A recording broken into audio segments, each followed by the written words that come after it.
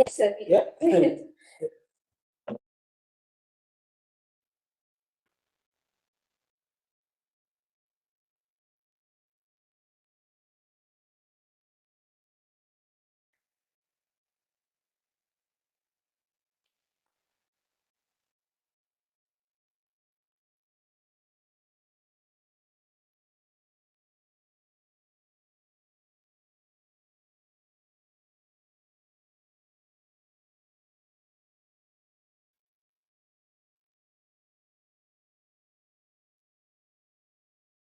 No, we come and visit the once.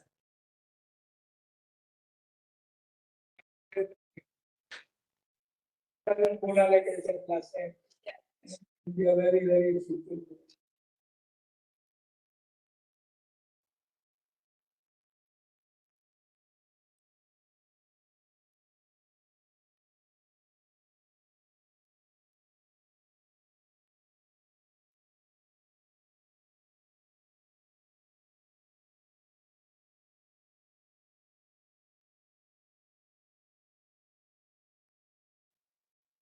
Yes. In fact, Paul Raj sir started his career as executive director of CTEC, founding executive director. The person who founded the solar program. Paul Raj sir was the first one to do his PhD in IIT Delhi, and I am the fifth. So, but Paul Raj sir was, I mean, he's even today kind of remembered. He's the person who wrote the 4G protocol. Got the Marconi award. The next maybe and this that maybe He's at a different level. So quite a remarkable person. So I started my journey in 1990. I joined the Navy. Then 2001, I came to IIT Delhi for my master's. Then I continued there for another 5 years. So I spent 7 years at IIT Delhi, did my PhD, and then I also got involved in a freshwater dolphin project with Tokyo University. And so I was doing this on the side. Then 2014, I went to Tokyo University. Navy was kind enough to give me permission. So I spent a few months there. So I stayed on research cruises also and got a good understanding of how global research is done. Then came back, and then in 2015 I took retirement from Navy and spent a year in University of Singapore.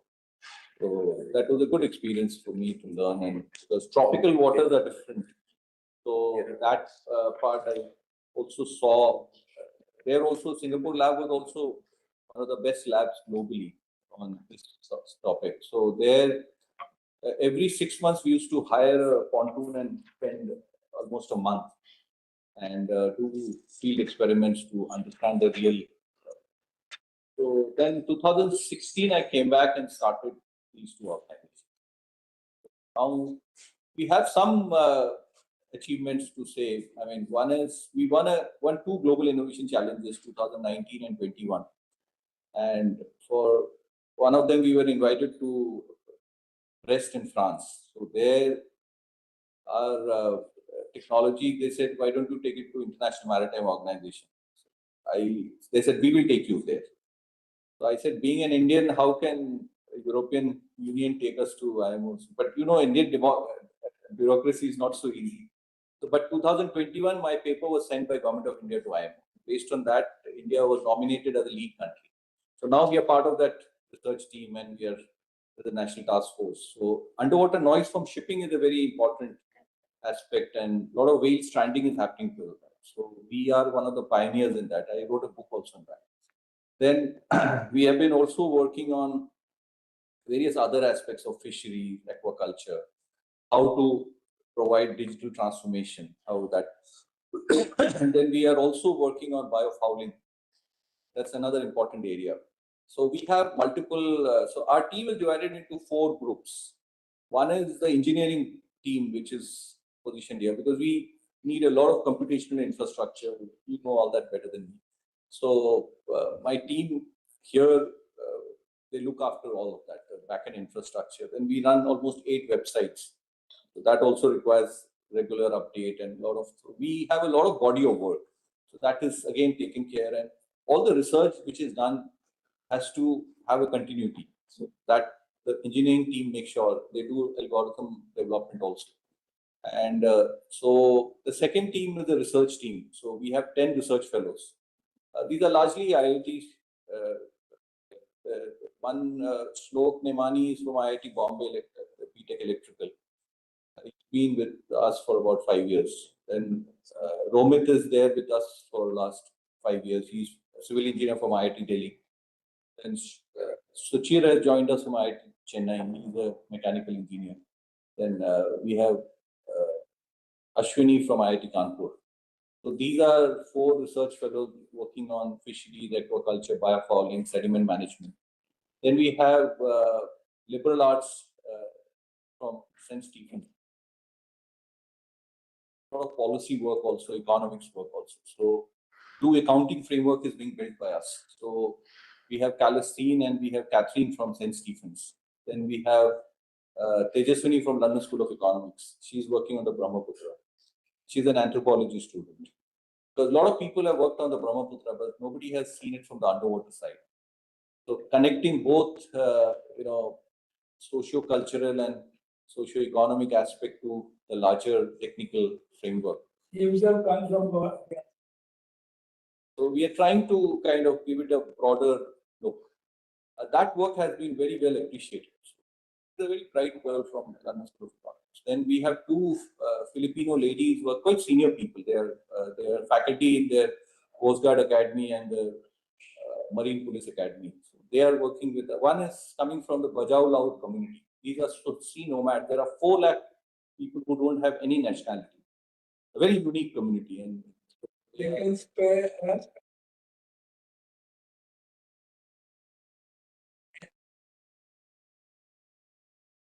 Community. So we are also looking at how UDA can help these communities survive. So now these communities are under threat.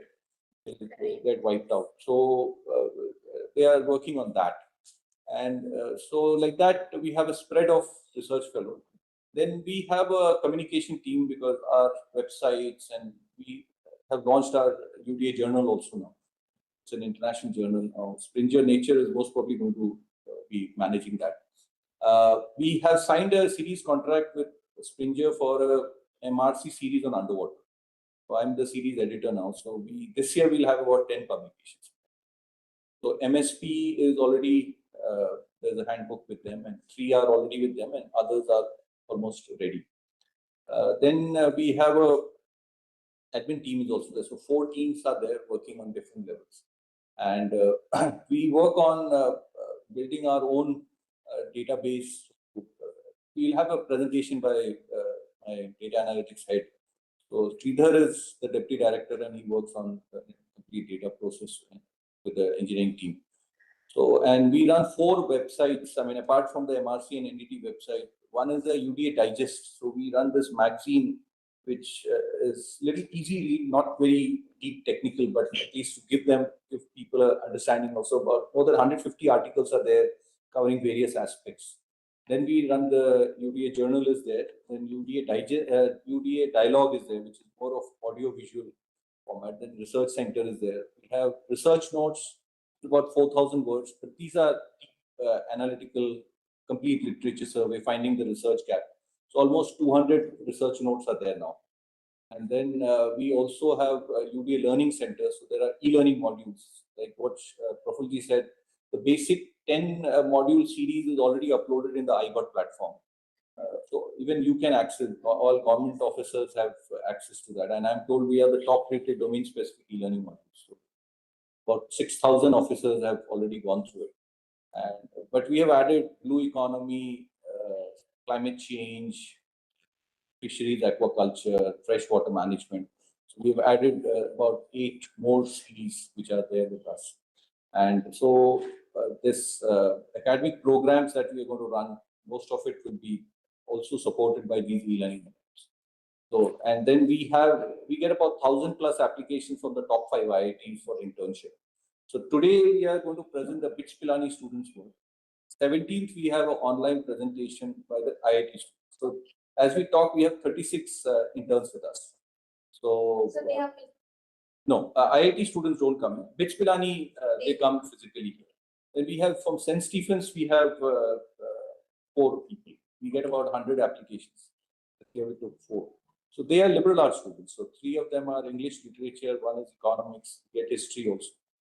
So because we have done so much work documenting.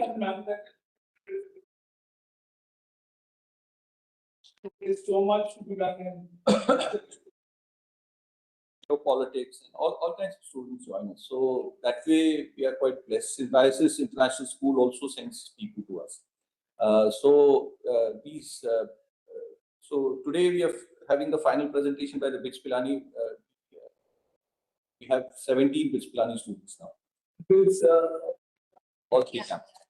Goa and Hyderabad. Then we have this IIT, top 5 IITs out of 1,000, selecting 15, 20 is a very tough job. I mean, my team works for almost 3 months to, we have to be very fair to them. I mean, see, these are JEE qualified of kids. And you are trying to select out of that. It's quite a tough job. But it's been growing organically, 300, 500, 800 now. I mean, if you consider all of them, it goes to about 2,000. I mean, we don't take MTech students, only JEE qualified BTech students. That itself is a big number. And everything is word of mouth. We didn't advertise. I mean, now we've got some very good, I mean, many of them have done very well. I mean, not that we can take credit for everything, but like somebody is doing PhD in Austin, Texas, somebody working. So it's a good number. So and many of them continue to get attached to us, and so some of them stay back as research fellows. Some of them have continued for 5, 6 years.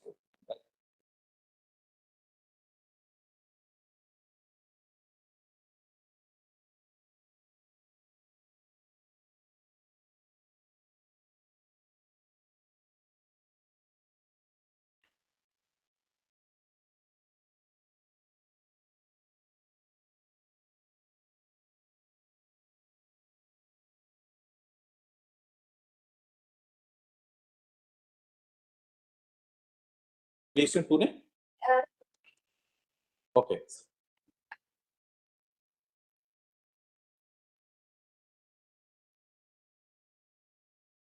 Okay. You have a center in Trivandrum also.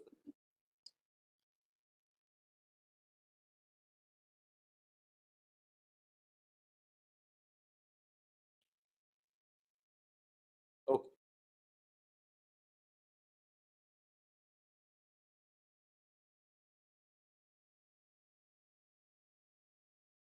Yes.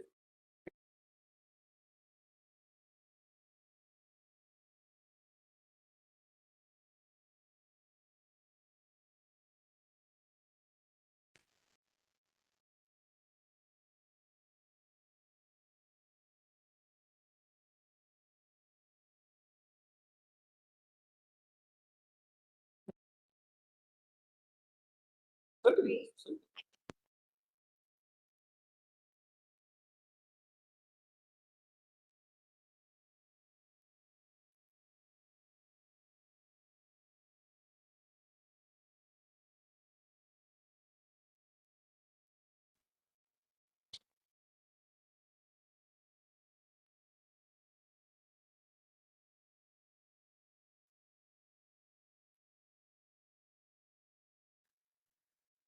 Okay.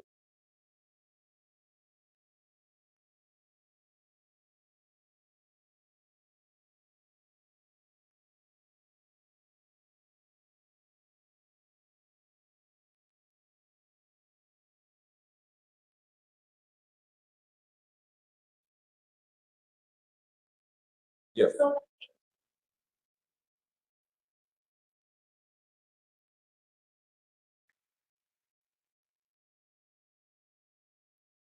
Yeah.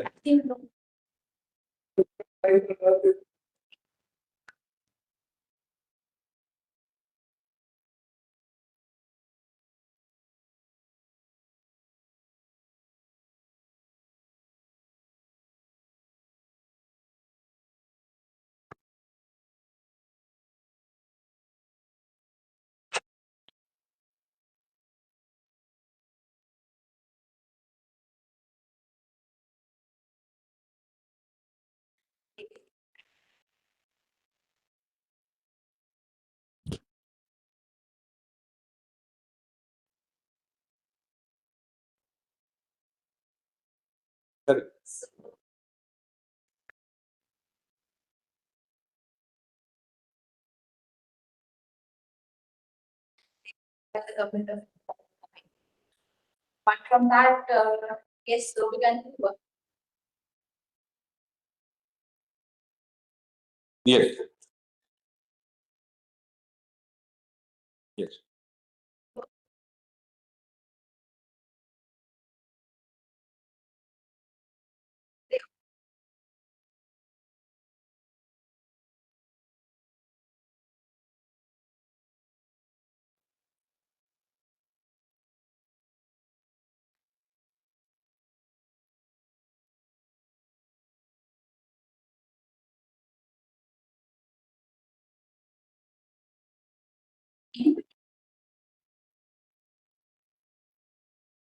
Yeah. No. Well, you really need a lot of data because you'll see the variety of work that we do. I mean, today just one set.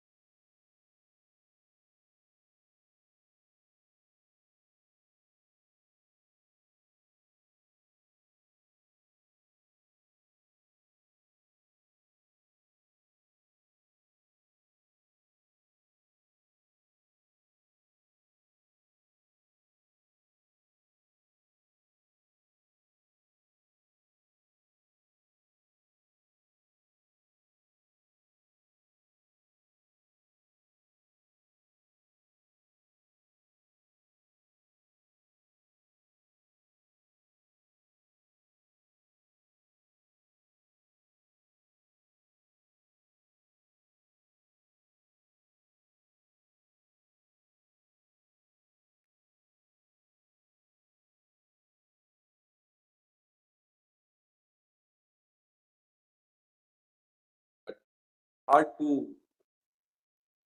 get data.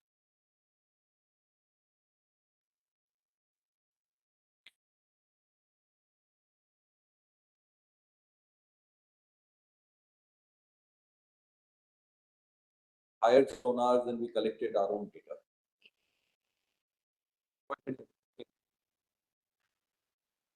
Hired, got quite a lot of different sonars like sub-bottom profiler, side scan sonar. And we first build the model and then validate it. Similarly, we've done it outside also in the sea. So here, while I was in the Navy, I was posted in Goa. So we have underwater ranges there. So sit on a lot of data. There, obviously, it is Navy's data, so we can't publish anything, but at least I got a good sense. There also, I used to run this BITS Pilani internship. So it used to be a force multiplier for you. Many students working. So they are much faster in terms of building algorithms. Good morning, sir. Welcome.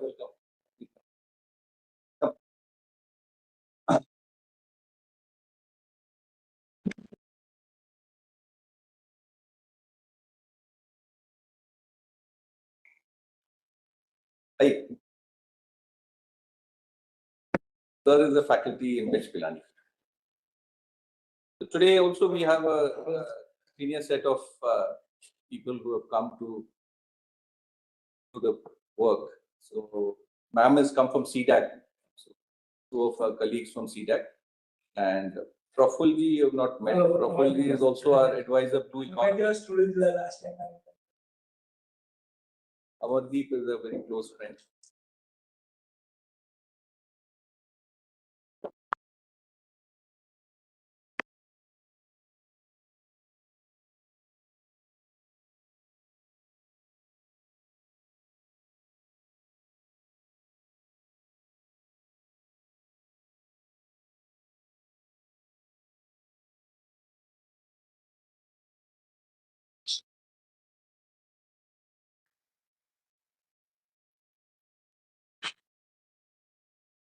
So you are in which campus?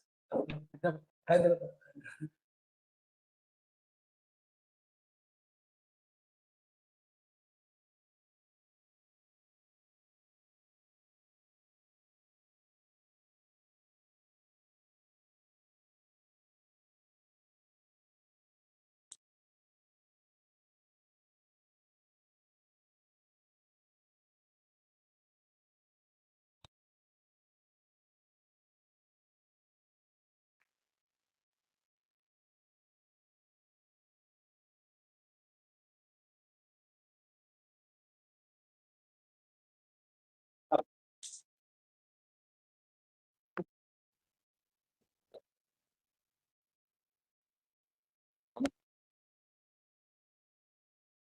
So please come.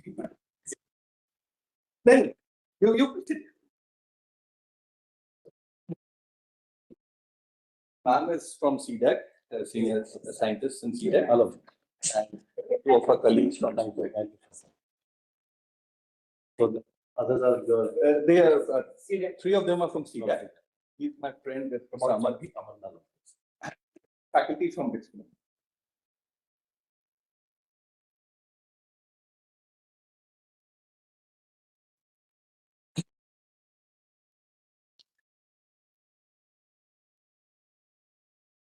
So actually, ma'am was telling me that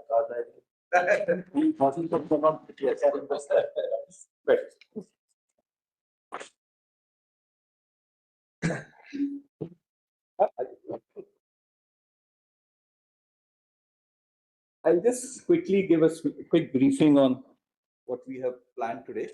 So as we talk, we have 36 interns with us. We get about 1,000+ applications from the top 5 IIT for internship. So out of that, we take about 15, 20 every year. Last 4-5 years, we've been working with top 5 IIT internship. This year, we have 14 interns from IIT. That is planned day after for them. BITS Pilani, I've been working with them since 2010, while I was still in the Navy. And we started it in Goa. And when I came to Pune, they started sending students even. I was in Millet, so they 5 students used to come to Pune also. Then once I took retirement from Navy, they started coming to our center. And COVID, there was a brief break. Again, they have started now.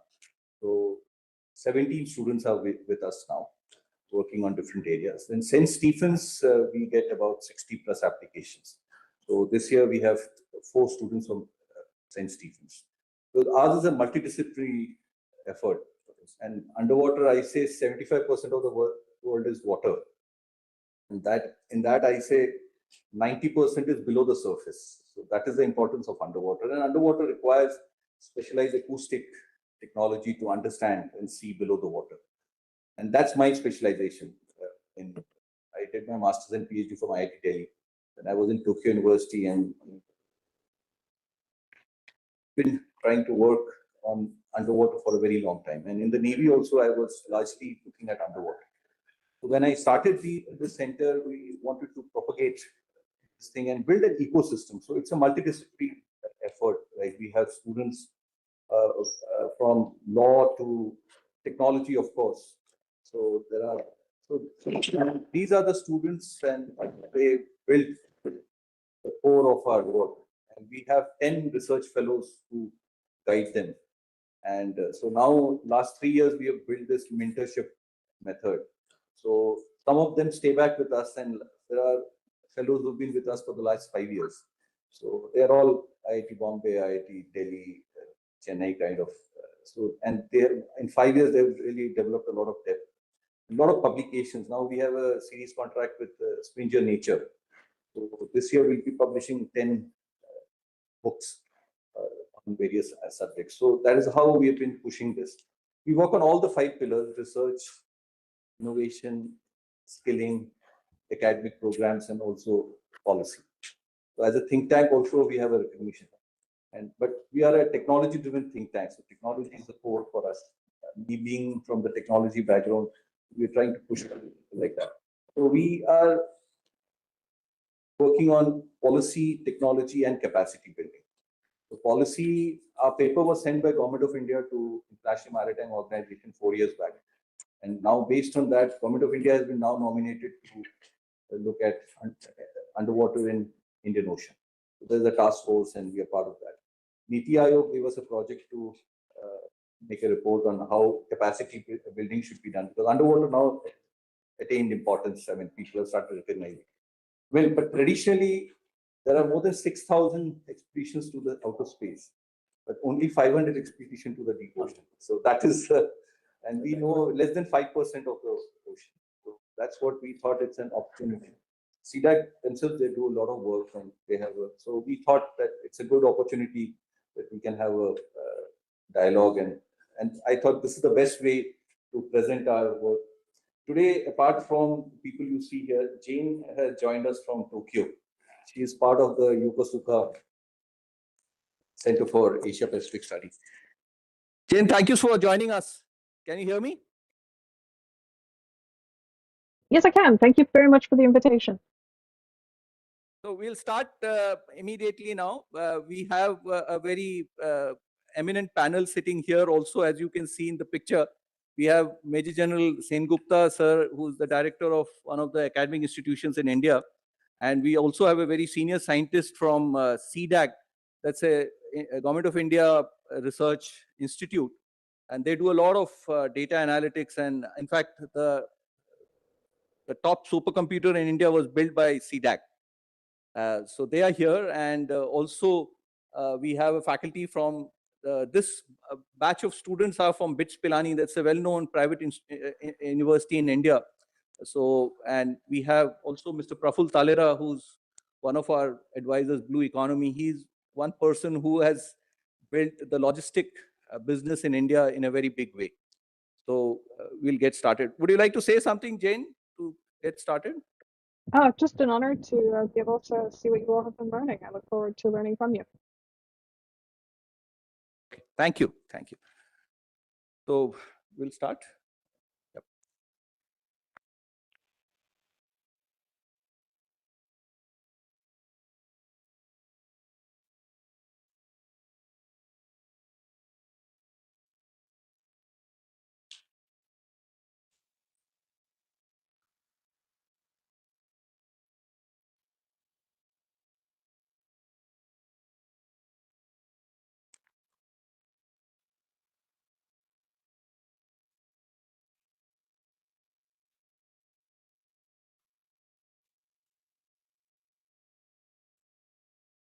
So, good morning, everyone. My name is Dhruv. I'm a third-year student from BITS Pilani. I'm pursuing chemical engineering there. And today I'll take you through my topic at my project at MRC. It is 3D underwater noise mapping through satellite imagery and machine learning over the Indian Ocean region. So, let's talk about why my topic, why this project actually matters. So, basically, over 80% of the global trade that occurs every day happens through these marine channels across Indian Ocean region. And what these ships and cargo ships, what they do is they produce low frequency noises while they travel. And since marine animals heavily rely on acoustics for their day-to-day activity like hunting, communication, and travel, it really hinders their habitat due to our means. So yeah, that is one of the reasons why underwater noise mapping becomes an important subject. Another thing is using hydrophones. Currently, the most reliable method of measuring underwater noise mapping, underwater noises, is using physical hydrophones. But the main problem with that is they are sparsely distributed and expensive to scale over a large area like our Indian Ocean. So that is one of the reasons why a more data-driven machine learning model is required for measuring anthropogenic noises over our Indian Ocean region. So yeah, so let's understand how this mechanism currently works. Currently, we have a two-dimensional framework rather than a three-dimensional. So what the current developed framework says is we take the satellite information, we take use satellite imagery, we use AIS data to pinpoint a particular ship's location at particular across the Indian Ocean region. We pinpoint a particular ship, and from that we get the relevant information that we want. Suppose a particular ship's length, where it's headed to, its speed. We use that data and we feed it into a source estimation model. We are using a Vatican source estimation model in this in the system. It basically measures the sound that is being produced by that particular ship at that particular location. Then we feed that data into a propagation model, an acoustic propagation model. It is basically an ocean environment physics simulation. So what it does is basically we have the particular source noise estimation using our previous model. We can simulate that noise at different distances, like 5 kilometers, 15 kilometers, 100 kilometers, using a physics model, and that is what a propagation model does. We are using a parabolic equation RAM model. It is a very accurate model for three-dimensional noise mapping. Yeah, when we have that data, we map it on a 2D noise map, a heat map basically, which is easy to use by anyone who is visiting our platform. So with the current, let's talk about why the current where the current framework lacks. So the current framework is a 2D model rather than a three-dimensional model. So 2D model can't really see how sounds, 2D model can see how the sounds travel across a linear distance over the surface of the ocean, but it can't really see how the sounds that is being produced by a ship is traveling down the ocean, at different depths. So that is where the model currently lacks. We try to use a three-dimensional scale model to estimate that. That will also make the model more accurate and easy to, more reliant to use. So if that video doesn't work.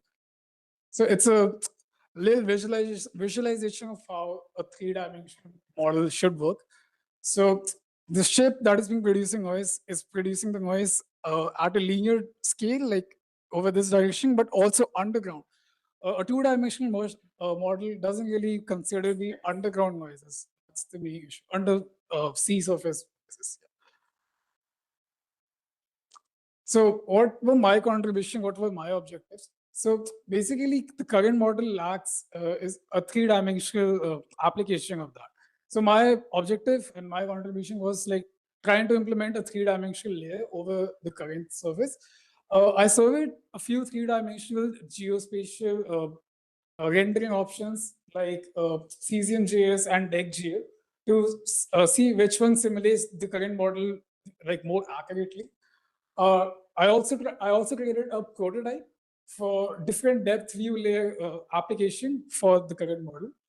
And I also documented and authored the technical review so that any other person who is coming and trying to further extend this project can do so using the help of that. How I approach the transition is basically 4 steps. First is auditing. Whatever we are trying to implement using a three-dimensional model, we audit it by reviewing the real data that we have. So most of the data that exists in the European Northern Sea region, not in Indian Ocean region, which is quite an issue because the properties of Indian Ocean is quite different from the Northern Sea in Europe. But that is still a reliable data which we can use to audit our models over. The next is evaluating a rendering engine for large-scale machines and large-scale ocean regions. Then creating a small proof of concept, a prototype for the models, and then documenting the framework so that any other person who is coming and trying to extend this project for their own need can do so. So this was another prototype. This was another prototype that I built, and I compared the 3 rendering models, Cesium, Deck, and 3JS, and all of them came out strong and weak at some point. Cesium came out strong when it came to tagging and bathymeter support, while DeckGL was stronger when we came to large data set support handling. So analyzing over 23,000 AIs across 8 different players, I realized using a Cesium.js and DeckGL hybrid model would be efficient because both of them are a trade-off of each other and they are quite good at different things. So that was what my prototype was based on. So one of the for a few of the things that were made this project hard, challenging, was the data that we need to gather to actually implement this model. So the mathematical and AI's data and noise level data came from different sources. So implementing them at like the same model, there are different resolutions and different sources was one of the challenges. Using like optimization of the system is also hard because using an ocean environmental model is computationally expensive to build a three-dimensional model, which like makes the like system slow and inaccurate. So optimization of the system is like heavily required. Again, like using a rendering layer like cesium and digital were both new to me. So getting them like able to work on a prototype like this was quite a challenge for me. So yeah. So now where this project can go to, so we can use like we can integrate real volumetric acoustic simulation over this model to make this more feasible to use at different locations and different conditions. We can layer a live AI's feed so that near real-time value can be simulated and projected over this system. We can also add a time slider so that you can actually see how sound is being propagated from the source to a different location at real time or like even in the past. And we can also explore VR and AR simulations. So you can actually see how the sound travels in different, in the ocean region. So thank you, that was my project. It is very critical underwater noise because even now Brahmaputra we are looking at transportation. So the freshwater dolphins that are there, they will get severely affected by this. So this kind of mapping is very, very important, and this is done based on modeling and simulation. You model the whole place, and then so it is very important. Now big whale strandings and even dolphins will have serious problems when such a thing is. So I mean, each of the project is some real world problem that is being solved. It has got direct application. So I mean, many of our students are labeled as unemployable. This is to so that they understand how real world problem solving. And Andy mentioned there are some challenges that they face, and how they can overcome that is what we try and look at. Yep. Thank you. Okay.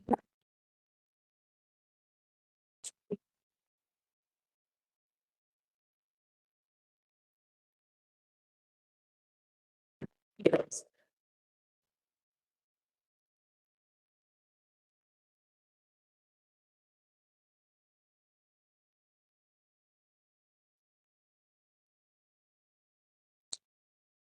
Okay. So basically what happens, there's a ship.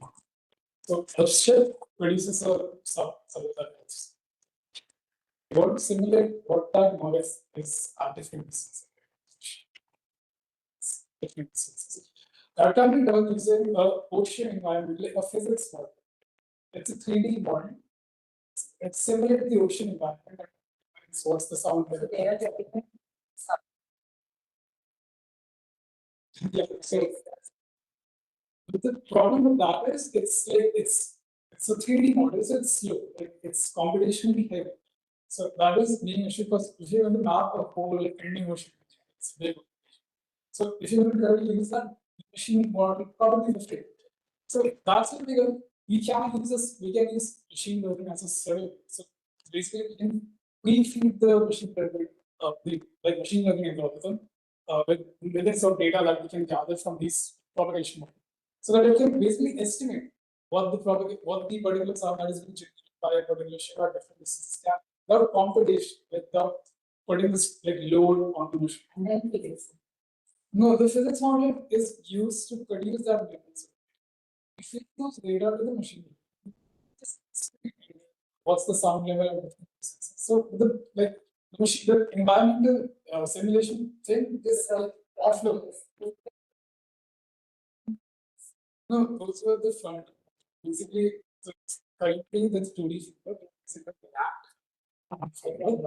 but the problem is that is for 2D field. For 3-dimensional viewing, that is not very good.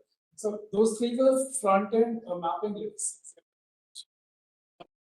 Parabolic equation model, that's one of the basic applications which we use. That was used to train the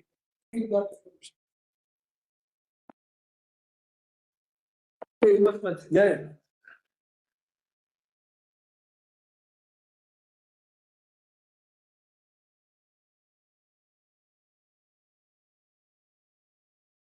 So basically,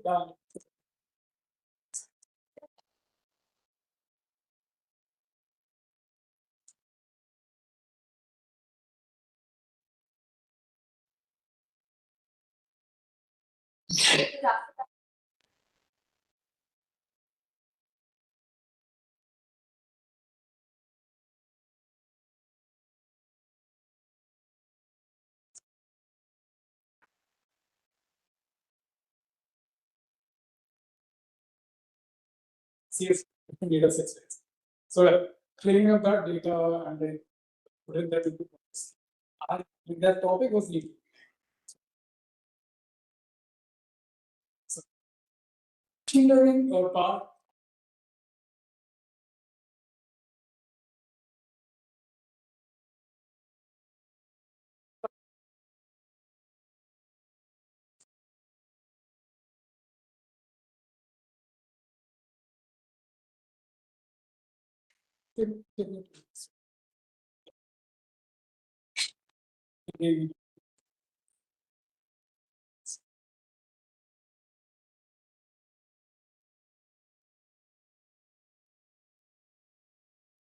so here is the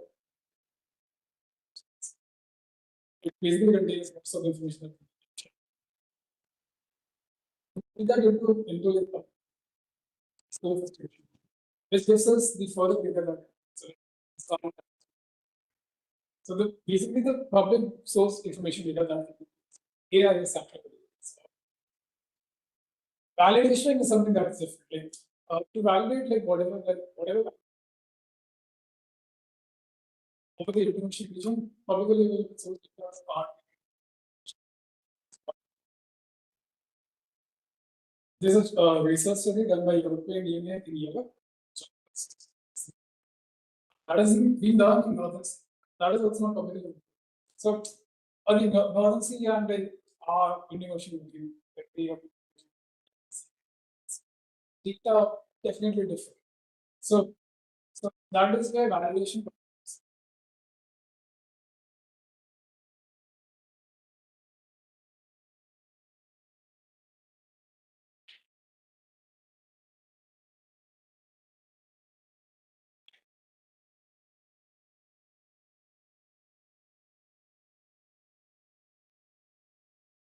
To do the project, or is it? Yes. So what happens is that there's one research fellow who's already working on a particular subject, and then like the previous project that you saw is underwater noise mapping. So Sridhar is the mentor for them, and he has already kind of harmonized data, and I mean it's almost 7-8 years of work.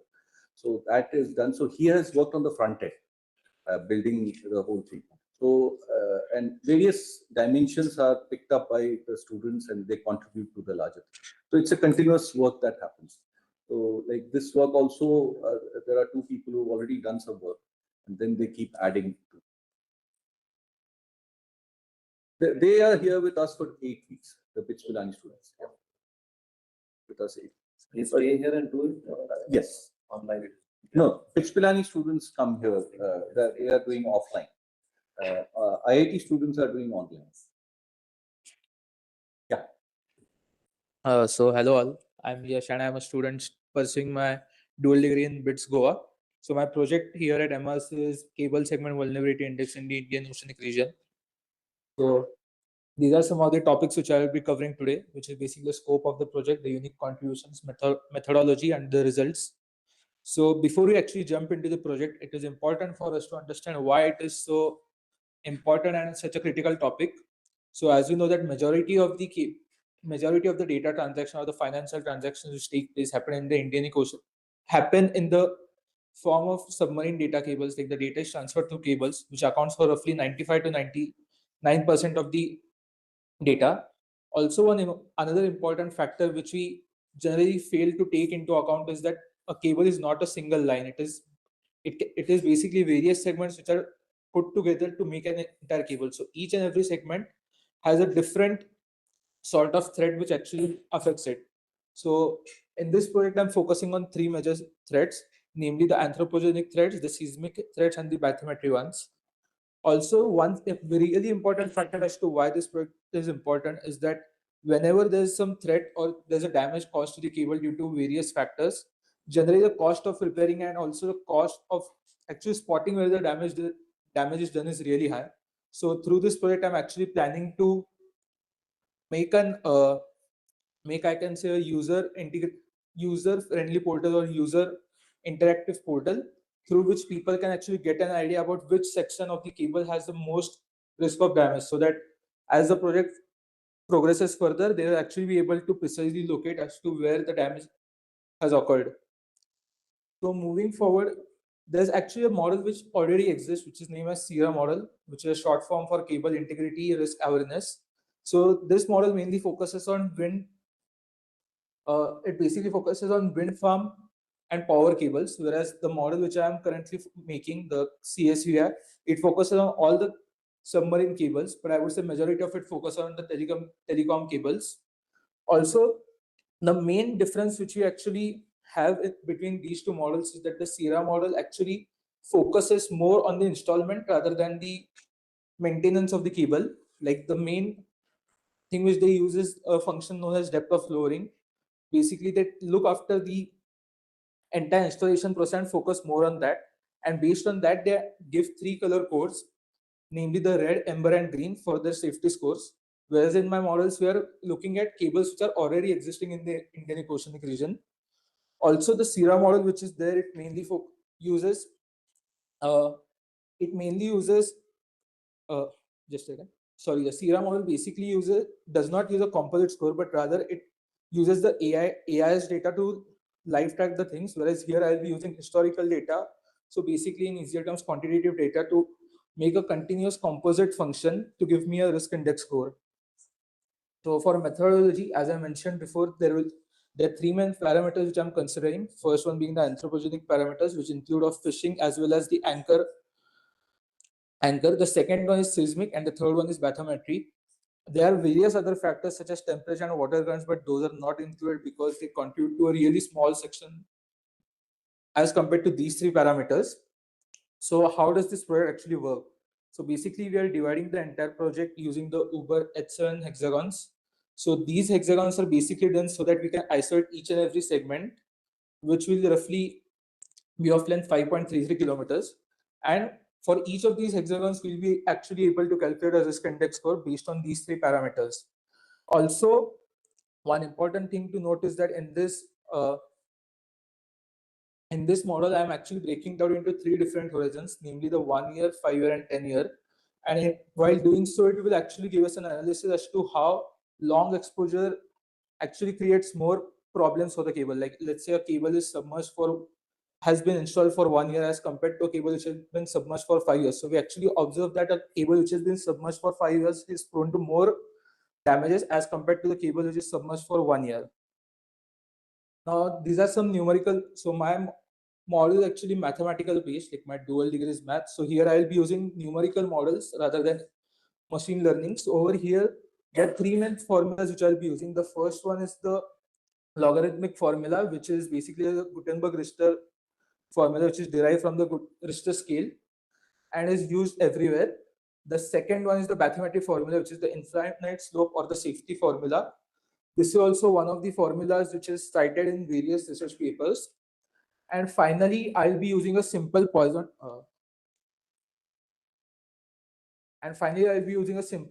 Formula over here. Like there's no cited formula for this, but this is the basic probability model which you can actually take into consideration. So this is the numerical model which I will be using.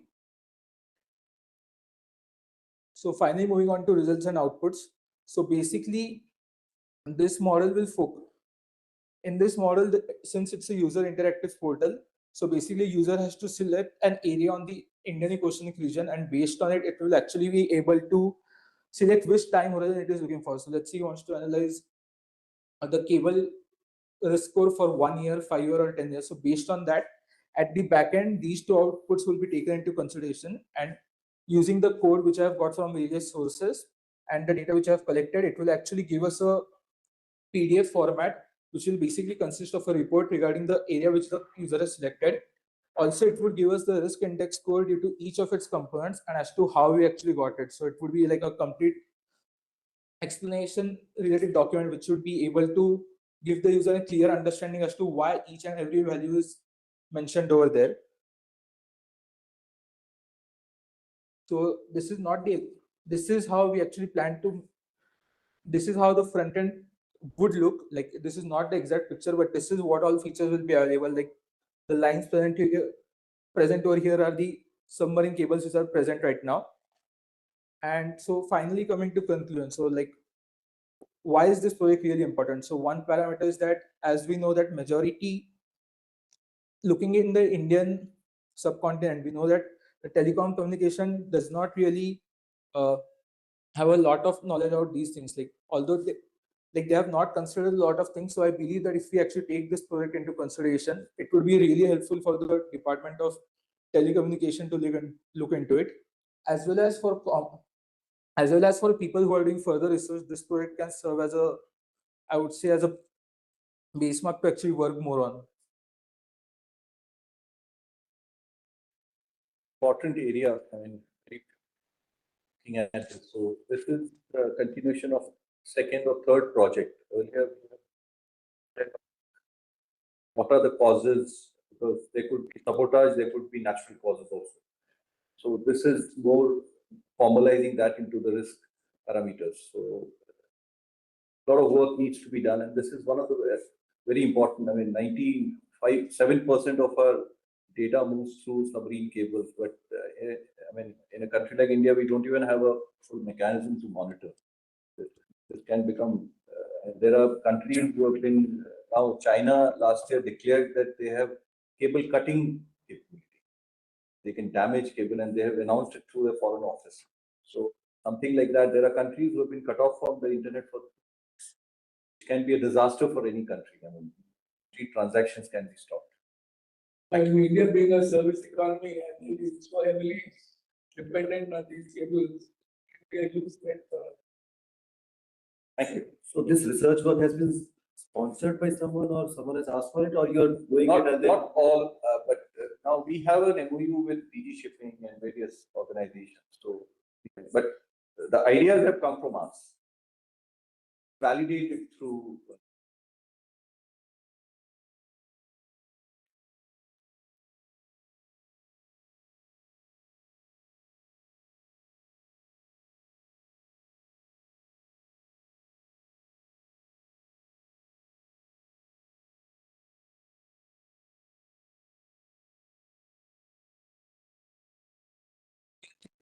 So basically, if I go to one of my, so I've broken down into three factors. One is the 1 year data which is collected from 2026 to 2025. The second one is from 2021 to 2026, and the final one is from 2016 to 2026. And I haven't gone further than that because generally a submarine cable lasts for 25 years. So I believe that if I go up till 10-15 years, it would be really helpful. Yes.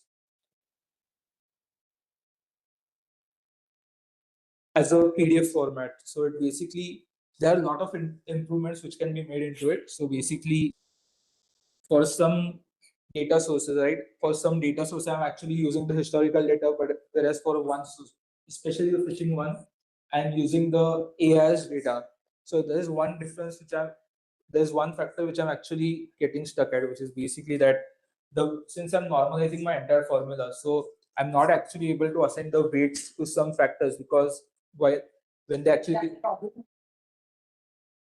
yes, I'm not.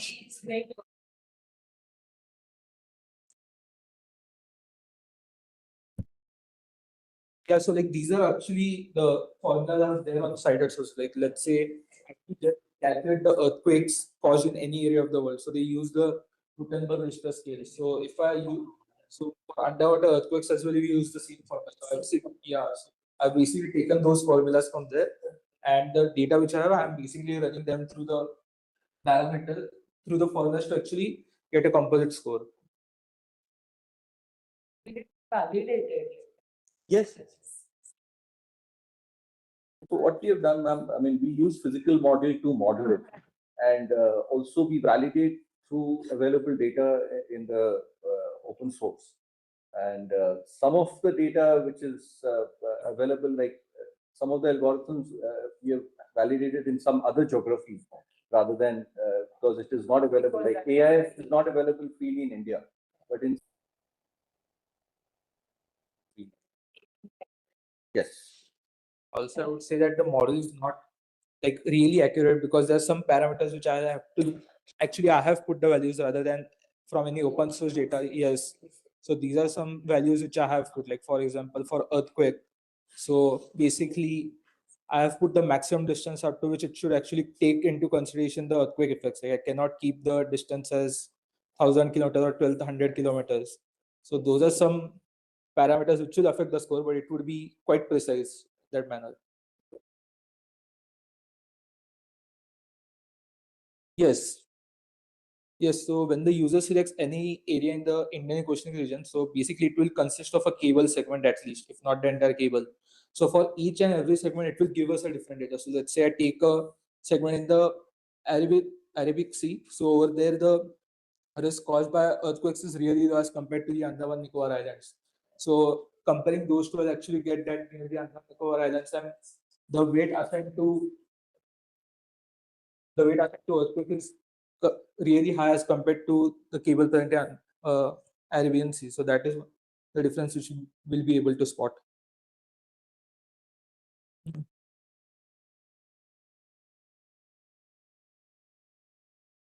Hmm. Yes.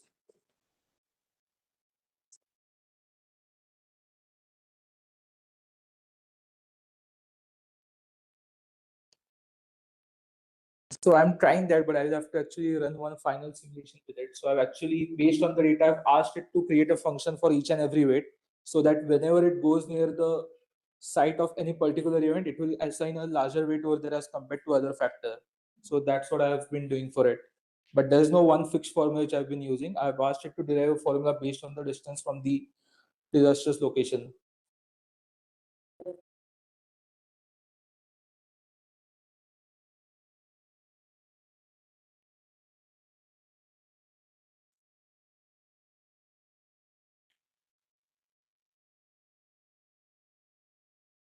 I'm not actually sure about the Tonga case, but I've not considered underwater volcanoes over here. I've just considered underwater earthquakes and due to bathymetric shifts which actually occur over there. So I've not considered underwater volcanoes in this scenario. Like based on the research papers which I actually read, I did not come across this case. Like the major one which I came across was 2006 Taiwan tsunami. The 2006 thing which happened to Taiwan basically cut off the internet for 3 weeks. So that was the reason due to which I focused on these three parameters and I did not take this one. So we'll note it down, Jane, and we'll factor this in future.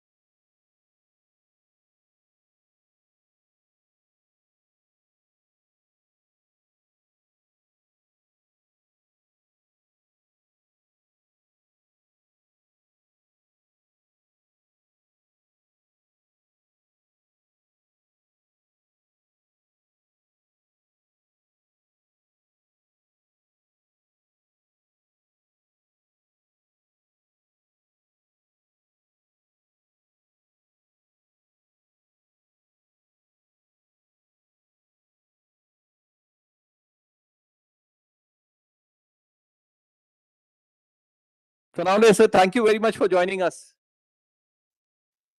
Yeah, am I audible? I think I was unable to hear you. I Yes, think sir. Yes, it's sir. You're audible, sir. Can you hear me now? yeah. I think it's thank you very much for inviting us, and it's Thank you, sir. I hope it will be great interaction today, Thank you, sir. Thank you. and very thankful to Praful sir. I think he was the he visited us, he saw our facilities, and hopefully Ruma can actually guide something, help us getting something very useful for digital ocean. Okay. Thank you, sir. Thank you. Okay, great. I'm there online, so I will be Yes, listening sir. to the yeah. Yes, sir. Yes, sir. Thank you, sir. Thank you.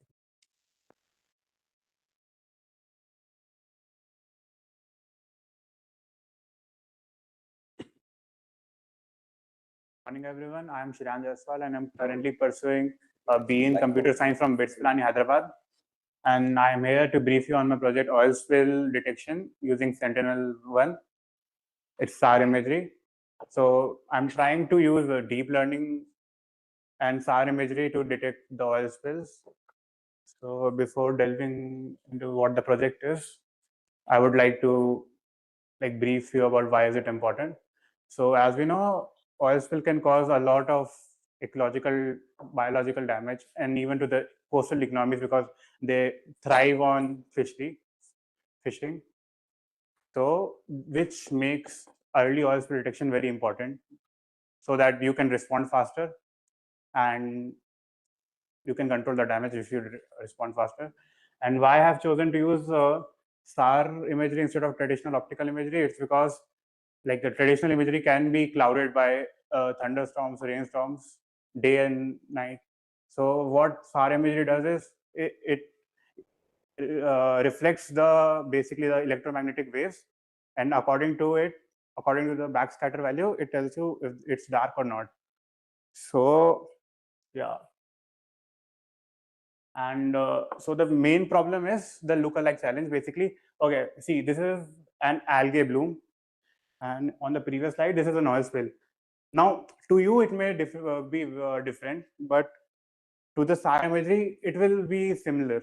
So this is like the main problem, and this is something I haven't implemented yet because it's just this is just a hypothesis. So there would be some hypothesis testing involved. Actually, the entire thing is a hypothesis, but yeah. So yeah, this is not implemented, but this is what I've thought that I'll do later on after actual testing.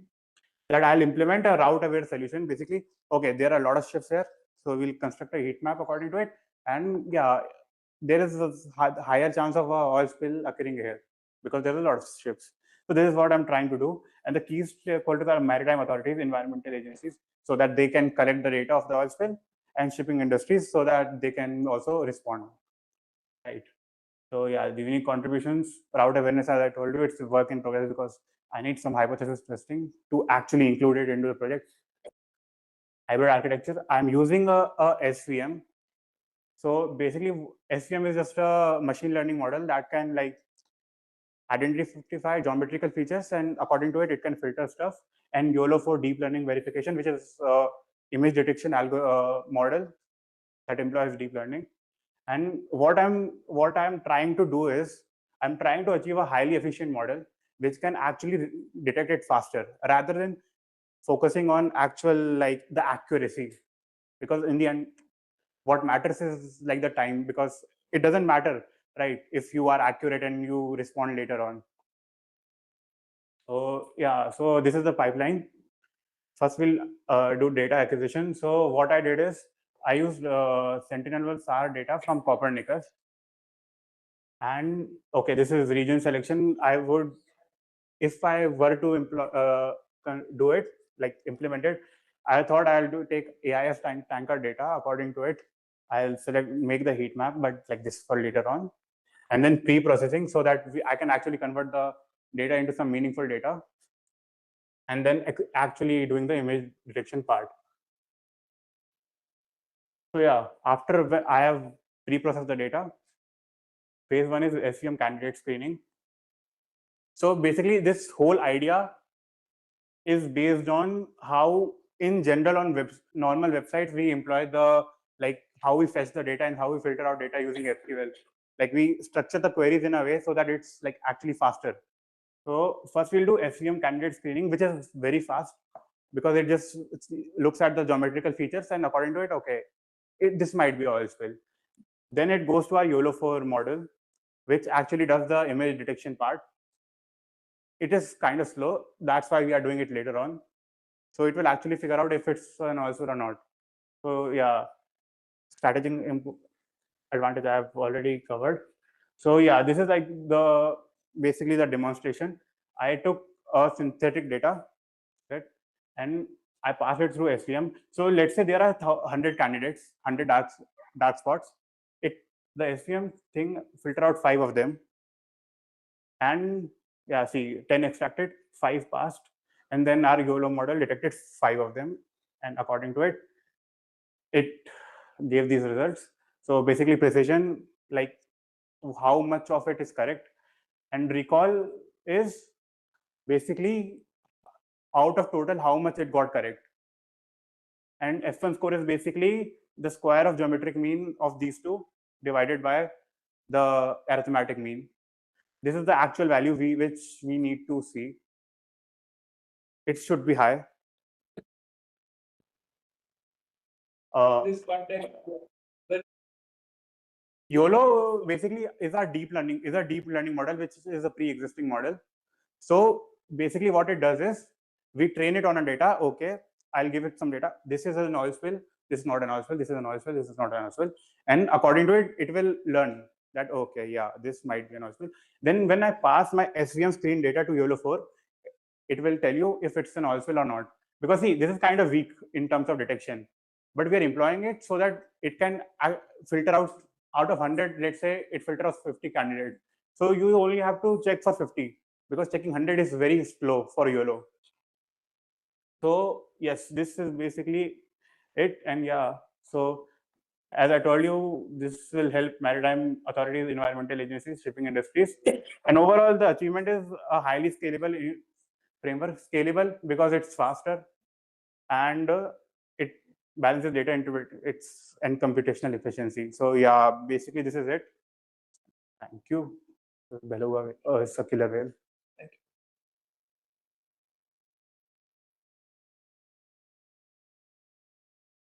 Okay, so see, I have limited it to YOLO4 because I was basing my entire project. I was basing the entire project on previous research, so that there's like actual framework there. That's why I used YOLO4 because it has been used in a previous research. Same for the SPM that I decided to use. So okay, synthetic data. No, synthetic data means the data is generated using Python. Because see, I haven't trained the model yet. I just wanted to provide a proof of concept. That's about it. Yes.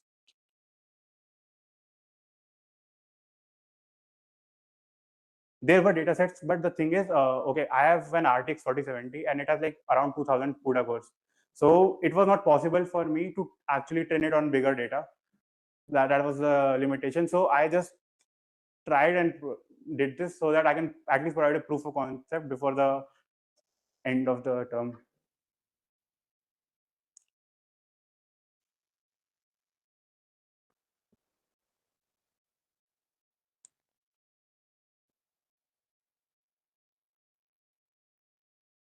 There were.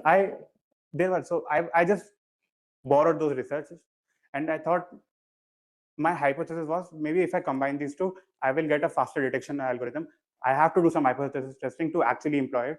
But yes, this is something. This is the state of the art. Like the algorithms I employed, they are the like one of the literature. Yeah.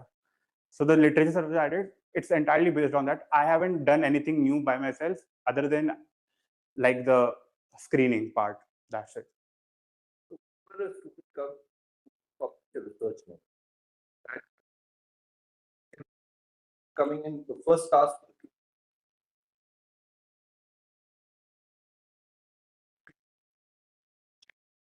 has been done, and then identify the research gap, and then they move forward.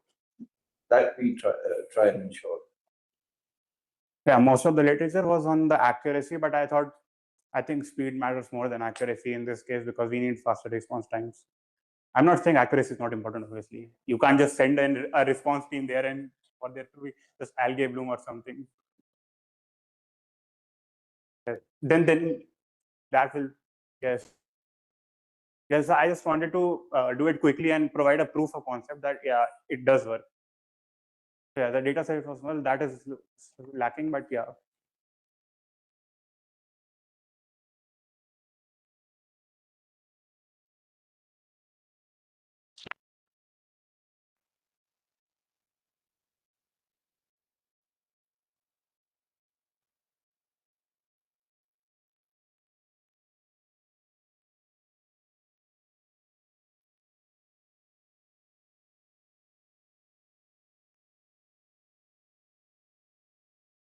Entered by who have been from similar institutes. That's why the output is, although the problems are well defined, not too much in terms of identifying the problem. Problem is well defined. And BITS Pilani like literally said that the professor like monitoring the projects and helping us like that. Yeah. Yes.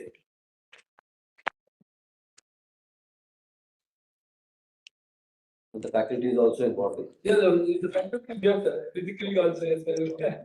BITS Pilani model is The very different. friends from BITS Hyderabad. So actually, For every practice. there's a team camera presentation. Attached like a video in there. They come And and PPTs.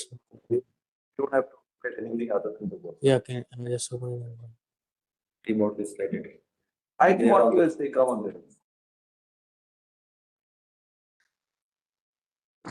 All through their respective institutes or just personally What? to us. Oh. No, BITS Pilani is through the institute. Don't IIT they apply on their own. But now that is also much organized. Earlier, when we were in IIT, there was we no TPO and nothing like that. But now they have it. Names come through the institute, but the selection is done by us. And after that, it is one to one.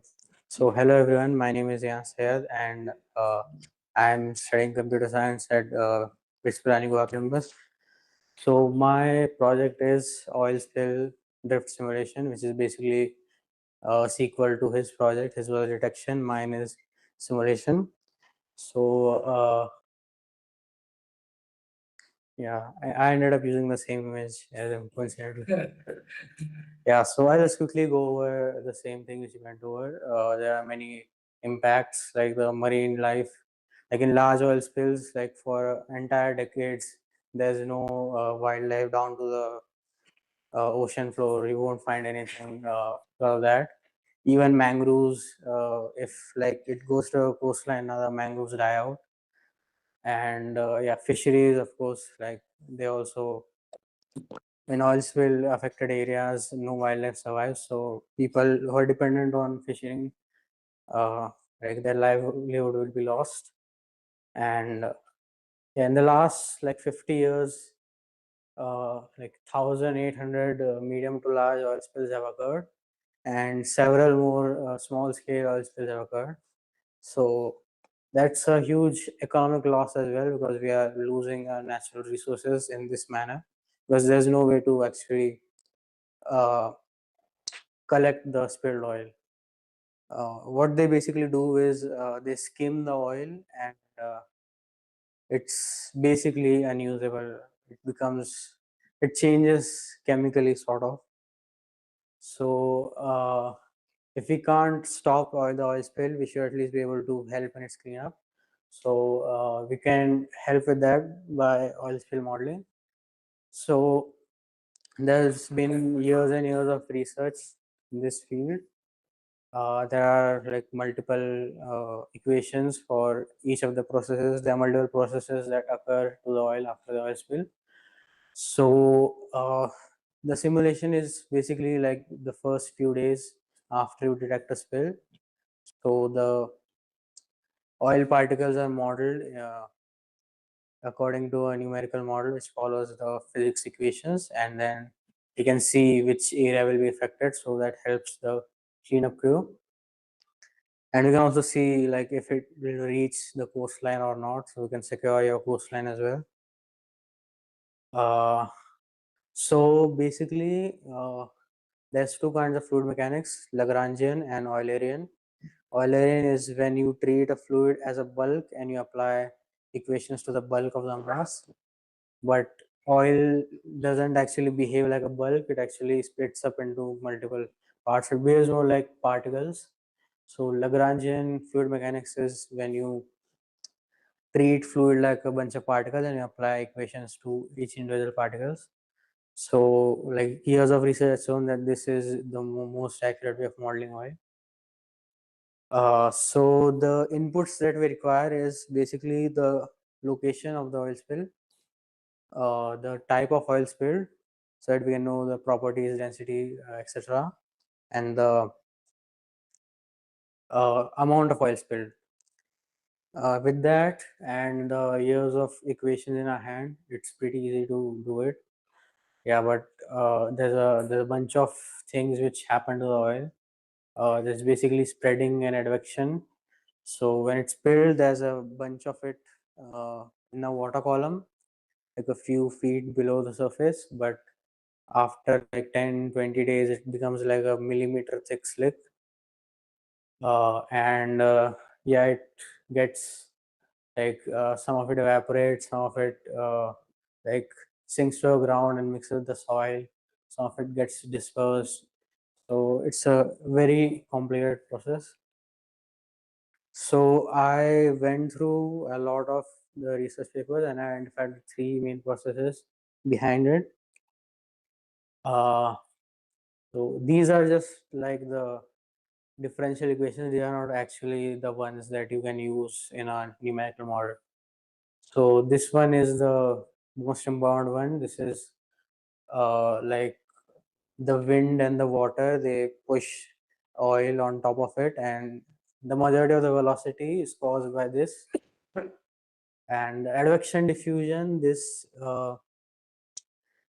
basically changes the amount of oil, like amount and density, like some properties of it.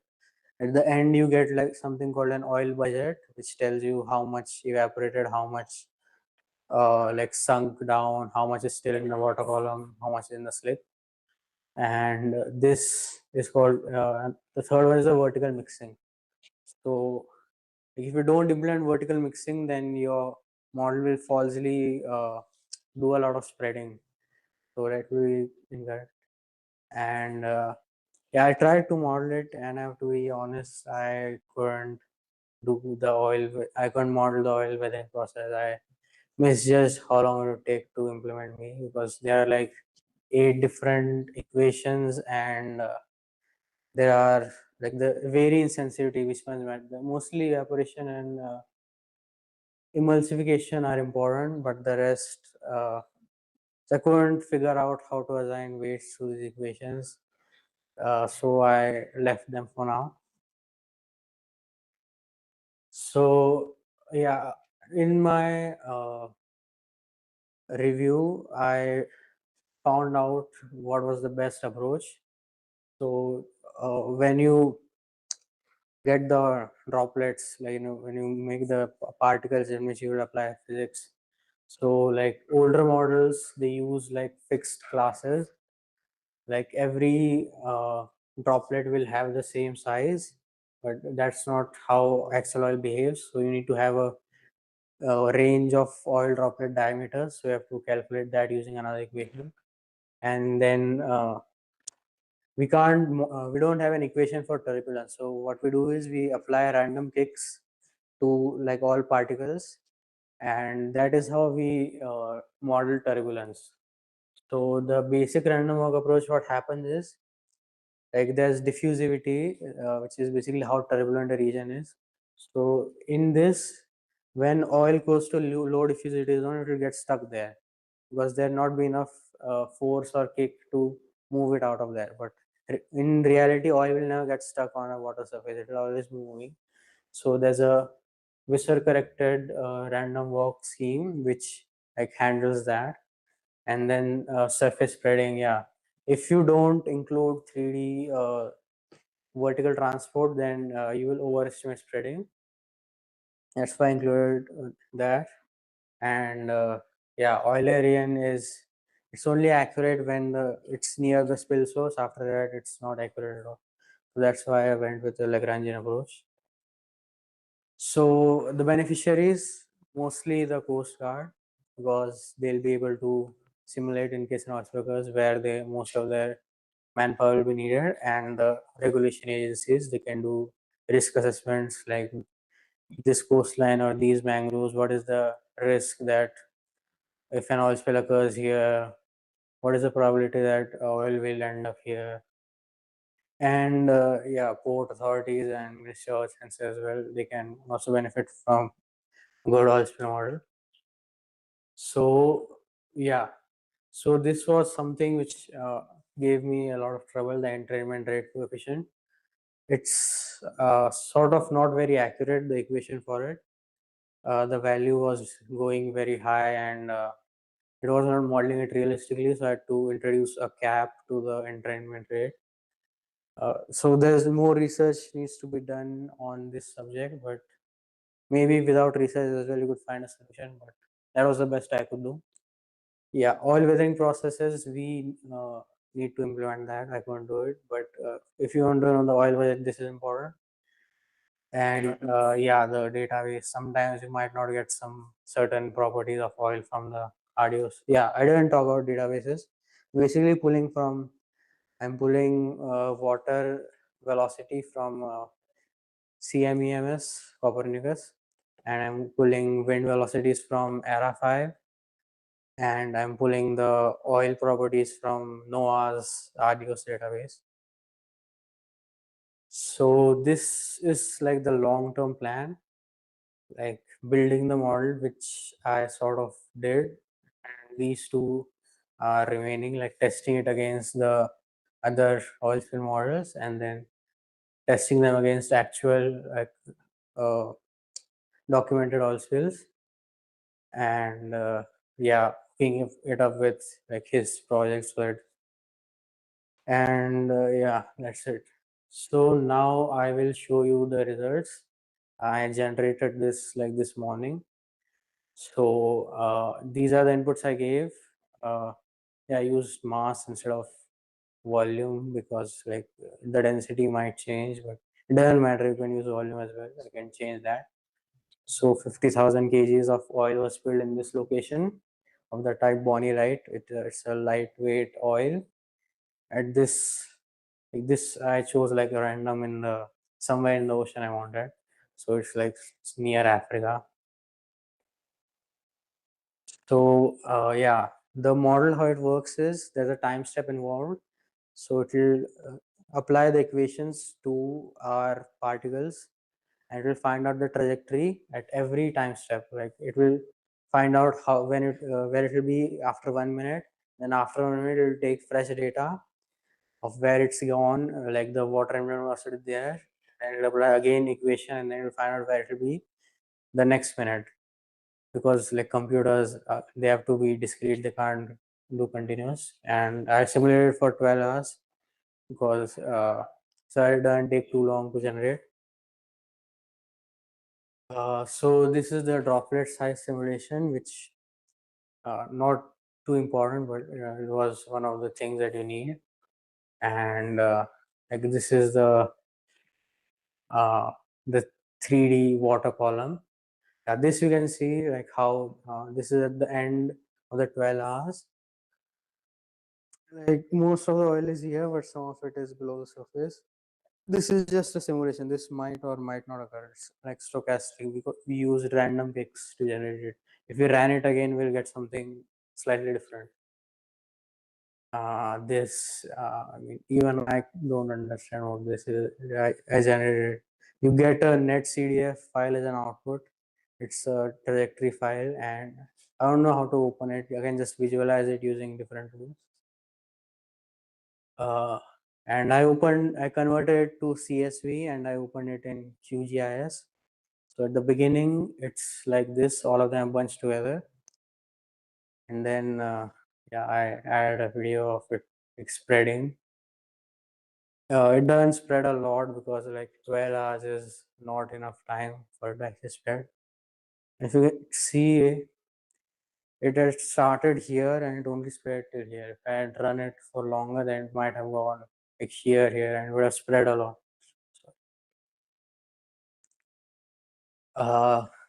So that's it for my project. If you have any questions.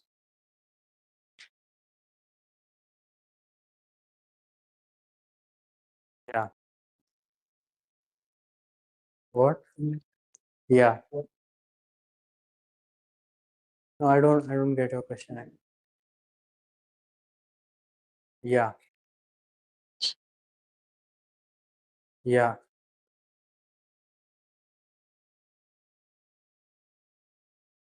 Backend. I mean, I build a numerical model, right?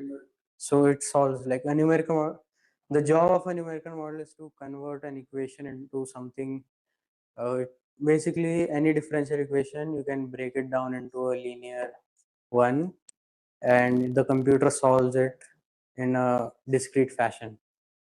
So there's like 8-9 different equations. I turn them into like linear equations, and then wrote the code for it, and that's how it works.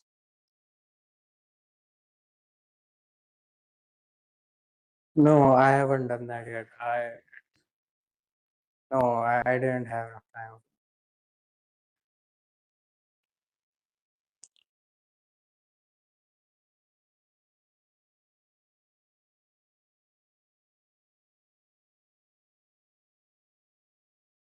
I mean, it's a numerical model, not an ML model, so it just ran on a CPU.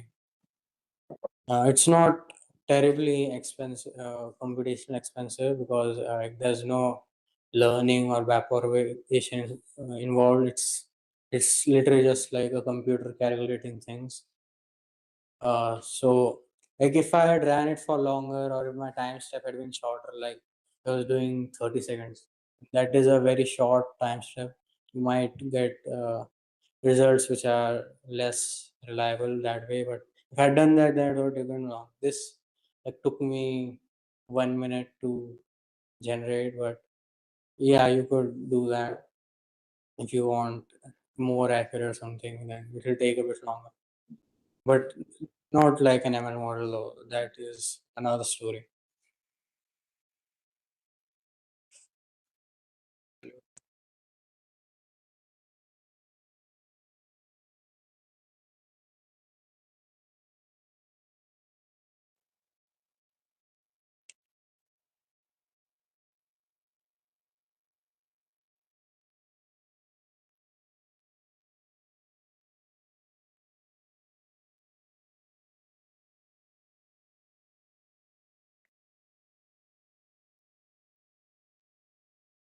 Was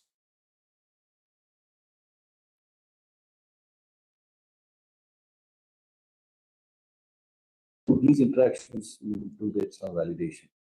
Also, we train the staff college officers, military officers. So they also come to us for 6 months project-based learning. The Army and Navy officers come to us. So work underway then, no, who are going through the staff course here. TST. Yeah. So they also they come for 6 months. I mean, it's a hybrid program. They come here, and so they do it online. That way also we get, and diplomats also get trained by us. Sushma Swaraj Institute. They call me for a full day. So there also we. They are invited Indian Ocean regional diplomats of the. That means Parma.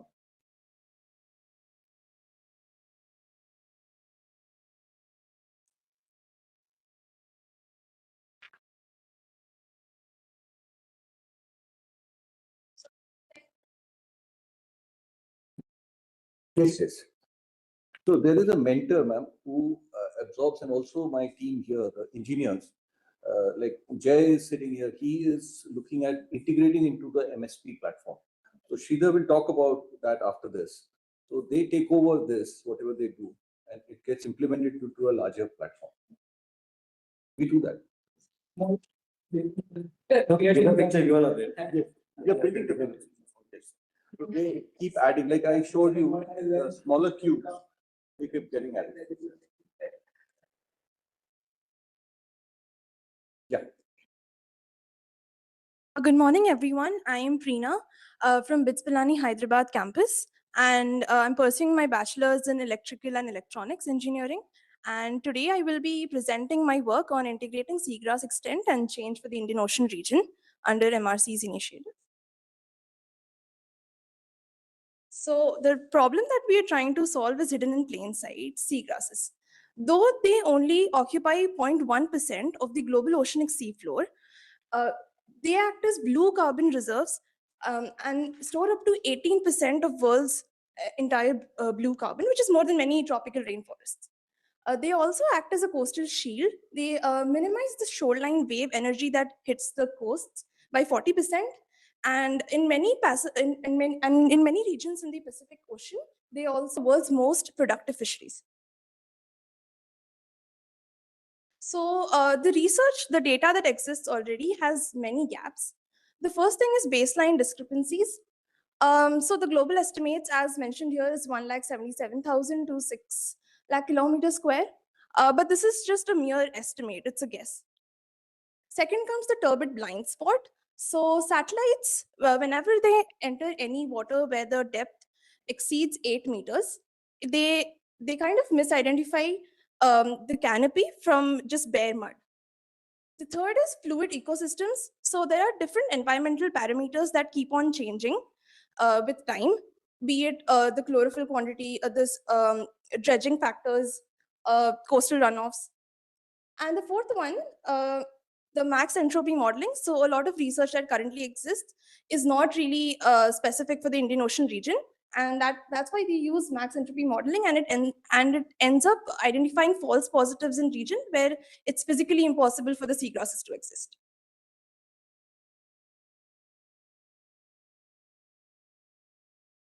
So how do I aim to address these gaps? The first is the spatial and temporal gaps. So I've used 10-meter spatial resolution for Sentinel data. I have identified those bands which are required for the signaling, that is B2, B3, and B4. So that is basically on different colors like blue, green, and red. The second is eliminating the blind spot. And I've also used B4 and B5 because the color red, when it reaches when it is used in Sentinel mapping, the reflectance is really bad. The third is accounting for environmental fluidity, as I mentioned in my previous slide as well, and correcting the false positive errors by doing terrain stratification, changing the slope gradients in my while mapping. So the total area was around 27.4 million square kilometers, but my area of interest was much smaller because I wanted to make it more precise. So this is the Park Strait and Gulf of Mannar region in IOR, and this is how I tried drawing polygons manually. And then what I did is I marked it into I kind of classified it into tier 1, tier 2, tier 3 regions. And I've been currently working on tier 4 as well. I've used around a total of 3 data sets. The third one is still being under use. The first one being WCMC, and second one being Allen Coral Atlas. So, and then I had structured it into 6 steps GEE architecture, which is a cloud architecture. Instead of just taking raw data, that consumes a lot of terabytes. So, and then I've loaded the Sentinel-2 imagery, applied JEPCO bathymetry grids, and used water column correction. And then after doing all of this, and after rectifying the parameters and everything, I've put it into an SVM classifier. So SPM classifier is basically to identify and separate the boundaries between seagrass regions and non-seagrass regions. And also because different boundaries in the global map, they have different shapes. I mean, it could be a line, it could be a curved boundary, and so on. So the tier 1, 2, 3 regions, including Gulf of Mannar and Park Strait, I used mostly Sentinel satellite mapping. However, the Eastern African coast, which I'll be showing in the next slide, we cannot just simply mark polygons there because the data is, because the seagrasses there are patchy and very inconsistent. So it is a 4-step process. So having a scriptable workflow, which is like the code. The second is debugging. So while doing it, I faced quite a few challenges. I mean, I was using scaling parameters, which were leading to overload of the server. And then there were sampling errors and miscalculation of the field names and field values as well. So the later I built the training set and rectified those. And the classifier, as I said, I used SVM. And then finally, so I used it all in using Python API. I used Google Colab and then later reproduced it into GitHub for reproducibility. So so as it's listed here, quite a few metrics are listed here. So the confusion matrix, I went through like 2-3 iterations. The third iteration isn't mentioned here. I went through 2 iterations and I tried increasing the accuracy by changing the scaling and parameters. So this is the over accuracy. I changed it from 71.7 to 80.17. Because earlier it was just guessing the classes and it was giving the same values for any kind of data that you change or put. So yeah, the root cause was raw reflectance values in the thousands, and then I rescaled it. So for Gulf of Mannar, I achieved something like this, which shows the seagrasses regions. Yeah, so on the left, these are basically islands in the Eastern African coast. And as I was saying, we cannot use polygon data. So I had to shift to point data, so that we get it more consistent. So this was using Sentinel, and this is where I mark polygons. This is for point data, where I used maximum entropy. So the tier 4 region classification is still left, and I'm currently working on making the Bay of Bengal region mapping more accurate because it has turbid waters. So the most important part of the project is MSP integration. So first is to get a normalized baseline. Second is having quantifiable buffer zones, and by that I mean, so even though initially I just used 10-meter spatial resolutions, but we need to have room for error. So like we need to scale it to maybe 20 to 30 meters, so that we can identify what exactly the land is being used for, whether it's for some resort developments or for some commercial use. Third is actionable GIS layers. So as I've been using the QGIS software for exporting the data, here is where I get the layers.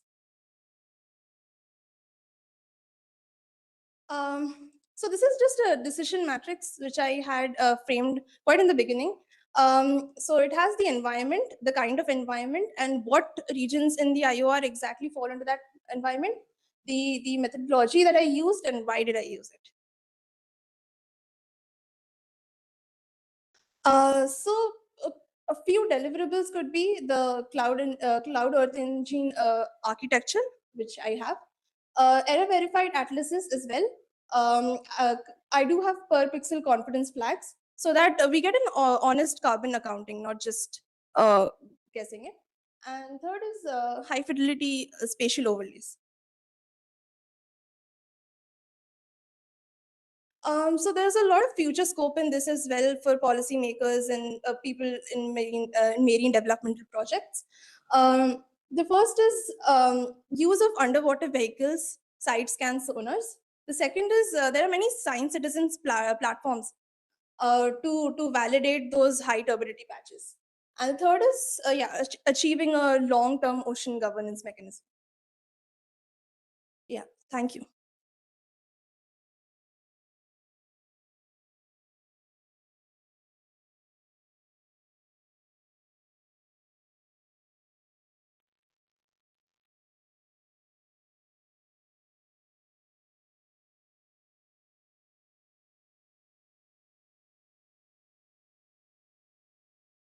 Yeah.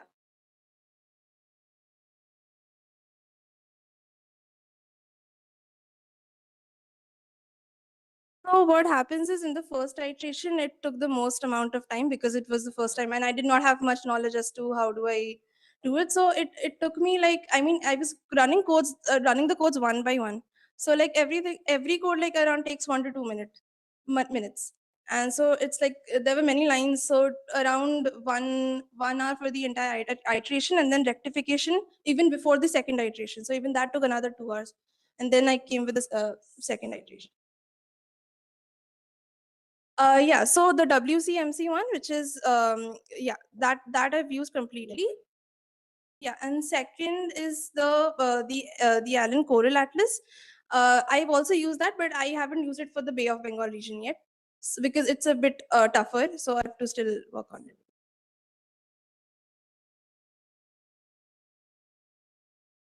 it. Yeah, I've been checking it still. It doesn't definitely give the same results. Like I have to keep on modifying it.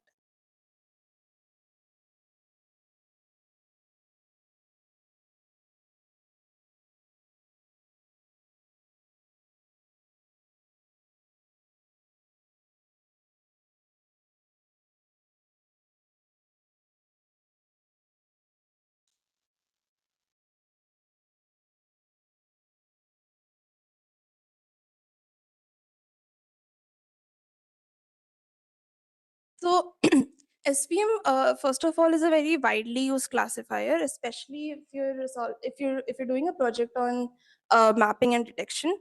Like since my one is not something like simulation or modeling in that sense, so I kind of researched on the existing papers, and a lot of them mostly used SPM. Now that I had to go through, and I did go through another classifier as well. I'm currently unable to remember the name. And I tried it for like not for the entire iteration, but like maybe a few lines of code, and it didn't work out that well. I mean, the accuracy was low.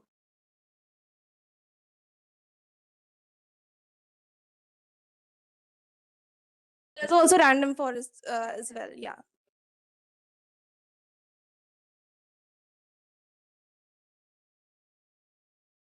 Yeah, but as I said, not for the entire iteration, just for a few lines of code to check if that gives anything.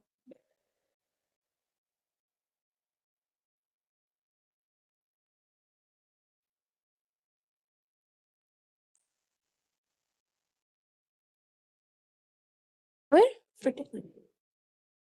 No, not yet.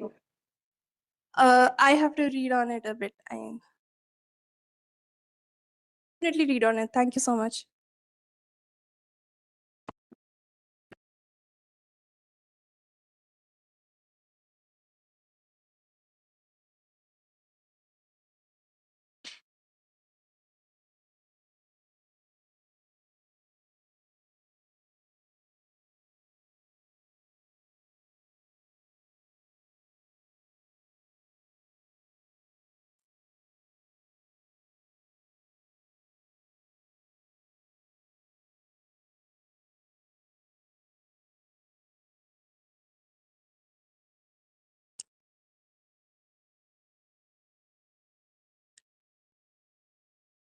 This AI and underwater data analytics certification course. Okay. So many of them can join that. Okay. So already we have started that. So there are some startups and even some industry people have also joined that. So that's already launched. So how much? We call it 6 months because now what these kids are able to do in 2 months, other students will take at least 6 months. So that's why we have said 6 months, but if you finish it before, we don't have a problem. So, and this is a completely hybrid program. I mean, my feeling is that like many of these students are able to handle online. But I find many other students get distracted in an online program. So we have a infrastructure. If they want to come and spend some time with us, we are happy to accept them. I mean, face-to-face has its own, like my team is always here. They can also do the mentoring, the bit of hand-holding. And we also will provide data if they come here. So that all can be done. So Sridhar will make a presentation on that. So that certificate course is definitely available, and that anybody can join anytime. So what we have said, we'll start every batch will start from 1st of the month. Otherwise, it becomes difficult for us to manage. And a lot of it they can do while they're already doing some other program.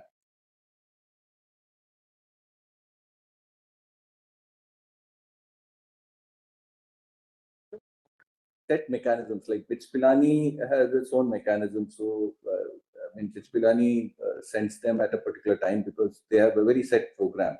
Because they also invest significantly in terms of faculty being here and all that. So, and for every station, and I have almost 12 years, 15 years now with BITS Pilani. And IIT students also now about 5-6 years we've been working with them. So these are set timings for them. But for other students, like the final year project, which is a 6 months, so I mean, which is I think 12 credits, right? So up to 18 credits we can take care under the certificate program. So your students, one is the internship that they need to show. Second is the final year project that they need to show. Third is the certificate course that they should show for interviews, job interviews. All that can be taken care. And what happens is when they do these programs, they are also reviewed, or they get to interact with, like for the BITS Pilani students, the mid-semester review, Admiral ESP Verma was sitting here. Mr. Iraq, Admiral Verma was the Director General of the Nuclear Submarine Project. He was Chief of Material in the Navy also. So sir has been my mentor for a long time. Sir came and spent more than half a day. Then Dr. Bharucha, the very well-known environmentalist. Then we had two senior scientists from CSIR, NIO. Goa has a center in Kochi. So two scientists came from there. And then we had two industry representatives. So we get them these interests. So even what you said about what are the validation from that happens regularly. So we get to, I mean, when the students come here, then we also have diplomats for the IIT students. We had the first review, we had Admiral Ashok Kumar, who was the National Security Advisor's deputy, National Maritime Security Coordinator, then few diplomats. So they get to interact with a lot of people. Like on 17th, we have the review for the IIT students. We have a former diplomat from India, a former diplomat from Bangladesh, then the chief hydrographer of Sri Lanka, then a fisheries minister from Maldives, who's a PhD on fisheries. So like that, we have people interacting with the young students. So they get a different exposure. So even for the certificate course also, these kind of interactions will be. Yeah.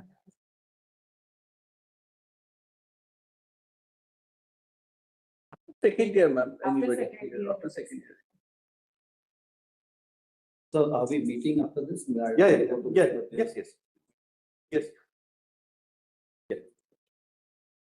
So good morning, everyone. My name is Omkar. I'm a mechanical engineering student from BITS Pilani campus.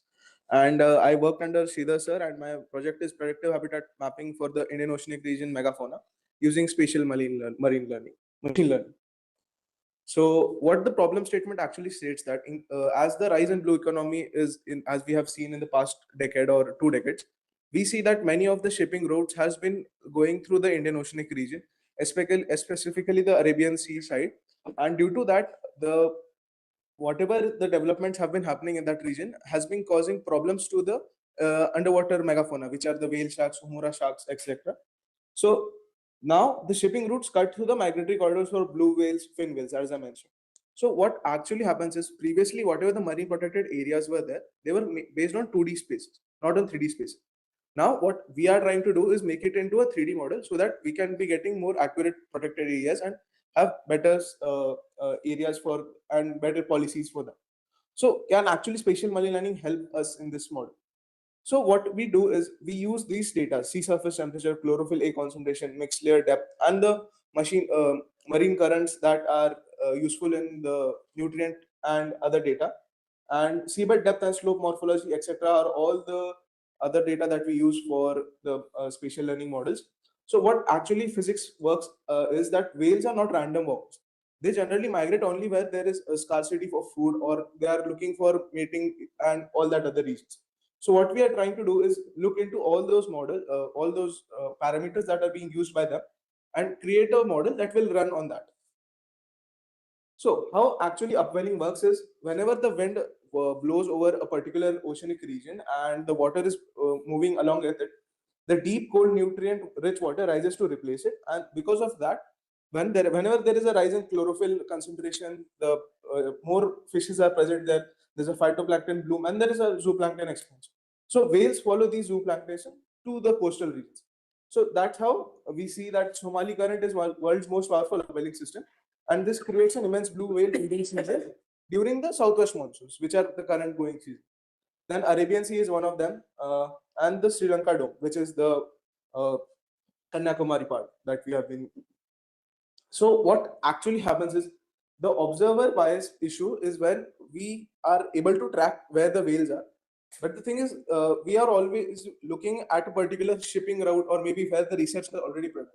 It's not, we all don't know where the whales are actually present or where they will be going, but it's just that we will be having bias sightings. So when there are bias sightings, the machine learning model is just works on what we data provide to it. So it will always corrupt the final results and we'll get wrong results. So for that, we will be working new physics or mathematics. In this, we used a kernel density estimate, in which we take the particular region where the humans have looked, and not the whales, which actually where they are. And then we force the background sampling. Instead of random background points, we force the maximum entropy model to sample its background as the pseudo abscess is proportionally to the KDA surface, and the matching. So we match the spatial distribution, and this will cancel the bias, and then we will be able to use the only biological models or the parameters that are being used, such as the chlorophyll model and etc. So now what's the result of this? Maximum entropy model now evaluates where the only sea surface temperature is present, the chlorophyll concentration is present, and we get a better result and better score. So after running all these models and simulations, we get a map. So the thing is, this map is based on where I have used the kernel density estimate. Before it was surrounded with a lot of coastal points, but that would give us an inaccurate data, because at coastal regions, the chlorophyll concentration is higher, but the whales are not being able to come because of the seabed depth, etc. So what we find is, Somali coast and Arabian Sea self robust hotspots, and even after the bias correction. So we get to know that these are the hotspots for these particular species, and we validated this data with the telemetry data which the whales are being tracked. So not all of them species are tracked, but some of them are tracked, so we confirmed it with them. So the front-end architecture is, when we get the data, we create an HTML file and we make a map of it, as I showed in the previous slide, and then we upload it to on the website. And then we can also add which species are we looking, which season which we are looking for, and which particular area we are looking for. In that, we can be using this data for policy making in the future. Yeah, so real world policy impact. So the habitat map is not just a research output, it's an actually operational data layer which will help government or maybe marine bodies. So dynamic vessel routing is one of the solutions that we can do.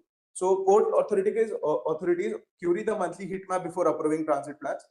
Then vessels are rerouted according to the protected area. So let's say there is a Mumbai coastal region. There is we see that migratory pattern is going to happen in this period.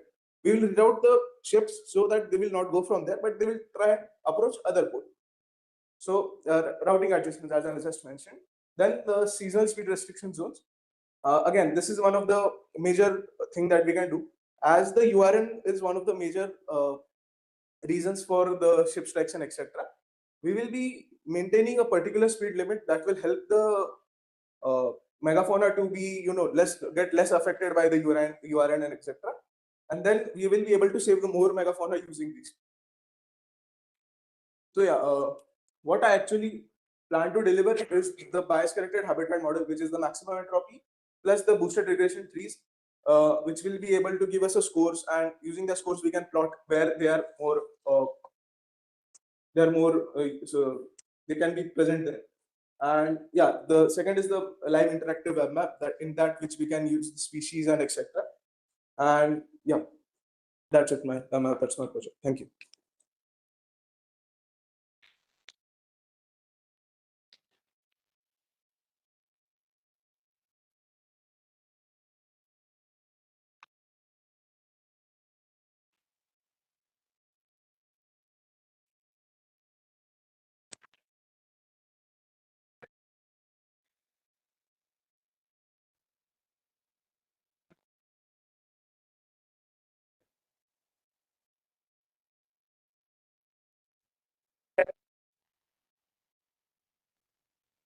They follow the climatic patterns and all. So can that also be used? I mean, that can we get some?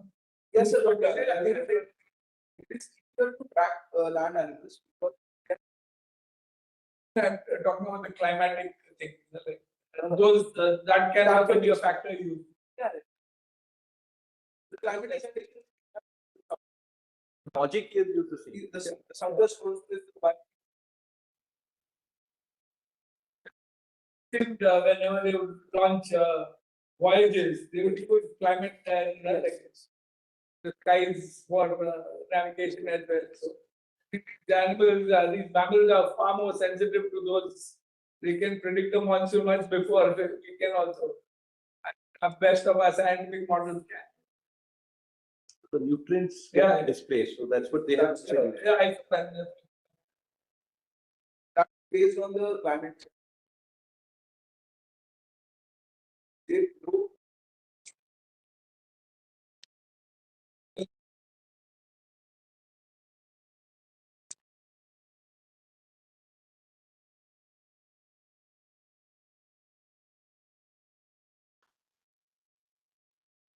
Yep. So, good morning.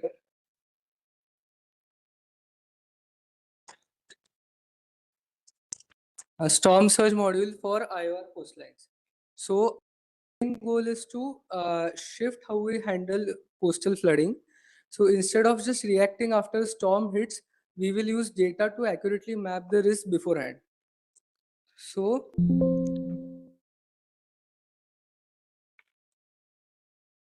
first, let us look at the threat.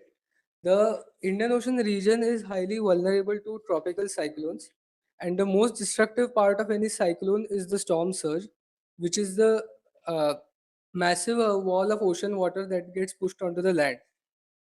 So currently, our mapping of this threat is incomplete. While we do have data from past events, we lack a unified high-resolution map that can exactly show which areas in the coastlines are at most risk. So due to this, the coastal planners and emergency teams are currently operating under a major they currently are operating under a major blind spot. So this highlights the need for a consistent physics-based framework.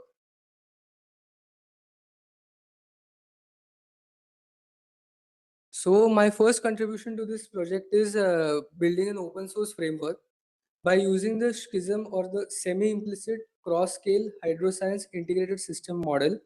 I have ensured that this model is scalable and can be used again. Secondly, I have used an unstructured mesh to capture the complex coastlines of the IOR region.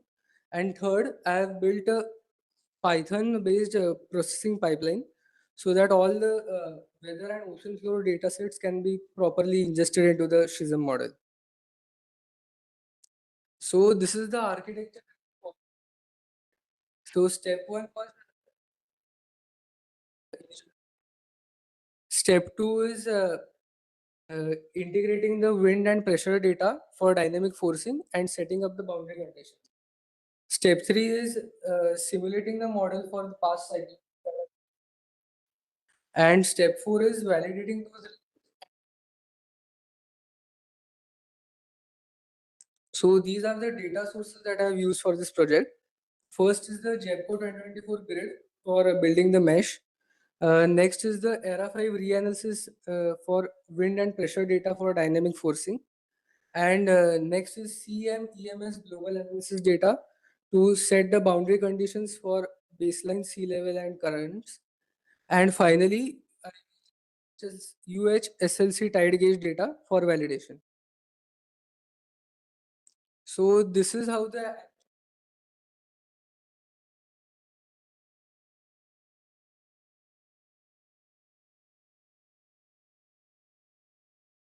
but as you move towards the left, it becomes highly detailed. And generating this mesh was the most important part of this project, as without it, the physics for the further simulation would not have worked. So this is the step that it involves testing the model for past cyclones that have occurred in the IR region, and then later checking the accuracy of the model by comparing it with the actual data from these cyclones. So these are the 4 steps for simulation.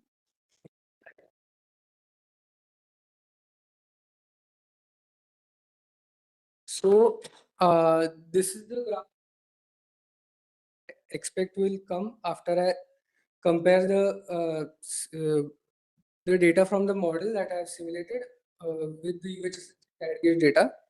And the map on the right is to show how the final hazard map looks like. As you can see, the darker regions like or brown regions here show the regions which are the most vulnerable or which face the highest risk due to storm surges.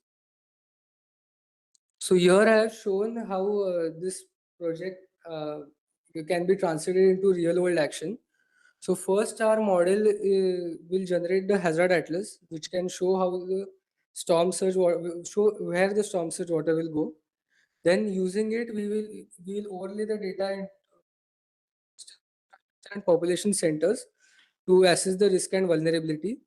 And finally, using that assessment, city planners and engineers can use it for evacuation routes. To conclude, this project has helped me to develop a high resolution validated computer model that can accurately map how storm surges occur in Indian Ocean region. Moving forward, our next immediate step is multi-hazard. This involves combining the storm surge data that I got from this model and combining it with river flooding and sea water level rise to see how they interact with each other. And ultimately, our finding to convert this hazard atlas into an operational early warning system so that we can prevent the damage that occurs due to storm surge before it happens. Thank you.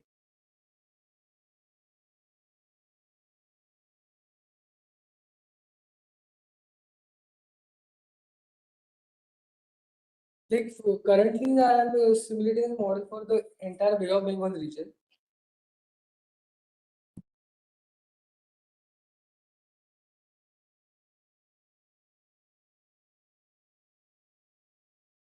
That is variable depending on the because our coastlines are so intricate. I have used that's why I use the flexible mesh so that it changes the data as per the intricacies of the coastline so that the entire coastline is captured in that. So like I have not exactly fixed a particular length for this data. So like currently I'm still in the validation process. I have not yet got the accuracy, but I have simulated for one cycle and it is pretty accurate right now.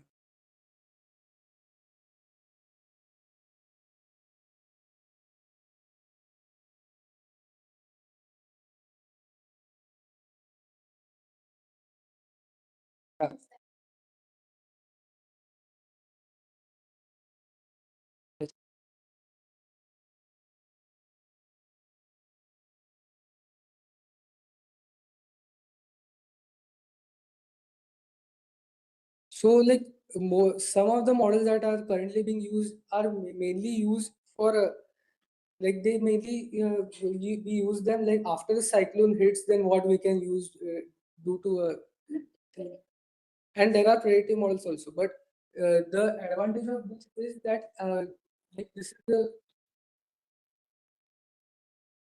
like those current models only focus on ocean flooding also. I want to include river flooding as well in that. This model is the best, like I had searched it. So if I want to include compound flooding, that is include both ocean and river flooding, this model is best for that. Because only ocean flooding is not enough to accurately present how much flooding occurs during a cyclone. Because whenever cyclone occurs, it's followed by intense rainfall also, and due to that rainfall, rivers also get flooded, and so this model accurately captures both of these parameters.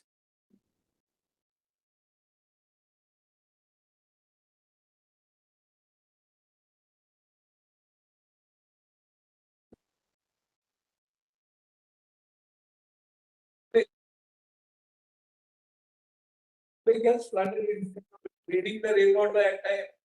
The rainwater is Here's that.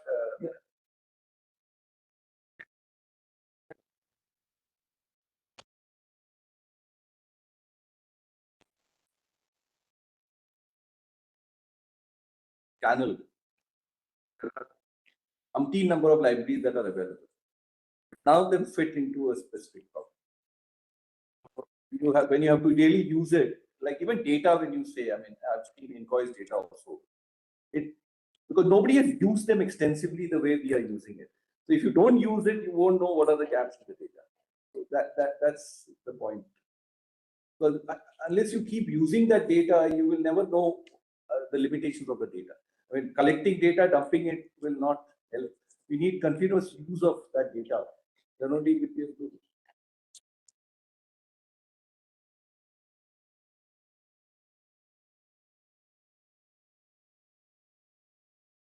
But storms have not stopped. Yeah. On ground, you don't see much of difference. Our organization, Google, and organizations like that, they have their own thing, but still, why does it not solve the local problems?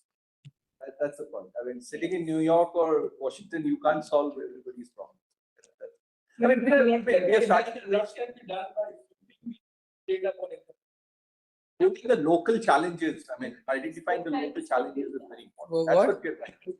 I mean, we can't challenge those. I mean, they are big, millions of dollars, but yeah, because flooding is not just a process that's affected by one or two parameters. That's why.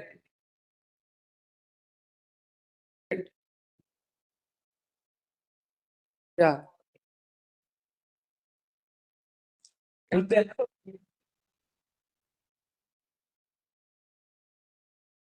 underwater radiating noise, that element is not there at all. Not there at all.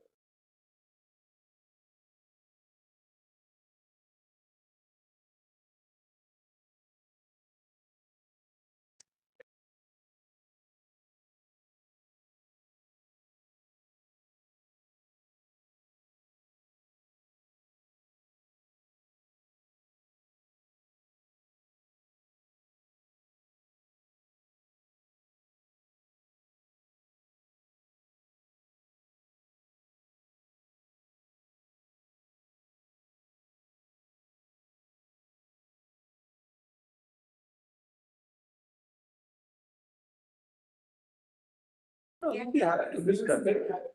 mean, the reason Yeah. Actually, the current models that I search, which IMD uses, have this problem. Like, they are also good for prediction, but this, like, the class I am creating, its purpose is that currently the government is looking to invest in like civil engineering projects. So, like, we can build underwater tunnels or walls wherever needed, so that this damage can be prevented. So that's why I've included this, so that we can also focus on the river flooding also. along with the ocean one. Japanese have done a lot of work. Japan also, and recently I saw a video that Netherlands have also. I think it's Delta Works or something project. So that also, because they are also very vulnerable to flood, but Netherlands do not get flooded because they have invested on this project. I visited the Gulf of Cambay. There, the government of India is a very ambitious project, and one of the reasons why when he went to the Netherlands, he visited that dike. They want to build a dike in India is proposing to build a dike in the Gulf of Cambay, almost 30-40 kilometers, where the 6-7 rivers which discharge into the Gulf of Cambay, we can store fresh water in the sea. It's a very ambitious project, and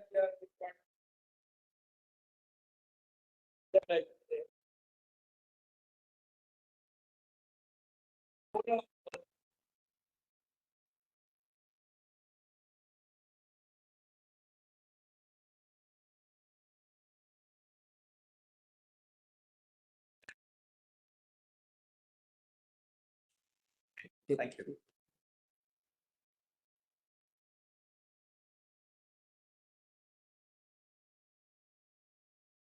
because we wanted to map the monsoon. That's really crazy.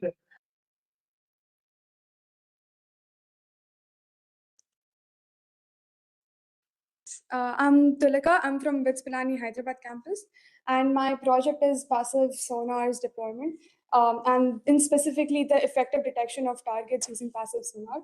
So the only way of communication and underwater is by sound waves, because electromagnetic waves don't travel well. So sound waves is the only way. So in that, if we want to not interrupt the ecosystem, or if we want to be stealthy, in that case we use passive sonars. In that, we don't emit sound ourselves, but we just detect what is being transmitted by others. So the source may be a ship, or it might be a mammal. So it would be really helpful if you were to study their migratory patterns or study their other habits as well. So why is this important to do it specifically for the Indian Ocean region, and what challenges we face?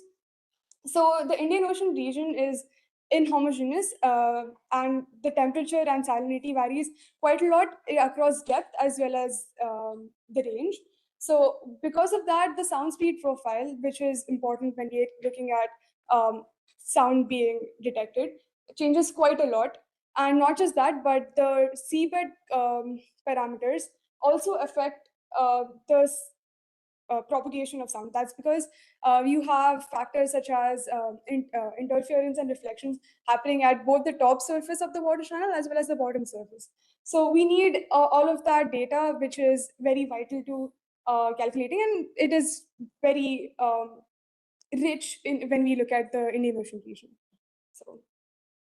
So currently, to my knowledge, what is being used is applicable. The model is applicable to temperate waters and not applicable to tropical waters. So we would like to change that and try to find it for tropical waters. So to find the sound speed profile, we will be using TEOS 10, which is UNESCO's latest software, or rather a calculating system, which uses, instead of using numerical models, it solves differential equations, which is obviously more accurate, and it also has a higher range that it can that is correct for, that it fits for. So we will find accurate sound speed profile and get data for the seabed, so that our transmission loss that we find is accurate. We will have transmission loss because of, well, attenuation factor of the water, attenuation factor of the sea, of the soil, and reflections and interference happening. Yeah, so sound speed profile. So as I said, we used UNESCO's TEOS, and it's a Gibbs seawater specific. It has two models. One is for the ice cap, the tundra region, and the other one is for the seawater that is more applicable to tropical waters. So that is the differential equation that is used. So it takes absolute salinity and conservative temperature, which is better than taking in situation temperatures, because to calculate in situation temperatures, first of all, it's harder to do, and second of all, if we don't do it that way, if we were to take a specific sample of water out of the situation and then calculate it, it changes certain factors, as in the water expands, so a specific volume changes, which would change this sound speed again. So this takes it very accurately. We get the data for temperature and salinity from Copernicus, which gives a more comprehensive region, as in it gives closer to the coastline, so that we can test for shallow waters as well as deep waters. Yes, so this is the sound speed profile that we get for the Arabian Sea region, when this is for the Bay of Bengal region. The gap here is due to landmass being present.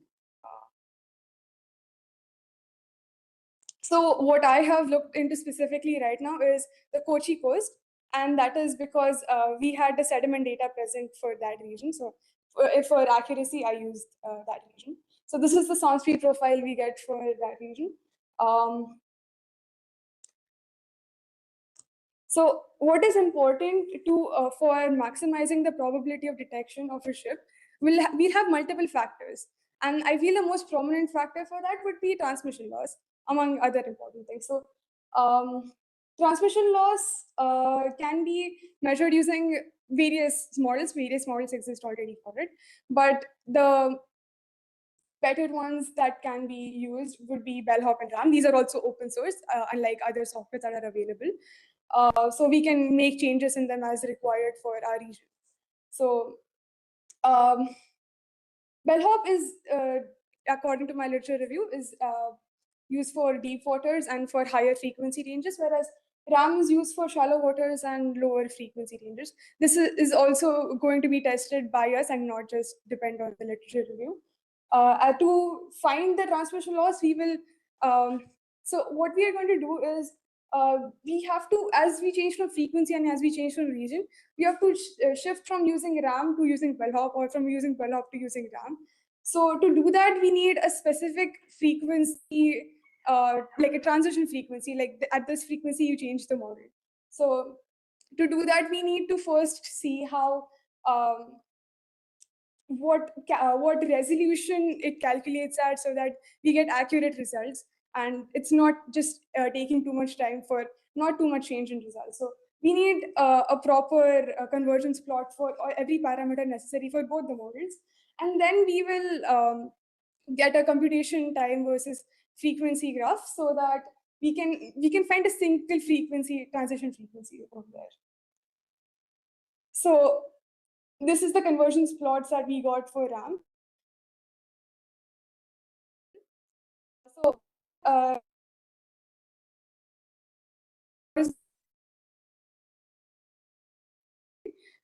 to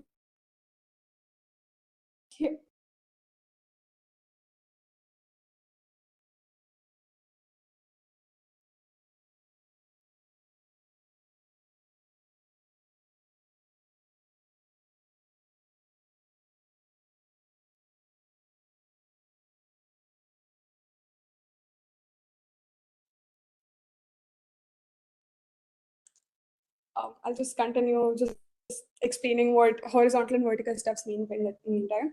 So horizontal step will mean, so if you have like a certain region, so you have to get a mesh, like a vertical cross section of it, so that you get like mesh points taking the entire range and taking the entire depth. So what should be the size of that mesh? The resolution of that mesh is what we want to look at. So this will be the vertical step. DZ is vertical step. So from my conversions process, it says that around 30 would be good, and yes, around 30 would be good, because you can see a 1 plus minus decibel change here. So that would be, and there is not much change in DR.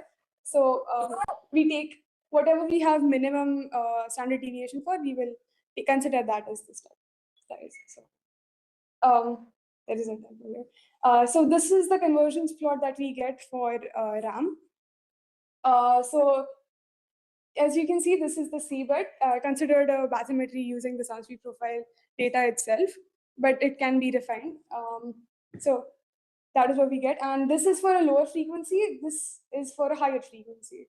So what happens in shallow regions is that the small region acts as sort of a high frequency cutoff, as a band pass filter for higher frequencies, because of the size of the waveguide and what resonance frequency can be generated. But it is because RAM takes a sediment data which is not available, which is not being considered by bellhop. It is more accurate for shallow water regions. So this is what we get for a higher frequency. As you can see, the amount of transmission loss changes as compared to previous, which is to be expected as frequency increases. For bellhop, we have multiple parameters that we have to consider. So bellhop, what it does is, instead of tracing the entire mesh, entire region, it traces beams. Like it has, that's the physics it uses. It uses different equations. So, so the number of beams is an important factor. Then the places where our receivers are placed will also be important in that. So the size of that also matters, and the aperture that we're measuring, like the region which would be affected by the transmitter, also matters. That we can't just take like a 20-degree region by the transmitter and consider that to be the entire region. So we need a convergence for that as well. So from here we get the data for that, and these are all the convergence plots necessary. And this is what we get for bellhop. This is not for bellhop. Yes, it is for bellhop. This is what we get for bellhop. As you can notice here, the amount of transmission loss is significantly less. But this is not accurate for shallow waters. I will explain in a minute. So this is the equation that we use to calculate transmission loss. So when you have a smaller region that you're calculating for, you assume it to be a spherical. Like when you have a wave being transmitted, you assume it to be a sphere that's being transmitted. The phase waveform is a sphere. But if you're looking at really large distances, you can approximate it to be a cylindrical spreading, because for a very small region and very long range, it's as close to being cylindrical. So for near field, you expect like the spherical transmission loss, you would expect it as you go down by the depth to be around 32, and like at the furthest point to be 66 decibels something. But this does not consider the amount of attenuation because of the seabed, which is a very, very important factor when it comes to shallow waters. So because bellhop is not too far from the theoretical values, it means that we cannot use it for shallow waters, which is a very important point. So yes, so this is being done just for one region at the moment because of because we don't have enough data for other sedimental regions and lack of time as well. But this can be done for multiple regions so that we get a more comprehensive solution, and we can get a better transition frequencies that we require. And not just for shallow water, we also must do it for deep waters. And then the most important question is, how do we calculate probability of detection from just this? So everything necessary to calculate the probability of detection can be compressed into a single formula.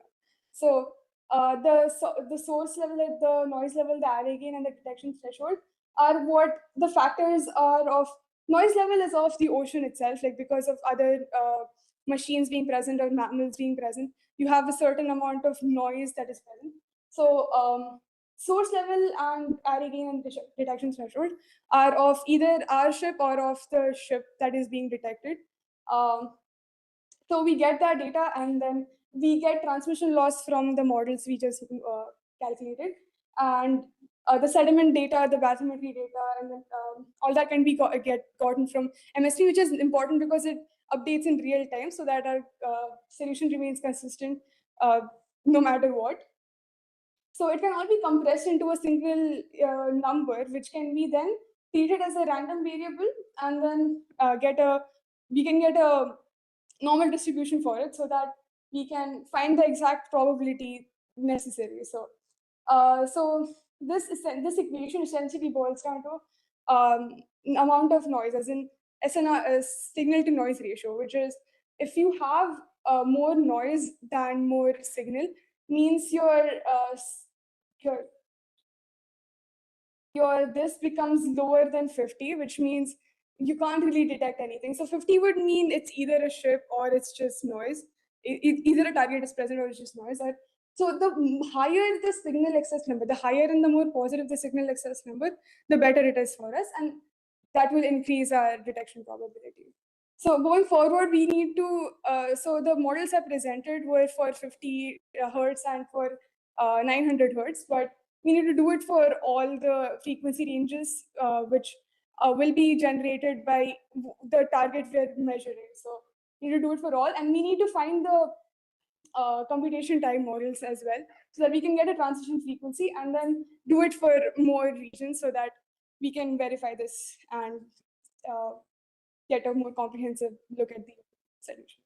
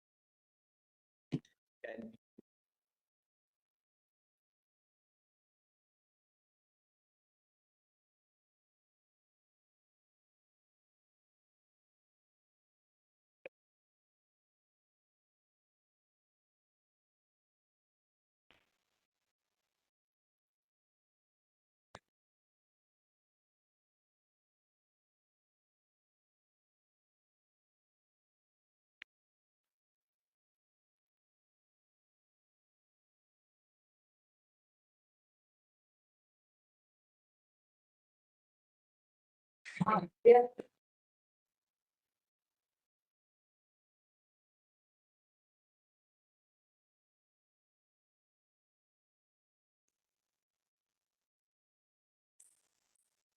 Thank you.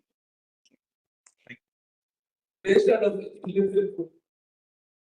From Pune.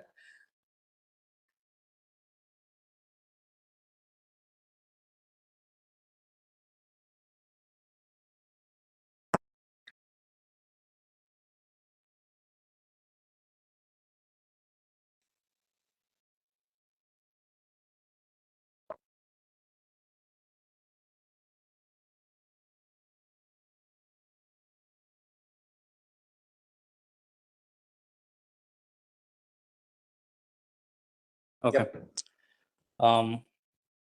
Good morning, everyone. My name is Soham. I'm a mechanical engineer at, I'm so sorry, I'm studying mechanical engineering at BITS Pilani.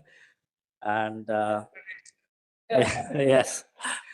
And my project is on passive sonar deployment as well.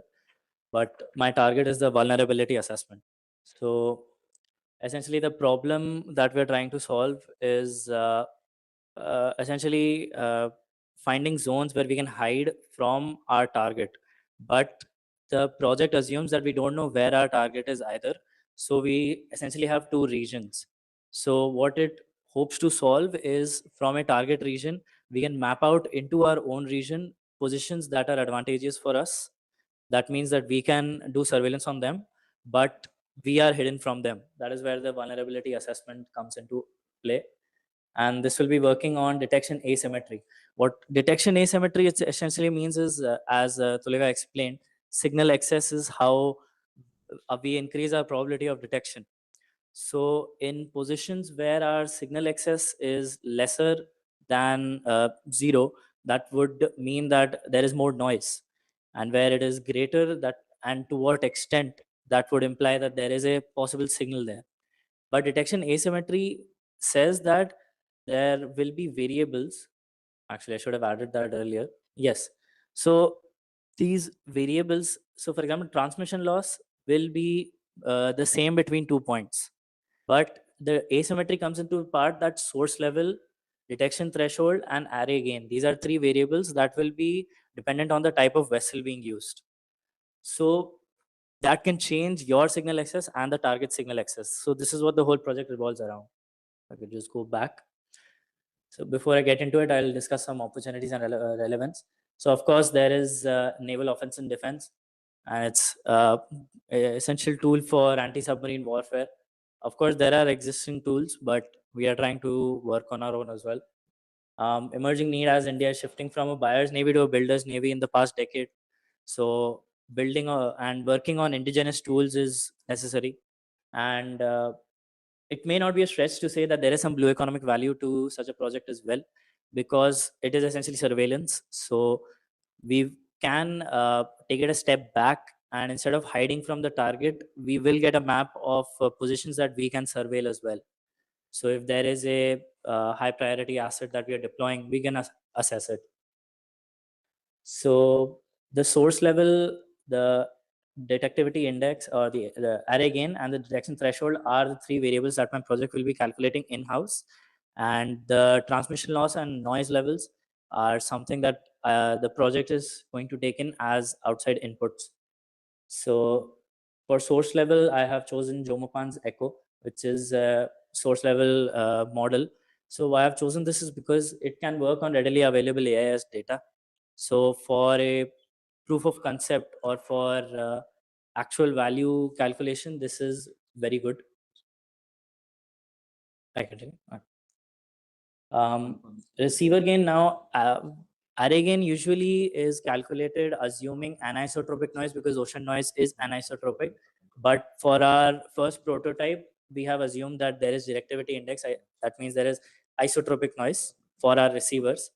Now, detection threshold is we are basically going to simulate receiver operating curves using statistics. That is how we are going to calculate detection threshold, which will take in probability of detection and probability of false alarm that a operator is willing to take. We'll discuss this further. So yeah, as I said, these are the three things that we'll be calculating in-house. Noise levels are something we'll be taking as an input, and so is the transmission loss. So as I said, detection threshold, we are simulating ROC curves. We are taking the probability of detection, probability of false alarm, the bandwidth, and the integration time that an operator is satisfied with. So this was something that we attempted to do to simulate a noise space, you could say. For example, if this was our receiver, we tried to simulate anisotropic noise, but we're still working on that, so it's not part of the first prototype. So detection threshold, once again, we go over it quickly. You can see wherever there is a high probability of detection, it says 0.9, and a very low probability of false alarm, which is 10 to the power minus 4. You can see the detection threshold is positive. What this essentially means in this equation is that it reduces your signal excess. So that means it's more accurate, but it is less likely to occur. And in cases where we are relaxing our values at the same bandwidth and integration time, we can get a negative detection threshold, which is 0.5 probability of detection and very high probability of false alarm as well. What this would mean is that it will give a lot of false alarms as well. But what this slide is trying to show is that the model can, or the script that we have written can account for both of these cases. Once again, we are going to use the directivity index for our prototype. We are going to use simple equations from Urich's textbook, Principles of Underwater Sound. And for source level, we are using Jomopan's Echo using AIS data. And for vessels or types of vessels that we don't have AIS data for, of course, we don't have data for every vessel that we are going to target or the target is going to be. So we have taken these values from Xavier Lurton's textbook, which are for your source level itself. Now, once again, some key advantages and features. It is multi-platform because we can take in different vessels as our source level. Depending on that, the script that we have written can account for these variabilities. So it is multi-platform. And risk-based, as I showed in the detection threshold, depending on what kind of risk the operator is satisfied with, what their vessel's capabilities is to detect these and to act upon these, they can choose their own detection threshold. So far, what we've been able to achieve is a complete backend of the detection threshold source level and directivity index, which is the array again. And we have a script that can take in these values and generate a final comma separated value output that can then further be plotted into our advantageous zones in our own region and in the target region. But one thing that such a binary output would be missing out on is sensitivity analysis, which is some of the next steps, because your increase from the signal excess or closeness to the signal excess is also important. So if your signal excess is 0, 1 decibel, 2 decibels, 15 decibels, it brings out variability and sensitivity that we have not accounted for over here. And of course, one of the other steps could be to change your directivity index into the realistic array game that we are trying to do. Thank you.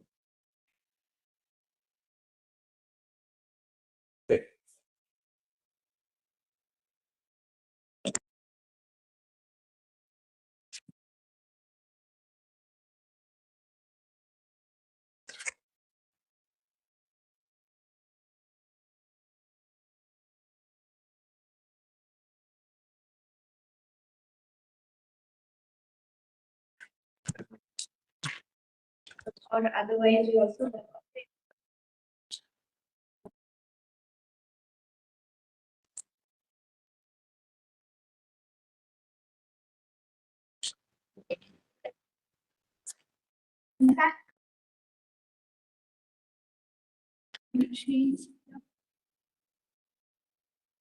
Yes, sir. I'm so glad that we got this right now going.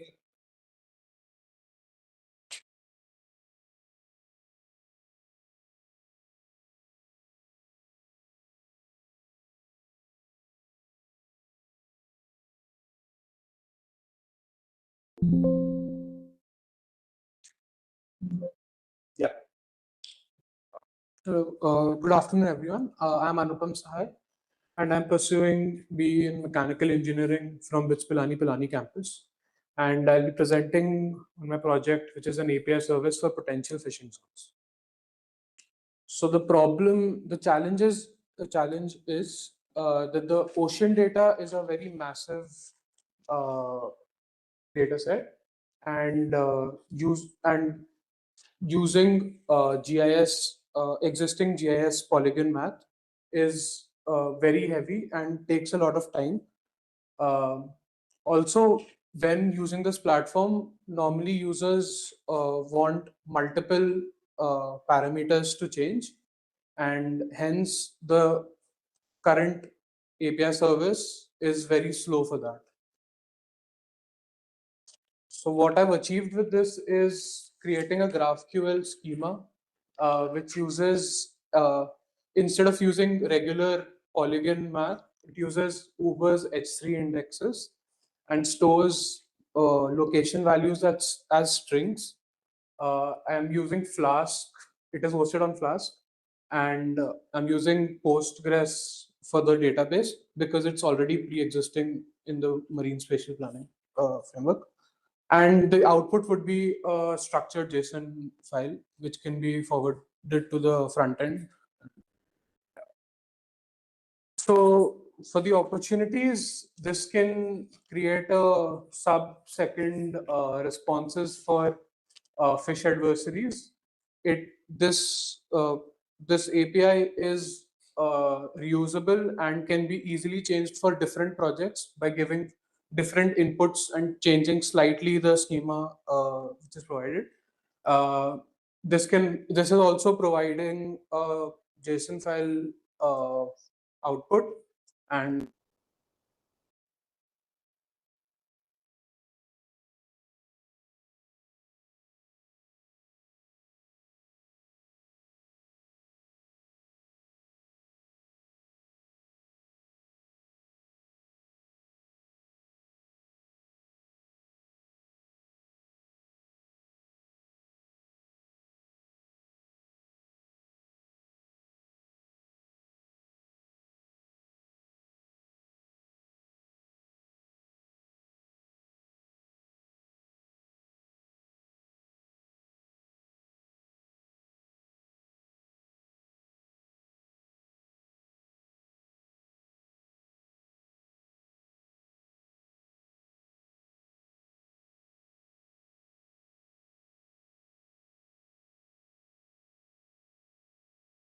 which is and the API is hosted on Flask.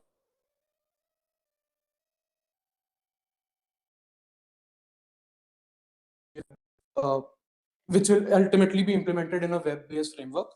I'm using GraphQL, Strawberry GraphQL for the schemas in the backend. For the storage, I'm using Postgres SQL and H3Py, which is to convert the location into hexagonal strings, which can be easily accessed. And of course, I'm using Postman for verification and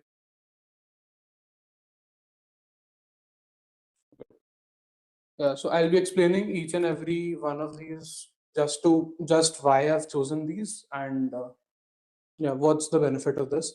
So Flask is a minimal Python web framework, and yeah, so it uses less memory and is good in this case because it can directly give the queries to the GraphQL schema and not use the database.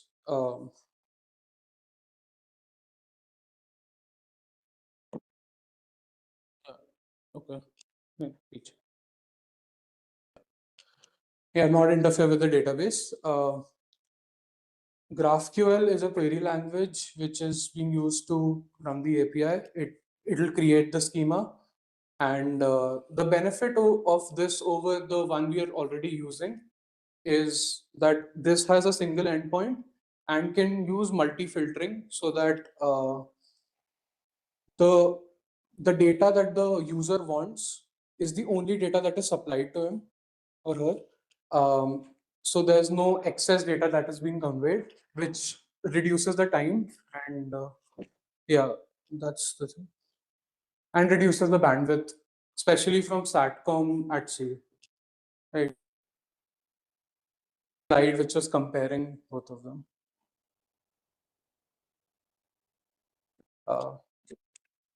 Yeah. So I've also shown in the slides, which is an example query. So what it ideally shows is by changing a few inputs, by changing what you want, you can just change the variables that you'd like, and nothing else in the schema has to change, and you can get multiple inputs just by one simple query. So that's the benefit of using GraphQL over like the REST API, which was there previously. I'm using Postgres SQL as the backbone for the storage.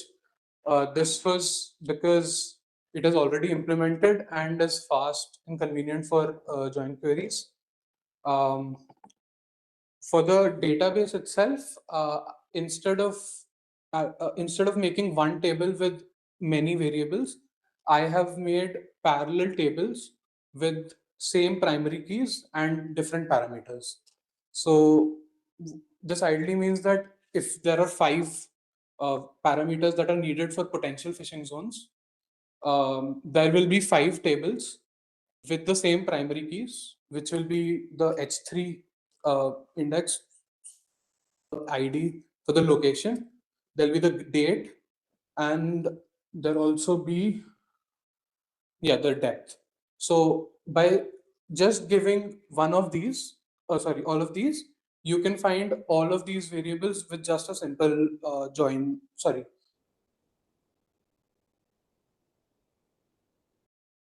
This also helps in troubleshooting if there will be issues. It's easier to troubleshoot when you know exactly which table is faltering, and hence I've used parallel systems instead of just a single one. There's another slide which shows the expected database tables and output variables.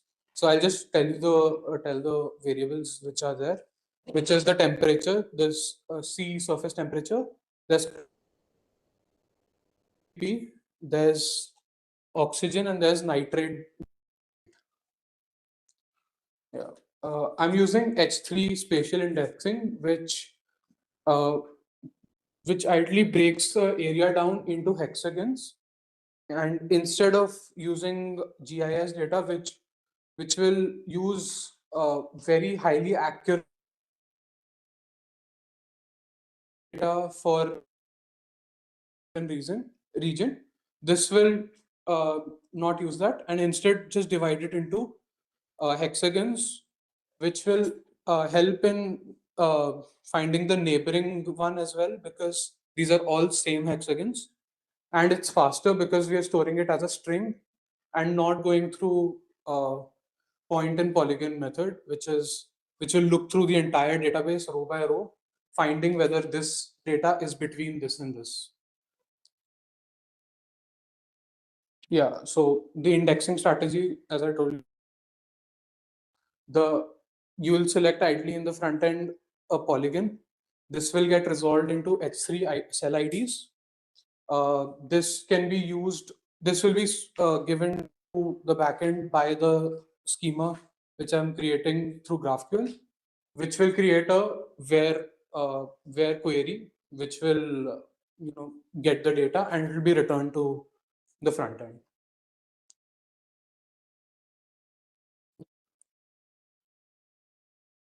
Yeah. Which will be helpful in validation of this. This will create, this can be used to check if my queries are accurate and if it's giving the result that I wanted. So the postman would ideally would take input from the client and give it to the Flask framework. Then it would be given to the GraphQL, which will give the schema and will give it to the backend, get the data and give it back to the front end. So I had shown a slide which was the expected schema, which shows which variables are changing and what is the expected output. So the results of this is that I've achieved a very fast API because of indexing methods that have evolved. This also reduces time for searching a particular region in the database as well. And it's a scalable architecture, which means it can be used for other projects as well.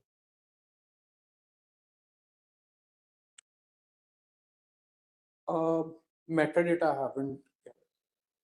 So what I did was for now was simulated data, and just to check whether properly or not. Yeah, future improvements include implementation of this on the marine spatial planning framework, and also implementing a caching system. Yeah, that's it. Thank you.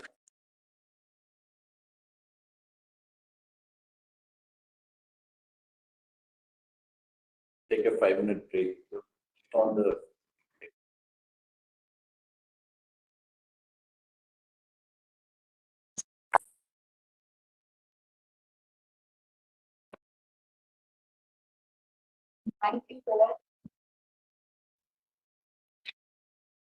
Yeah, we already been there.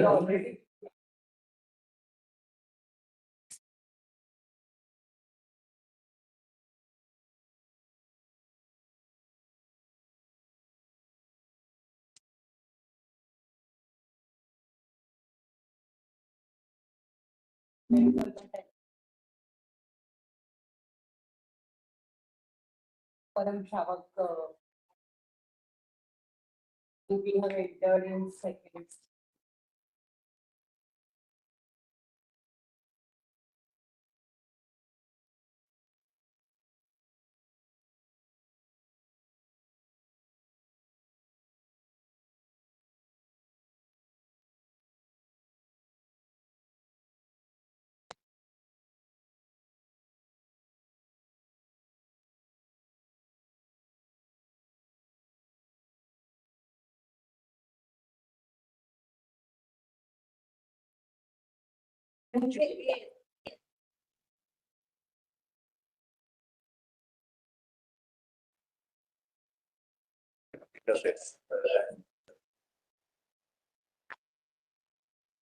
Multi-dimensional in every sense.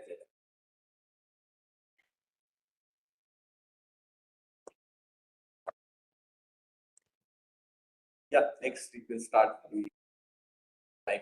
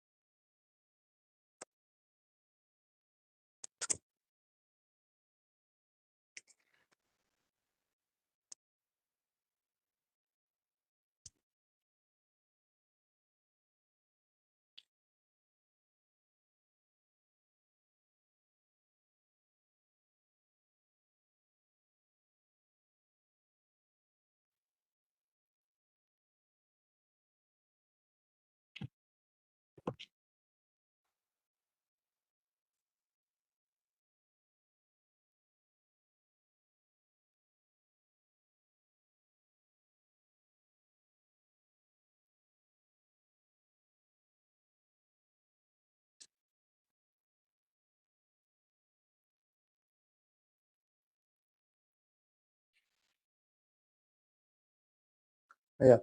So, good afternoon, everyone. I'm Ayush Shukla, and my project is about inland navigability assessment of the Brahmaputra River. And some more background about me. So, I'm currently pursuing my bachelor's in engineering, particularly in electronics and instrumentation. So, by Brahmaputra.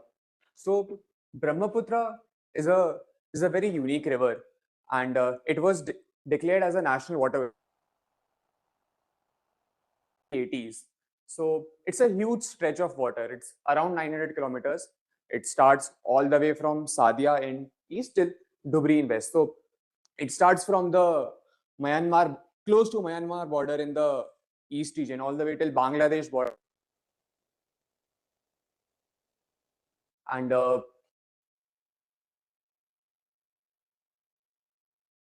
is on average throughout its length, it's around 5 kilometers wide. So it's very wide, and it's not a single channel.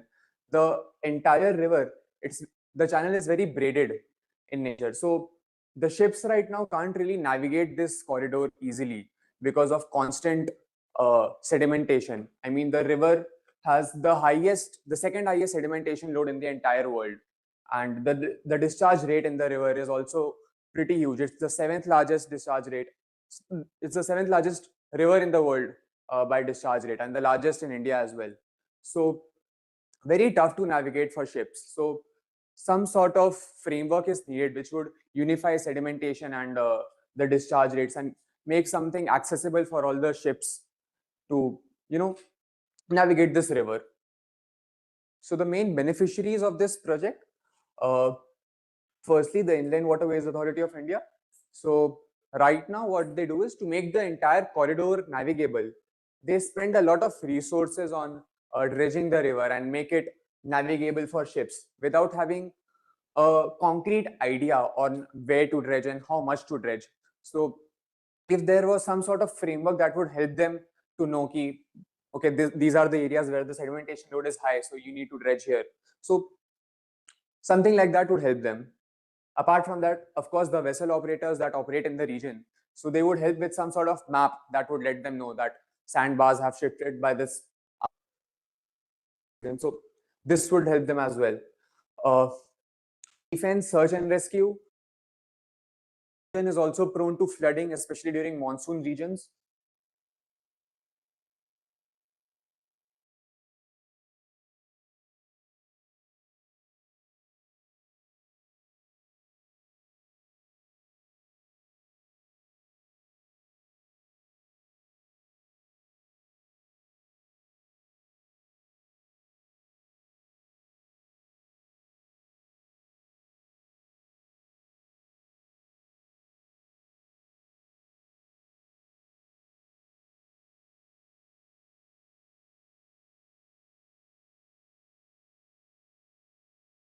In India, and it does not use classical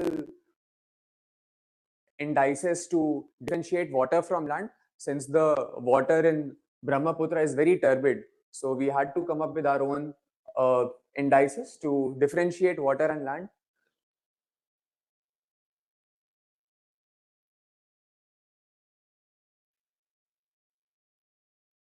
Yeah. Also, we also make use of elevation derived bathymetry as one of our data points. I'll come to the methodology of how we are collecting data and where it is exactly being used. Also, this is one of our deliverables. We are delivering something called as a cost map for the Indian Waterway Authority of India. So I'll come to what this is in a moment. Providing some context, the work has been done in Europe and China as well, but we can't take their work directly for our purposes because their rivers aren't like Brahmaputra. The rivers are usually a single channel, and the discharge rate simply and the sedimentation load simply is not that much. So similar work has been done for inland waterways in other countries, but we can't just adapt it for our own purposes. So we had to somehow build a model on top of the work that has been done earlier.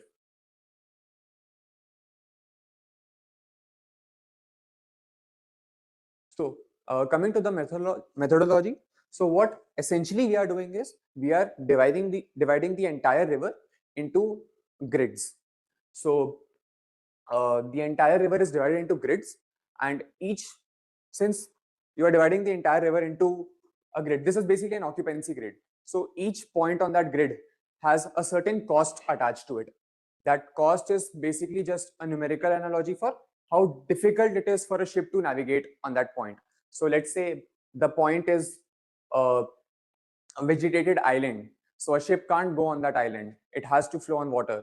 So the cost attached to that point would be 255, which is the maximum in an 8-bit system. And 0 essentially would indicate a very low cost. So that would be open waters. So essentially we are delivering a cost map for the entire river. To develop these cost maps, we are using satellite data, particularly from Sentinel-2, and we are segmenting the entire river using image segmentation models into 5 different classes. The classes being open waters, shallow waters, mud flats, sand beds, and vegetation. So once we divide the entire river into these 5 classes, and also further then we use bathymetry data as well of the river. So combining these 2 data, we are abstracting away raw data into costs for each grid point. And now since we have cost, we can also provide route planning for our ships. So that is also within the scope of our project. We have also done route optimization for ships as well.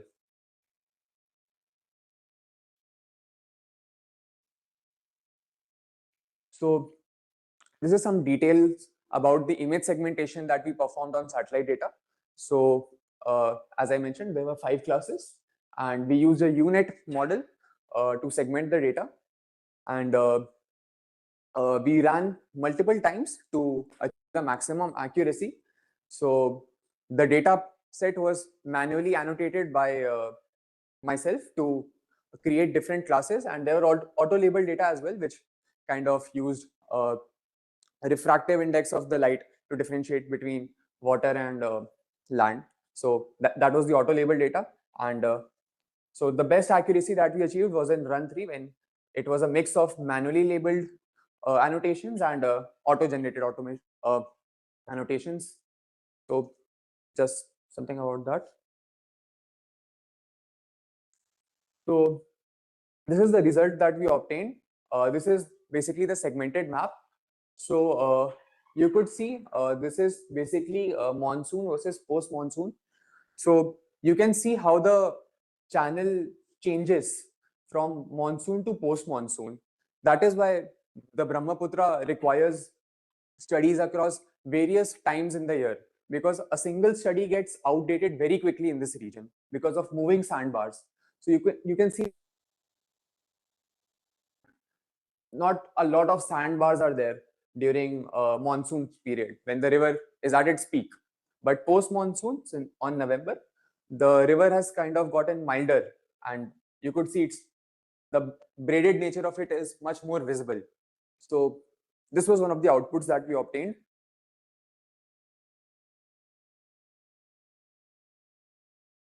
Yeah, so this is just our pipeline in pictures.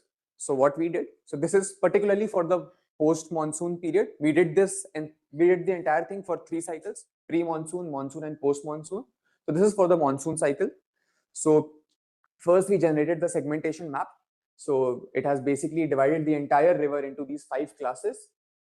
After we generated the cost map, so basically the red, it's a linear scale between green to red. So the red indicates high cost and green indicates low cost. So you could see the river channel being labeled as green. After that,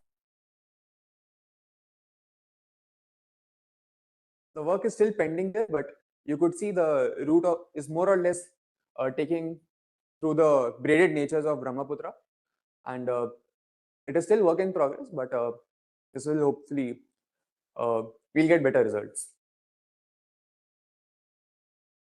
So moving forward, so this is what we have done in this project. I've explained most of this already.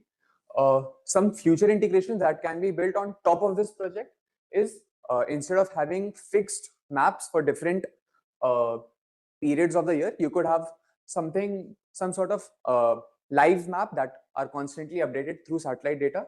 So you can use Sentinel-1, which provides you SAR data, and you can constantly poll the data from satellite and have a live map that updates constantly. And you could probably then use, publish this live to AIS of multiple ships. So this would provide as an aid to navigation for them. You could also build an autonomous vessel navigation stack. You can go into that as well. You'll have to install sensors on board and some sort of LiDAR sensors or stereo cameras, and you can do that as well. So this is an interesting prospect which can be looked into. This is also route planning. Once you go into local navigation, you can implement all sorts which would help the ship navigate locally instead of having just a global map. So yeah, that was it. Thank you.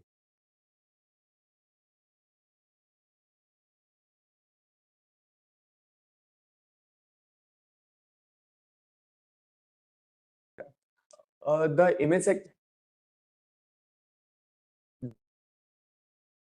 part for me was in the image segmentation. If I could go to that slide.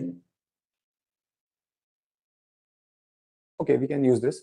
So there were 5 classes. So basically there was this one class of mud flats which was not being labeled properly, and I reached the conclusion that it was because of not enough data points being available for that. So what I did was I went back and I tried to find images which had more apparent mud flats, right? To, my model could learn that how mud flats look like. So I did that, and it performed slightly better after that, but still a lot more data is needed for it to perform.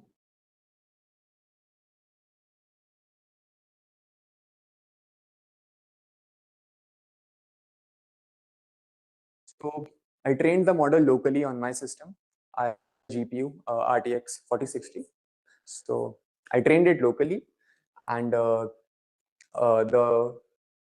actual model is it's not that big. The model, the data set was quite big. So the tiles itself, the physical tiles, all of the tiles were approximately 800 MB per tile.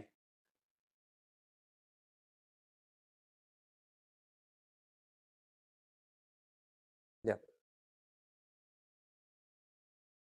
Thank you.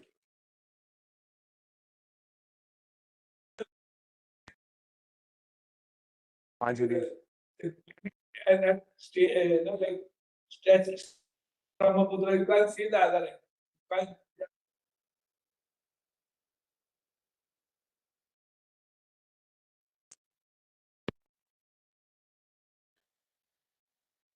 None of our rivers data is available in this country.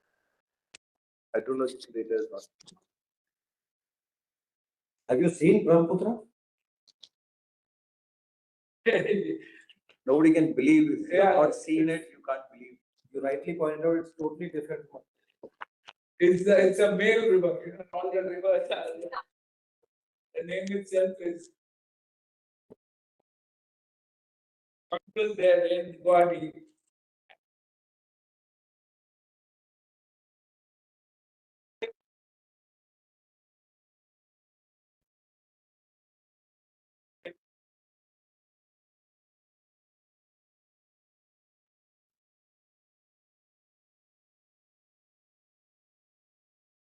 There are a lot of studies, man, you'll be surprised. A lot of foreigners are studying the problem. But we Indians have not done that. Really sad to feel. Yeah, it's almost 1,000 kilometers. National waterway number 2. Within like 10 kilometers at this widest. You can't see that. The average is I've 5 been there, I've been up to Martin.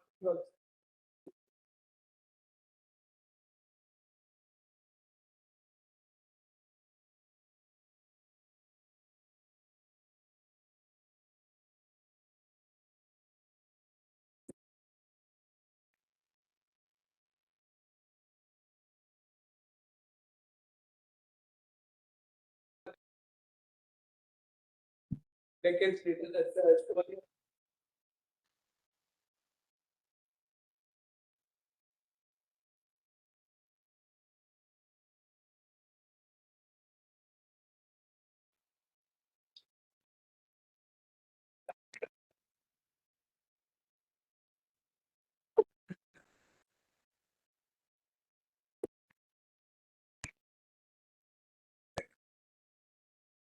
There.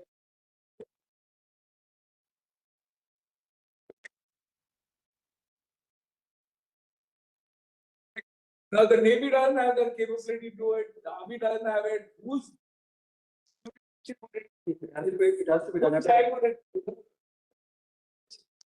has to be done at the national level. Yeah, exactly. So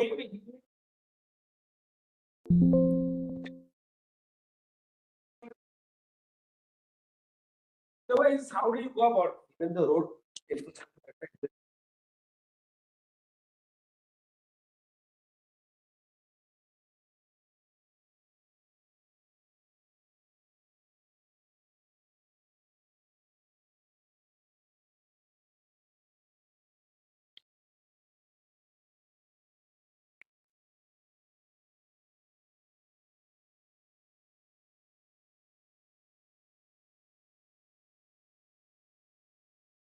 Okay. Good afternoon, everyone. My name is Krishna Kishore. I'm doing mechanical engineering at BITS Pilani, Hyderabad campus. So my project here was numerical modeling of shoreline erosion in the Konkan coast. So I'll walk you through, in this presentation, I'll walk you through the problem and then the critical gaps we found in the current research and why Konkan coast is a challenging coast to deal with. And then the proposed modeling framework we did, and then the way forward and the impact we expect to have on society. So let's talk about the problem. Four. Okay, so the Konkan coast is a 720-kilometer coast along the Arabian Sea. Though it's such a massive coast, there's like 0 published numerical models which deals with wave dynamics, sediment transport, and shoreline retreat. So even like meanwhile, it supports massive fishing communities. It has a major port infrastructure. The Konkan Railway runs near the coast, and it has a lot of mangrove estuaries too. So the Konkan coast faces like intense monsoons during June to September. It is like the most energetic monsoon, the wave period experienced by like any Indian coast. So like the coastal managers do not have any tool to like predict the erosion or like build bridge waters and sea walls to prevent those. So those are the gaps we'll be addressing here. These are the main 4 gaps. As I said, there's no like proper calibrated model. There's only like remote sensing data available on current research. And number 2, there's no wave monitoring network, unlike Europe or North America. So we have to rely only on global reanalysis data from ERA 5 or WaveWatch 3. There's no proper local data. And number 3, there's no spatially continuous hazard map classifying the zone into low erosion, medium erosion, high erosion zones, which is needed for, which is like necessary for land use planning. And number 4, the southwest monsoon. As I told before, it experiences the most energetic wave period Indian coastline experiences. The southwest monsoon, like along the monsoon, the waves like are not unidirectional. They are bidirectional. They turn by 180 degrees basically. So you have to consider all these gaps. This will be our approach in solving this.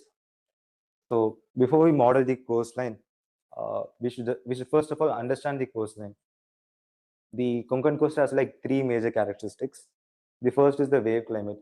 As I told before, like it experiences huge waves of 2 to 4 meters, extending 10 to 16 seconds during the southwest monsoon. And number two, the morphology. The Konkan coast is not just an uniform sandy beach. It has a lot of rocky headlands.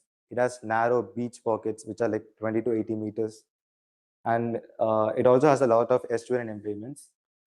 So like it makes it very complex to predict the wave shore behavior. And number three, sediment dynamics. Seasonal rivers called nullas, like they run only during the monsoon. Say they dump a lot of sediment during monsoons, and they run dry during the rest of the year. So like any model that fails to like address these three characteristics will fail on the coast. So this is our proposed framework.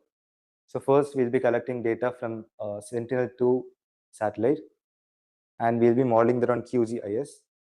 And number two, we'll be collecting the wave climate hindcast data from ERA5 and WaveWatch 3. And number three, we'll be collecting the bathymetry data and topography data from GEPCO and NHO charts. And number four is the engineering core, where we'll be modeling the sediment transport and shoreline retreat on Mike Zero suit, which has like lit line and lit drift to model these. And finally, we'll be making a hazard zone map, which categorizes the area coast into low erosion, medium, and high erosion zones. So this is the shoreline we've taken. This consists almost like 7 to 80 kilometers from Ratnagiri to Vijaydurg. Because like you can't be modeling 720 kilometers at a time. We've like divided into parts. And this is the expected final result, which is not yet made. The dark purple shows like it's a high erosion zone, and as it gets lighter, it's a low erosion zone. And these are the tools and data sources we are using. So for modeling, we'll be using lit drift and lit line from Mike Zero. And like we've been facing like licensing issues, so actually switching to XBeach on that. And the nearshore wave transformation will be done on Mike 21 spectral wave. The data are collected from these satellite imagery was collected from Sentinel-2. The climate handcast was collected from ERA5.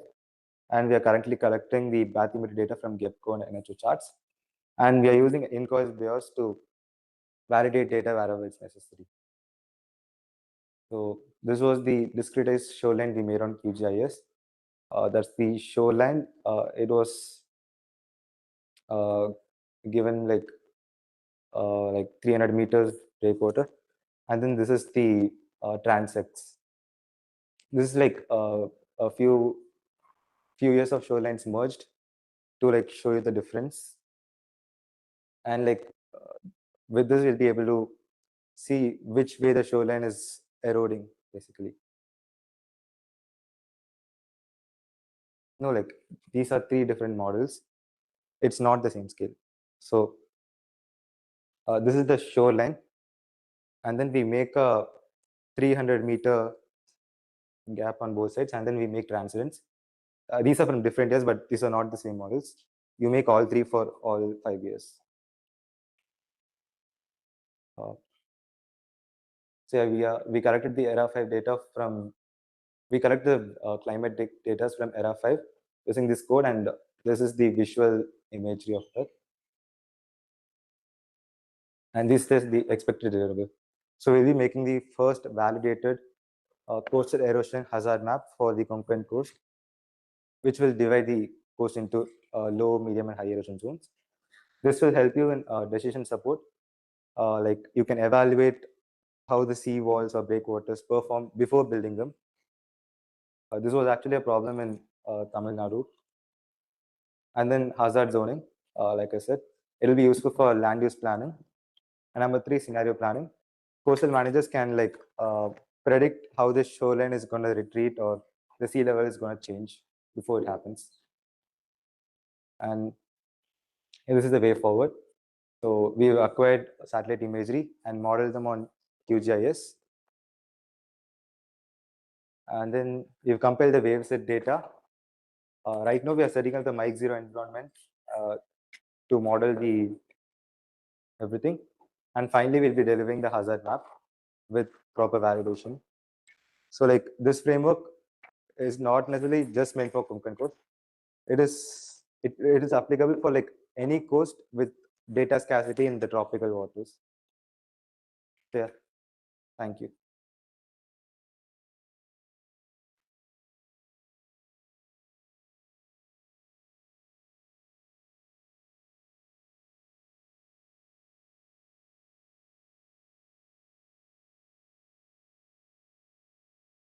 Yeah, like we haven't included the monsoon asymmetry yet.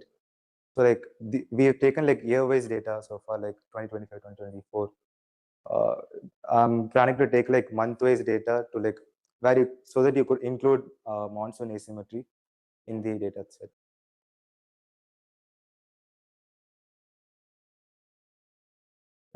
Thank you.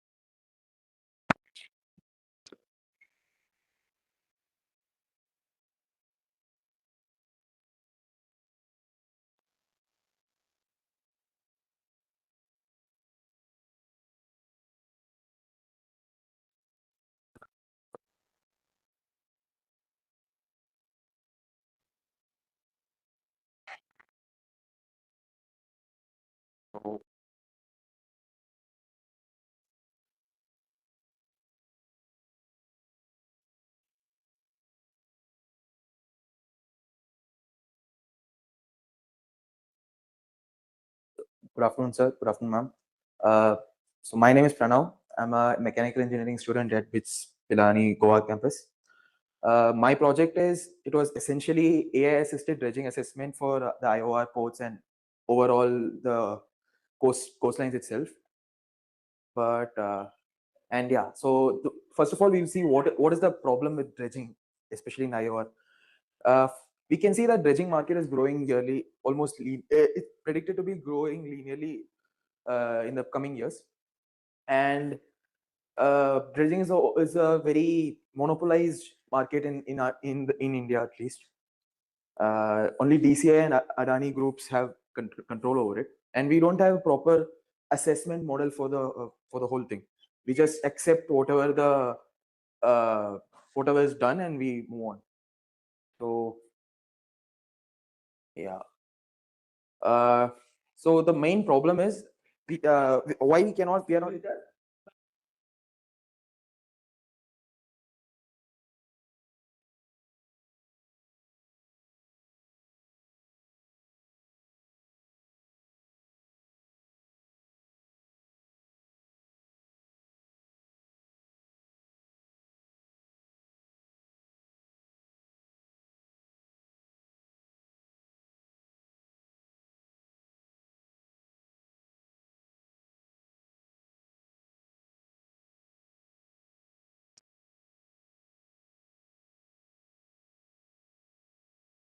So first of all, why no one has attempted to make a unified model is because every port, every region has different characteristics, and also it needs to be done in large scale. Might take 10 years or more. And for now, what we are doing is a reactive procurement. Like we find the port is not able to enter, ships are not able to enter the ports, and then we just start the dredging processes randomly. and no tool optimization. We choose according to availability, not optimized in an optimized method. And the cost is it's not mapped at all most of the time.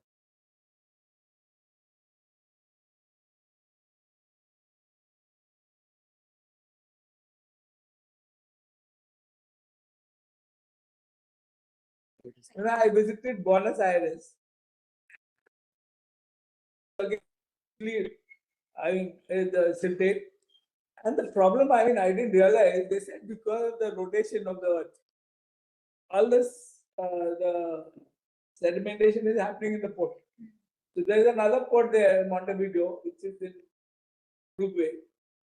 And that is operational, but Buenos Aires needs heavy dredging just because of the rotation of the earth. I couldn't believe something like this happens. So this was the proposed idea.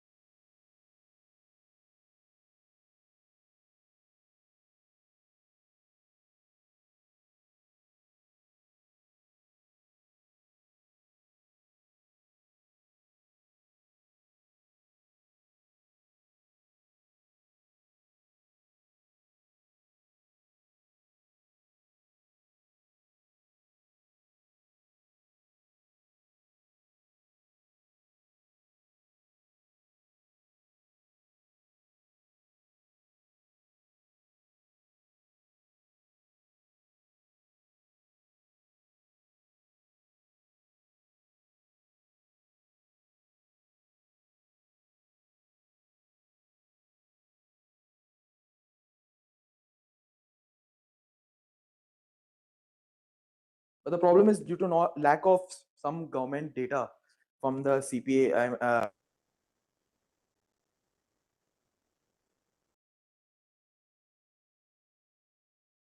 Which is very. I doubt you'll get them. Yeah, I've mailed 4 or 5 times, sir, till now, but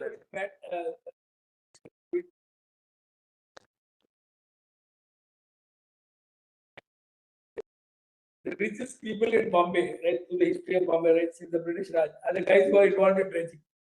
Oh. This is what he told us.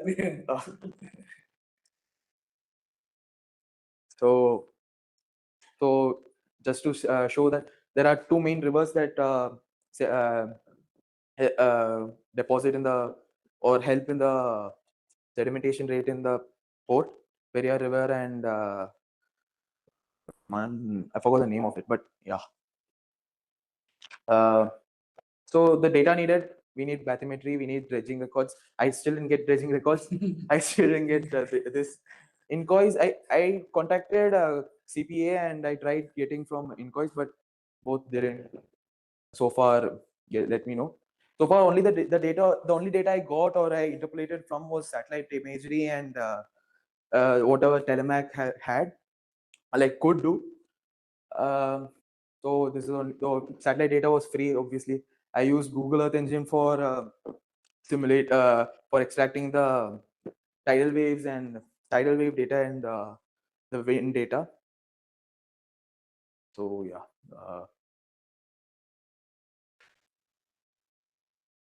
This is just, as I said before, why it's important. It's heavily dependent on monsoon. Monsoon heavily affects the sedimentation rate over there. So yeah, so far what is being done? It's supposed to be a 4-layer project, but so far only 3.5 has been done because of the lack of data. So these are the number of nodes in the Telemac mesh. Telemac is the physics engine I used. It was only open source, so that was only feasible one. 13 months. Ideally, I think by tomorrow or day after tomorrow, I'll be done with around 60 months, meaning 5 years. So far, 13 months have been fused. SPM is the suspended particle, suspended sediment something. Yeah, so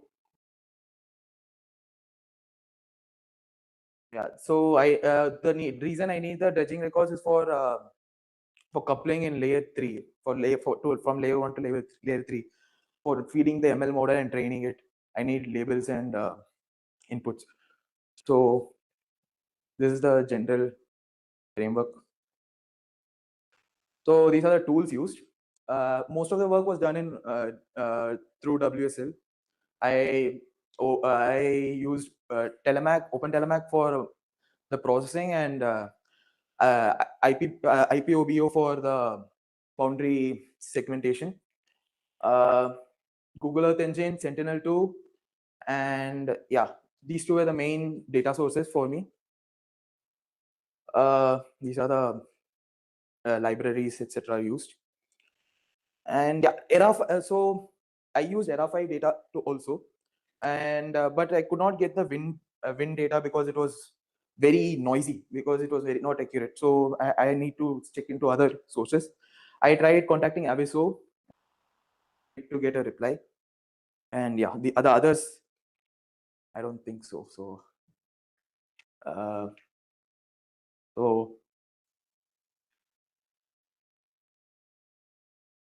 this is what is being done so far. So this is the general mathematic portfolio so far that I built.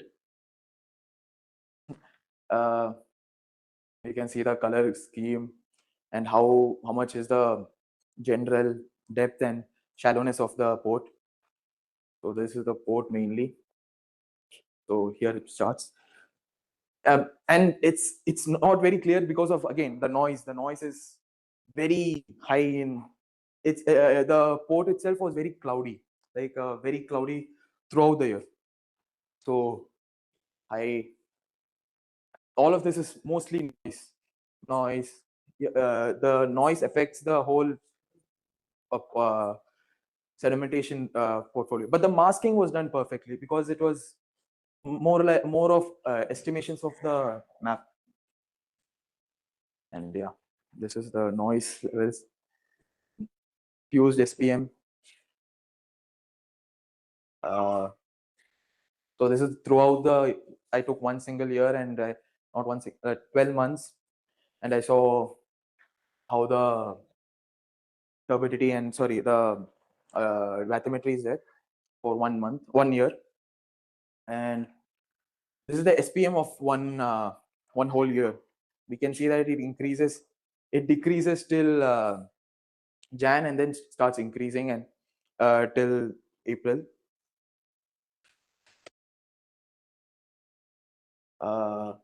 Again, this is again why I cannot find a complete data set, like, because I'm not able to complete the whole process because of invalid data sets and incomplete data sets.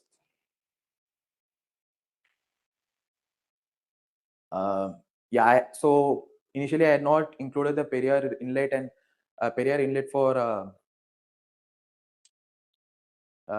considering the tidal effects, but slowly after the Cron deposition rate I included, and it gave a different output. This is purely just by the Perrier River's effects, just the sedimentation rate due to Perrier River. It's quite high. Initially, and I had to recalibrate it. So my model gave that it will be around 390. I think the volume was 390, but the estimated, the actual was around 24. Yeah, 24. So I had to go through why and the reasoning. Reasoning was mostly because most of it was not dredged, and some of it was left as tolerance. Some of it was left as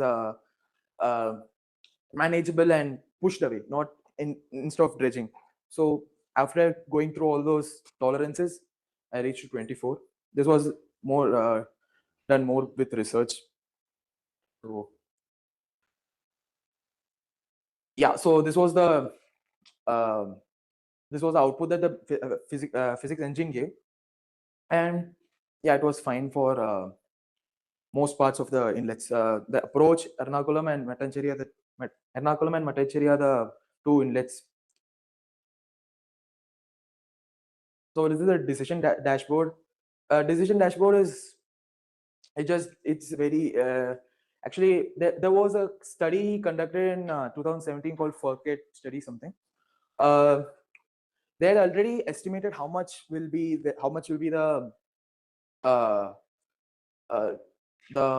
dredged amount that will be done. So that was the only data that I could use to calibrate my physics engine or teach it. That was the only data that I could find for the whole 60 years or something. So the data needed to go to make it more of a predictive analysis. I need CPA's data, bathymetric surveys. I need its wave data. So I got only so far tidal data. I didn't get the wave data because wave data is more dynamic and changes with every time period. So I need wave data specifically. I need the SPM cubes, multiple year SPM cubes that I can build. So yeah, wave forcing. And the river discharge rate is also not very clear. So that also I need to get into. So now this is the predicted timeline. If all the data is completed, hopefully we can move on to the next port, but we need to see. So bottom line, mainly I need, so far I have just I don't have a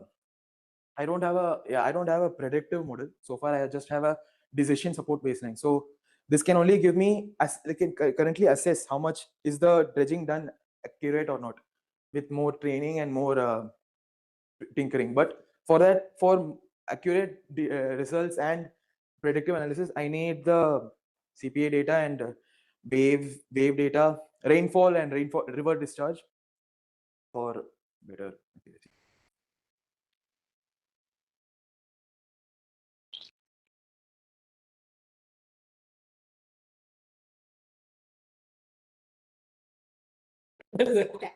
To find data which is not available, but this is a very important.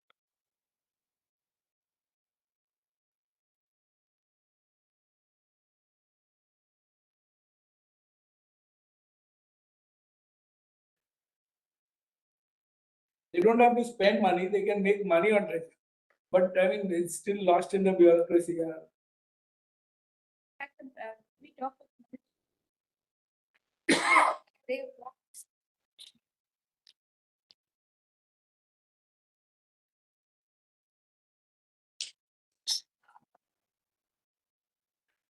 other countries.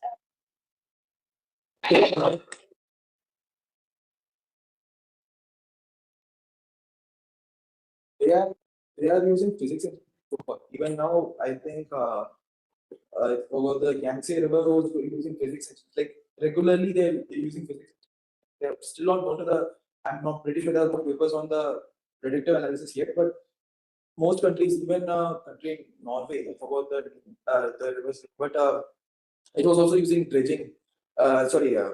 Physics engines for dredging and analyzing the. So if we are able to complete this model for complete the proper model and then move on to the AI, the ML part, the predictive part, then it will be very helpful. I don't have any data. That's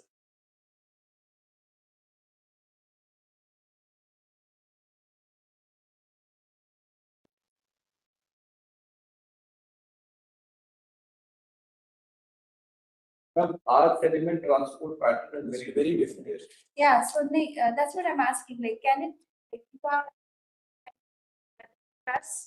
we want an accurate one, then we definitely need data. We need data. So we need to do. So there is another project which is trying to study sediment transport pattern using satellite. Yes. So that all that will get combined with this. Yes. So, I mean, these are separate components Exactly. being built and then they will get combined.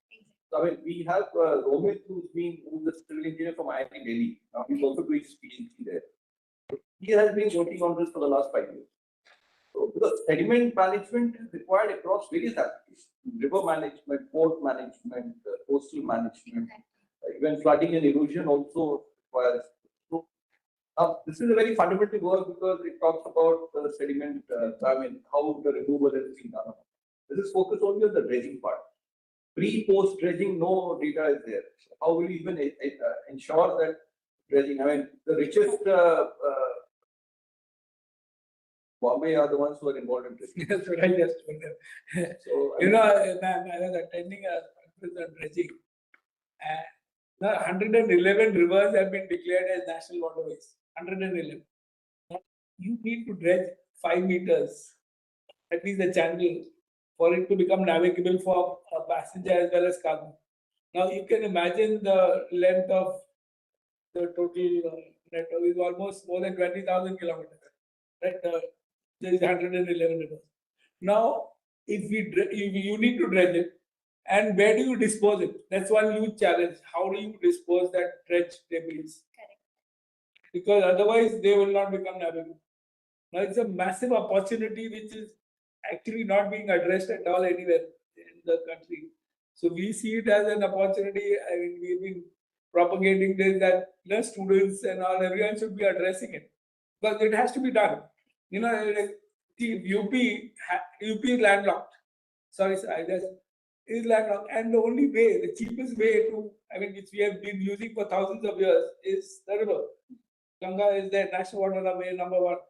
Now, if we can't dredge it, I mean, there was a pilot which was sent a tourist. It got.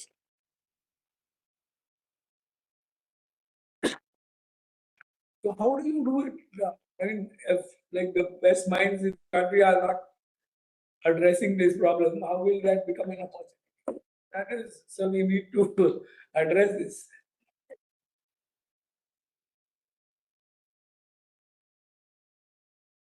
Yeah, this is all connects. This is all converged, ma'am. That's what you are saying. That you Coming to the Yeah, so I mean, we have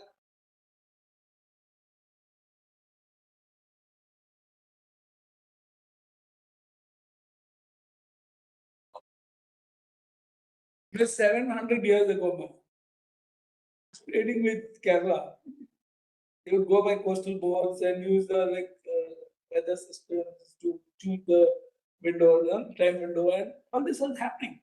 All that traditional knowledge also is being lost. That's why we are like getting students from the liberal arts also to come and populate so much of. You know, people were trading with Indonesia. The Bali Jatra is the biggest festival in Cuttack. Even today, we are trading with Indonesia 2,500 years ago. They would use I had been there to Bali Jatra for the festival. The first Kartik Purnima, the first full moon after Diwali, is when they launched their voyages.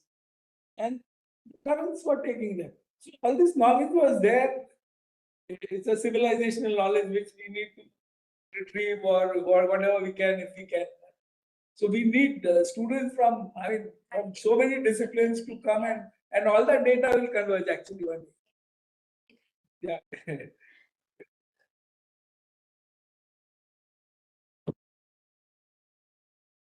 So we have carried elephants on those boats. There are records that we have carried. So you can imagine the stability of those boats and to Indonesia. If you carry an elephant to Indonesia, is Good afternoon, everyone. My name is Sanchit Agarwal, currently pursuing chemical engineering from BITS Pilani, Hyderabad campus. So my project is titled Monsoon-Driven Seasonal Forcing of Marine Biofouling in Indian Ocean Region. So before I begin, let me briefly explain what biofouling is. So whenever ships stay under seawater for a long period of time, certain organisms such as algae, barnacles starts sticking to the surface. Starts sticking to the surface, and over time it goes thicker, which increases the drag which ships face, and which leads to higher fuel consumption and frequent cleaning. So the main objective of my project is to understand how monsoon changes biofouling rates.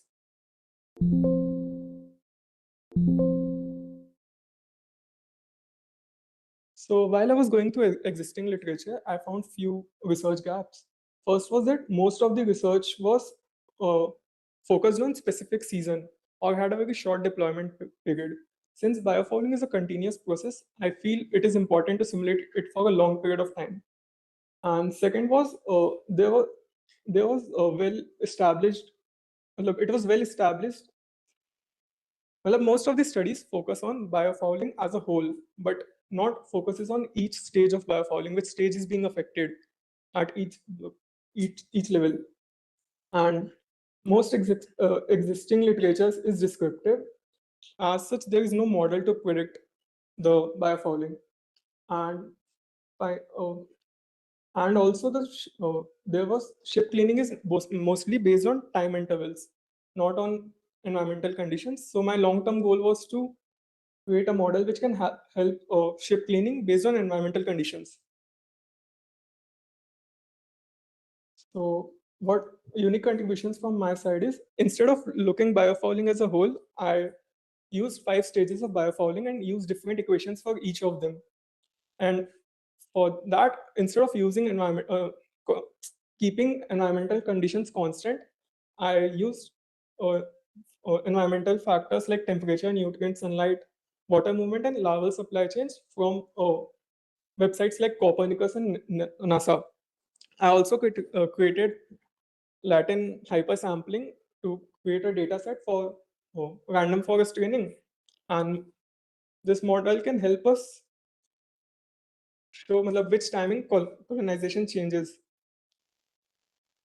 So my methodology was, I used physics simulator. For all 5 stages, I used RK45 method to solve the ODs. Then I created 30,000 different data set using Latin hypersampling, and finally the random forest model was trained for surrogate modeling. So these are the equations I used. These equations have been taken from well-established literatures. These are the 5 stages of biofouling. First is condition filming. This is an organic layer which starts developing as soon as the ship is dipped under it enters the seawater. Second is biofilm initiation. It's where bacteria starts attaching to the surface. Third is biofilm maturation. It is when biofouling matures. The bacteria which has attached matures. Fourth is microfouling, which includes attaching of organisms like algae. Final is the macrofouling, which focuses on barnacle and mussels. And as I said, instead of as monsoon changes the factors, monsoon changes the factors as temperature rises before the monsoon, then decreases during the raining season, and gradually recovers that. And at the same time, shear stress is peak during monsoon season. So I took real data from Copernicus and websites. So one of the main questions is, does season in which colonization start affects biofouling? So for that, I simulated 4 seasons in which biofouling starts: southwest monsoon start, pre-monsoon, winter, and post-monsoon. So as you can see, post-monsoon, when biofouling starts, it peaks relatively faster to others because it already has the nutrients available for that, as compared to that pre-monsoon, because during monsoon the water movement increases, it reestablishes the cycle of growth. So then I finally used R-square method to check the fit, and I found pretty good fit for drag and macrofouling density. And so this is the conclusion and future scope. Key findings was that the season in which colonization starts matters, because eventually they reach same peak, but the time it takes changes significantly. And monsoon does not simply increase or decrease fouling, but it rebuilds the pattern of cycle growth, disruption, and recovery. The surrogate model successfully reproduced the key simulations. Limitations of my was is कि I used real data, but whenever it was not available, I used synthetic data using average of all. And the equations I used was from published literature. And in my model, I don't consider that ship has been cleaned in between. And future scope is we can integrate this model with ship performance and fuel to recommend optimal cleaning schedules. And it can be validated using biofouling observations from field deployments. Thank you.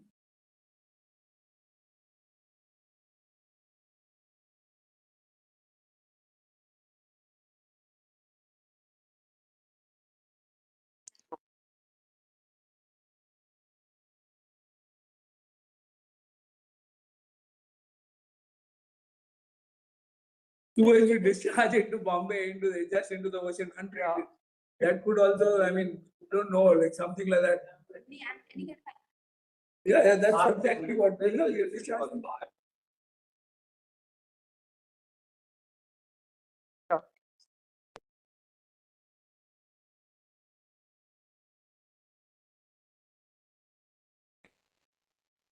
Also be talking about static one.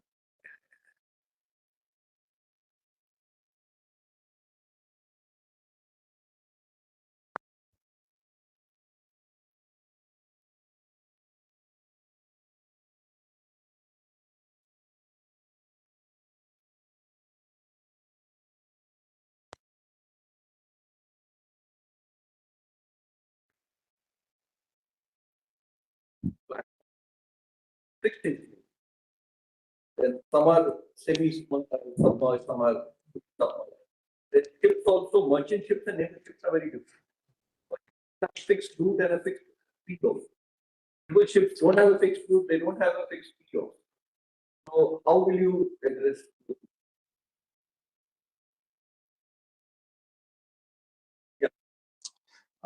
So hello everyone, I'm Siddharth and I'm pursuing mathematics and computer science in BITS Pilani, Hyderabad. And so I'll be continuing off of his presentation. So basically what biofouling is it's the growth of these biological organisms on the ships and oil rigs or any kind of marine structures, right? So we are trying to model biofouling as a part of these 5 stages that we've classified the biofouling into, and we've assigned a differential equation to each stage, and we're looking at biofouling as these 5 stages and we're analyzing it. So my project is to do parameter sensitivity analysis of basically trying to understand which factors are important to the growth of these organisms and why they do affect it, and which factors affect which stages of the biofouling as well. So why do we need to study this, right? Biofouling has costed the global economy around $30 billion in just higher fuel use and maintenance and dry docking. So that's a lot of money, and it needs to be dealt with. Along with that, it can also push penalties to around 80%, where it can cause friction and it can cause like changes in temperature as well, which affect the performance of the ships and oil rigs. Another thing is Indian Ocean waters have not been studied that much, right? And our biofouling rate is around 2 to 4 times compared to international waters. So it's important to study the Indian Ocean region particularly. And there's also a model gap where not many differential equation models have been made, and they haven't quite gone into this part of the literature. So what I am trying to do is I'm trying to model this biofouling mathematically and apply a statistical method called global Sobol-Salitali analysis, where this is a statistical method that gives me a matrix saying this factor is more important than the other. So that's a mathematical method that I'm using to analyze these differential equations. And not only that, but I'm doing a one at a time analysis where I'm studying each of them specifically as well to get a complete picture of what's going on. So after doing all of this, my eventual goal is to make a sensitivity matrix which can be used as weights for machine learning models subsequently. So along with that, not only the 5 differential equations and one at a time analysis, I've also included these 3 factors which are more real life related, right? So in a lab, you don't usually experience this, but in real life, what happens is the nutrients can sometimes penetrate through the layers of biofouling, and that affects how they grow, and different species have different growth rates and stuff. And another thing is substrate inhibition due to pollution in the waters. So depending on how polluted the waters are, or what is there in the water, sometimes the substrates are inhibited and the biofouling doesn't happen as it should. So that's also a factor I'm considering. And another thing is biofouling is not a it's not a static process, it's very dynamic. So what happens is oftentimes species compete for space, and that can result in changes in growth rates and stuff. So these are the factors I'm considering, and I've done the analysis, and I've calculated two key metrics. So one is thermal performance penalty, and the other is hydraulic friction penalty. So as the names say, they're penalties that increase temperature or friction, and that cause economic burden to the ships. Yeah, so this is the methodology I've used. So first, you change the parameters. You apply a plus minus 20% to give it a error, and then you calculate constants, and then eventually these are used to run the models, and then calculate coefficients after. So right now these are just dummy results that have been calculated using like an 80,000 data set data. But the thing is, it depends on what kind of ship it is, or what kind of, if it's static or dynamic. So I can't really show you the exact results, but because we've considered like how the ship is moving, the ship speed, and what kind of water it is as well. But this is roughly how it's going to look, and this is a factor that goes from 0 to 1, and where 1 being it is more important than the others. Also performed one at a time analysis, where looking at them in each stage, as he's already explained. So each stage, so it forms a conditional film first, and then slowly it builds over that. So another key insight that this gives us is, so the hard macrofouling is the thing that causes the most penalties. So the stage 5 until stage 4, it's very gradual. But as soon as the hard microfouling starts, the penalties shoot up abnormally. So this is where we have to tackle the issue. So yeah, the deliverables that I've produced are the sensitivity matrix and a heat map, and these can be used to do more elaborate and specific field campaigns eventually. And yeah, this is used to train their models that they've made. And yeah, also coming to the limitations, the models are obviously not perfect. The statistical methods have this limitation where if it assumes that every single parameter that we've considered is independent of each other. So that might not be the case sometimes, and that can lead to some errors or problems.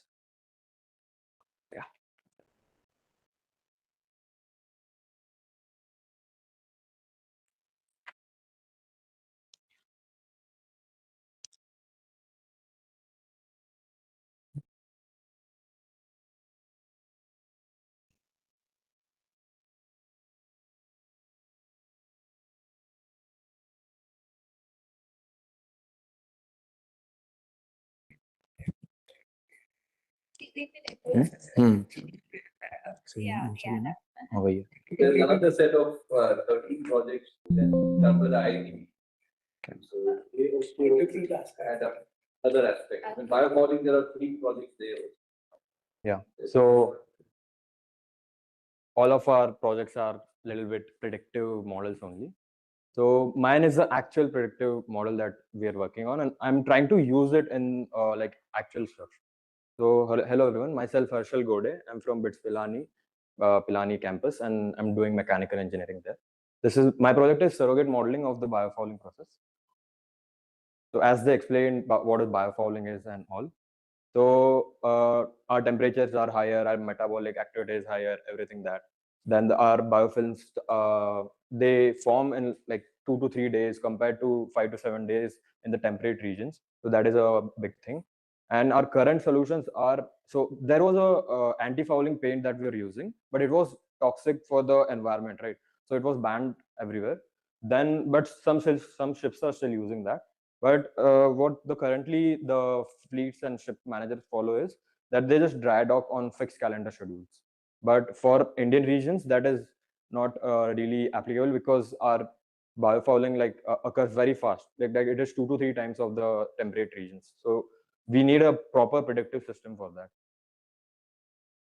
As I explained, the 5 stages, and these are like based on chemistry and biological process, but they are using different ordinal equations that we are mapping using normal calculations and all. I'll explain them in depth here. So the conditioning film, in that organic molecules adsorb onto the hull.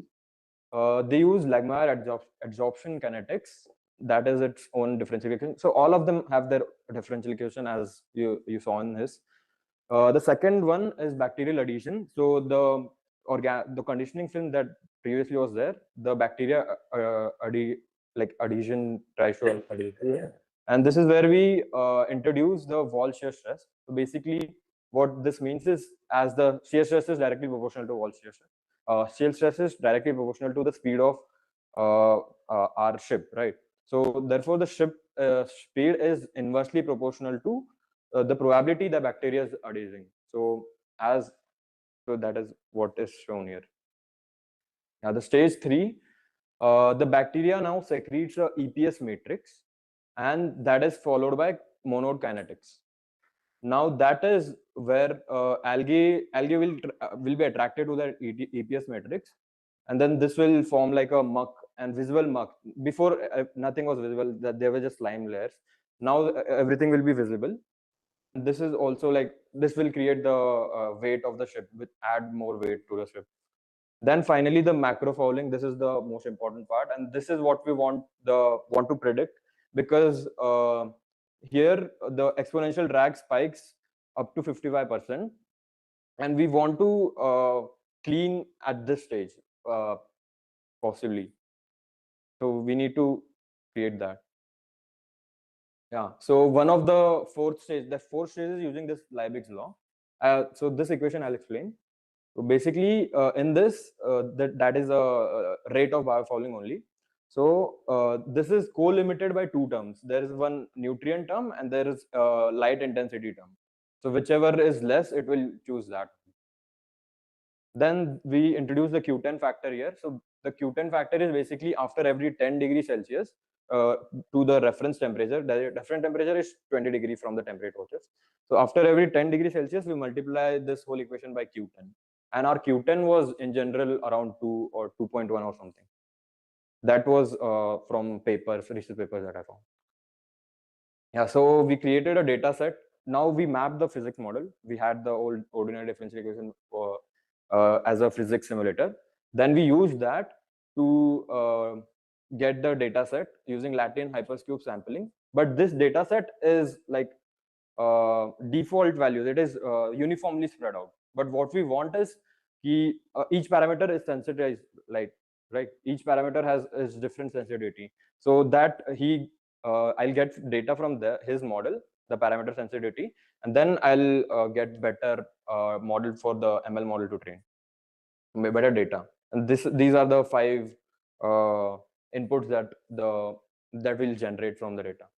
Then I trained that data on the random forest surrogate model, and I'm getting a very good response time through that. So yeah, so some of the outputs were biofilm thickness, microfouling, macrofouling, and then drag increase, all those, right? But the biofilm thickness and microfouling were kind of failing because they form very early in the stage and they get saturated very quickly. Like in 5 days only, the whole biofilm forms. But we can't predict it because there is almost no variance in the data.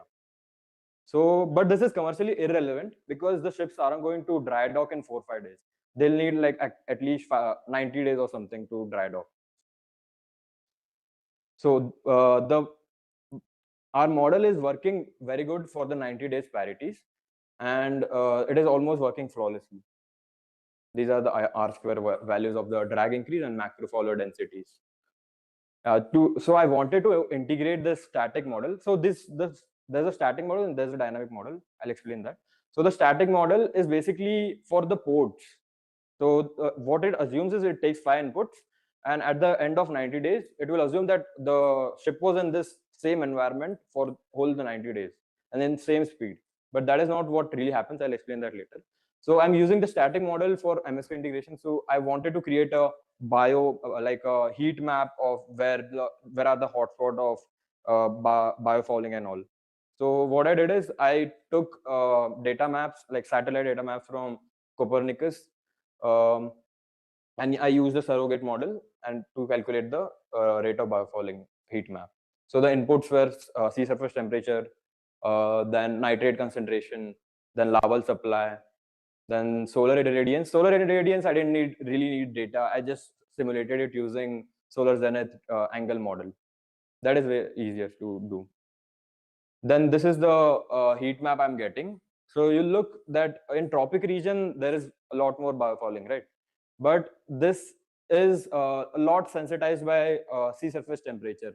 But then I'll get the sensitivity rank matrix from him. Then I'll know which parameter is more working, and then they'll map out properly to get a better heat map. Yeah, so the dynamic model that I talked about. So the ships, they don't generally stay at a single port for 90 days, right? They move places, they have routing, they have to do stuff. So for the dynamic model, it will assume that if we will give it a timeline of the ship's route. So like at timestamp 1, timestamp 1, 2, then it will calculate the speeds. Then the model will take the environmental parameters from whatever timestamp it is there. Then it will try to calculate the final biofouling, and it will plan a schedule for you that whenever you want to remove the parts, do the dry docking and all. So the previous model was a 90-day single shot 90-day predictor. But what we want right now is to calculate day by day. Like I'll give it timestamp 1 and timestamp 2 days, and it will calculate accordingly. That is what we want, and it will show the current hull conditions, drag penalties, and it will give the cleaning schedule. It will also like give better routes, like where it should go from to avoid more biofouling. Yeah, so the current contributions are that I created the 5-stage physics simulator, then the 80,000 scenario data set. Then I trained that on my random forest surrogate to get near perfect 90-day drag and macrofouler predictions. Then I integrated this into the MSP platform by creating a heat map of the biofouling data. And the opportunities ahead are to integrate live AIS and satellite data for the biofouling prediction, and try to validate this using IOR data, which will get afterwards, because there is no IOR data. I try to validate it using temperate region, but yeah, it works there. But the thing is, temperate region and tropic region have different species and all. It's very different. So we'll need more data to work on that. Thank you. You can't get a polar bear and put him in the Sundarban. True. It's an apex predator. He can swim and hunt in the sea, on land, but it can't replace the Royal Bengal tiger.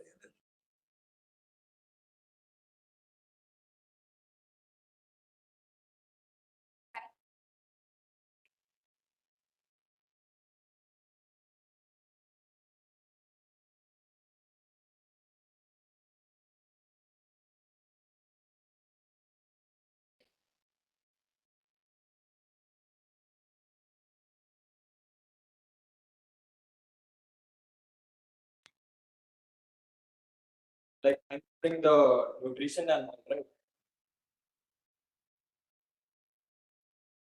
The whatever the it affects the nutrition, right? So it will take that also.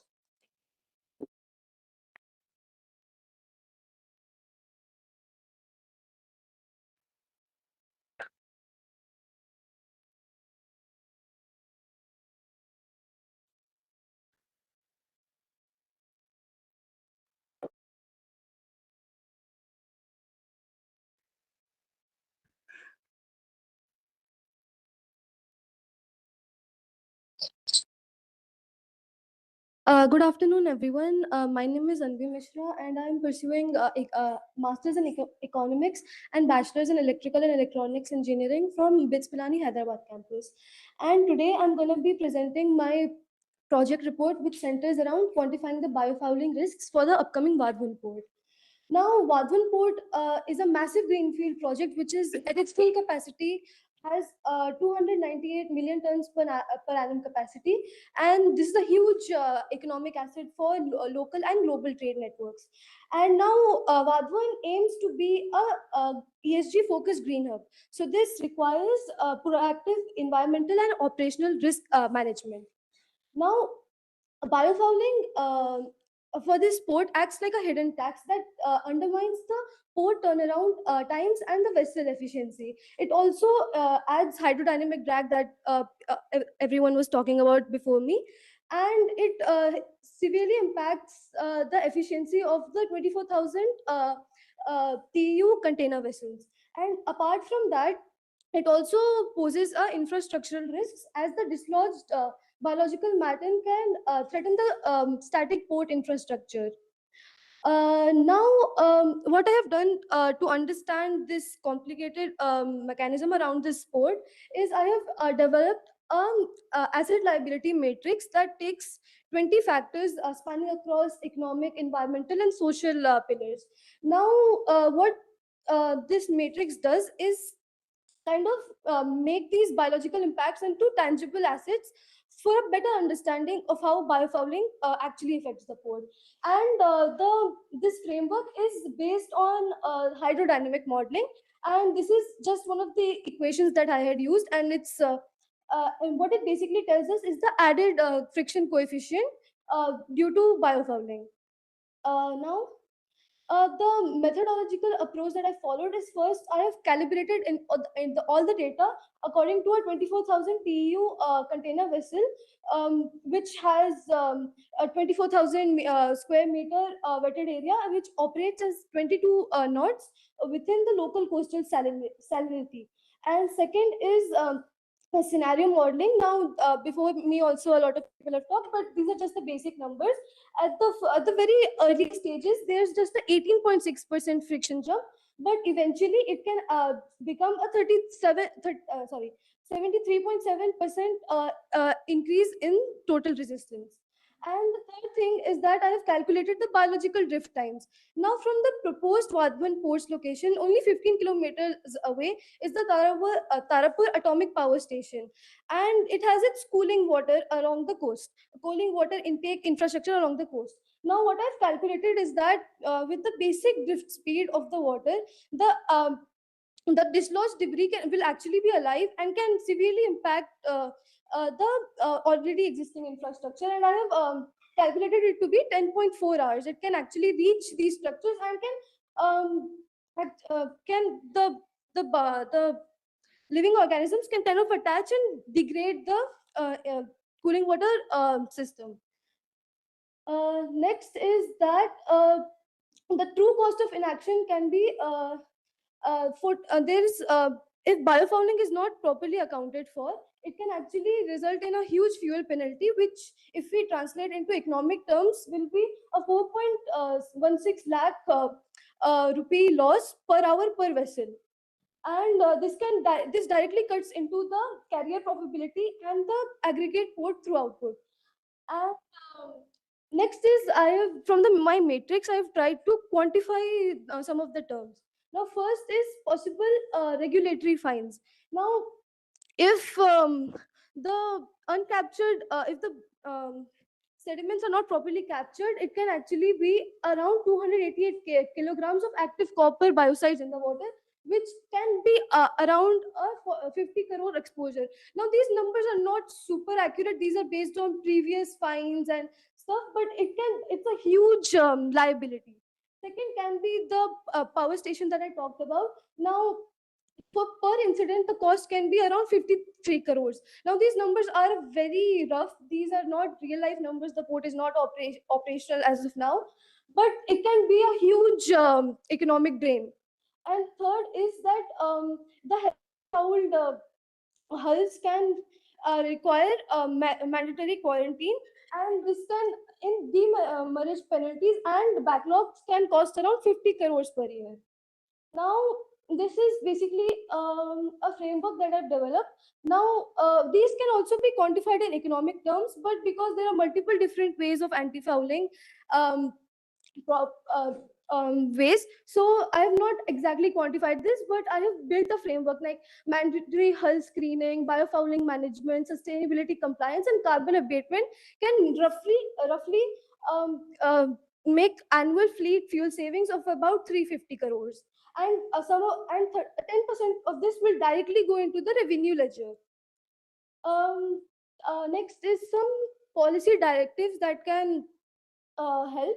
First is standardized hull condition assessment, in which a formal port regulation can require all vessels with significant stationary periods to provide verifiable, non-invasive hull condition data prior to berthing.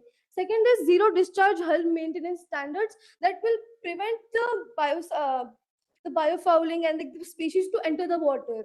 And third can be a biofouling risk mitigation framework, which can take the oceanographic data and to inform predictive maintenance schedules. And with that, I end my presentation. Thank you.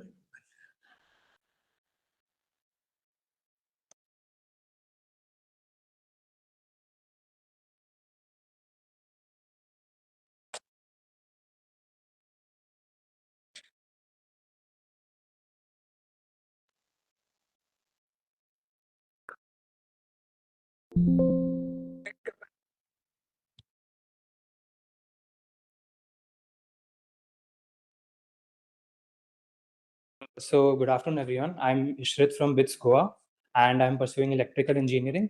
And today I'll be presenting my project, which is on the topic, the detection and mapping of fish farms and seaweed cultivation zones, specifically in India. So this is what I'll be covering for the next few minutes. And okay, so addressing the main problem, India is one of the largest aquaculture producing countries in the world. Yet, if you ask where these offshore farms exactly are located, nobody would have a proper answer. And the thing is that this information, this data, all of it exists, but it's scattered across half a dozen agencies like the CMFRI, the MPEDA, all of these, each of these agencies, they have a fragment of this data, but they're not willing to communicate with each other. And that leads to a very big institutional gap in India's blue economy.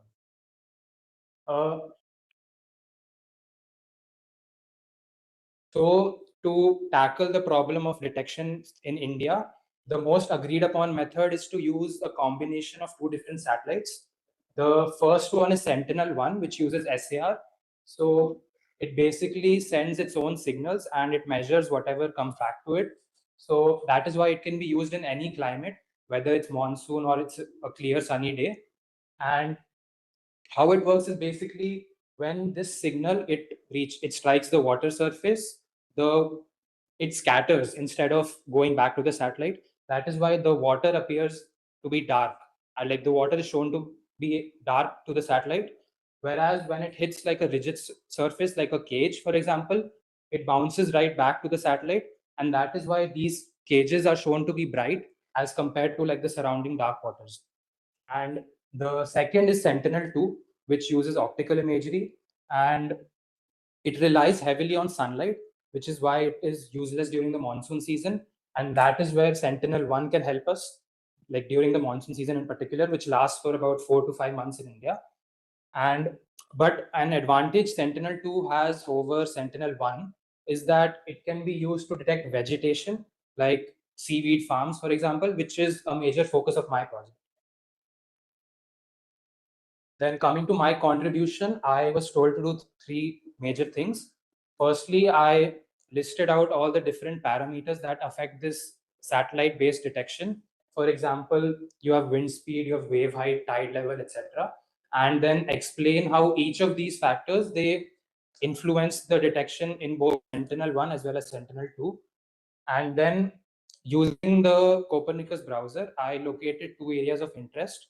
The first is a well-known fish farm site off the coast of Chipikulam, and the second is a seaweed farm site off the coast of Mandapam.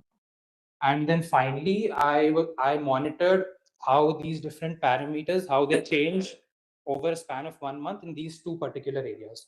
So it is mostly just theoretical stuff. Then, so coming to what affects SAR detection in particular, so firstly, the wind speed and the wave height, both of them go hand in hand, and they both basically, they roughen the sea surfaces, and then this causes trouble in locating like the floating cages. And then tide level matters, as it shows us how much the cage is actually above the water.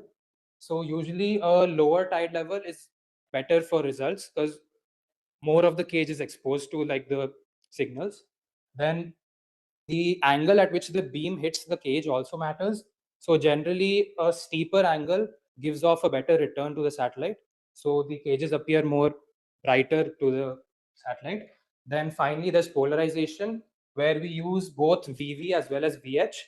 And VV takes care of the more smoother surfaces, whereas VH takes care of like the rougher and the messier surfaces. Then optical detection has its own list of 5. So the first and the most important one is cloud cover. A higher cloud coverage makes it tougher for optical detection because of the lesser sunlight. Then there's sun glint, which is the reflection of the sunlight off water surfaces. And it basically makes the water look bright instead of cages. Like the cages are also bright as well as the water. And this makes the water indistinguishable from the cages that are around it. Then there's turbidity. So often at times these suspended particles, they get confused for stray cages, and they get confused for stray farms, and that leads to the creation of like false data. So like something that it is not there is perceived to be there. Then, as I mentioned earlier, tide level, it matters because it shows how exposed the farm actually is. And finally, the sun, the angle of the sun, it changes how the shadows and the brightness is throughout the day. So these are the 5 for optical detection. And yes, so these are the 2 sites that I located. On the left is the seaweed farm site, which is off the coast of Mandapam. And this image is from the Copernicus browser. And it shows like a green patch floating in the water that is slightly away from the coast. And that is how you identify a seaweed farm per se. And on the right is the fish farm site, which was off the coast of Chipikulam.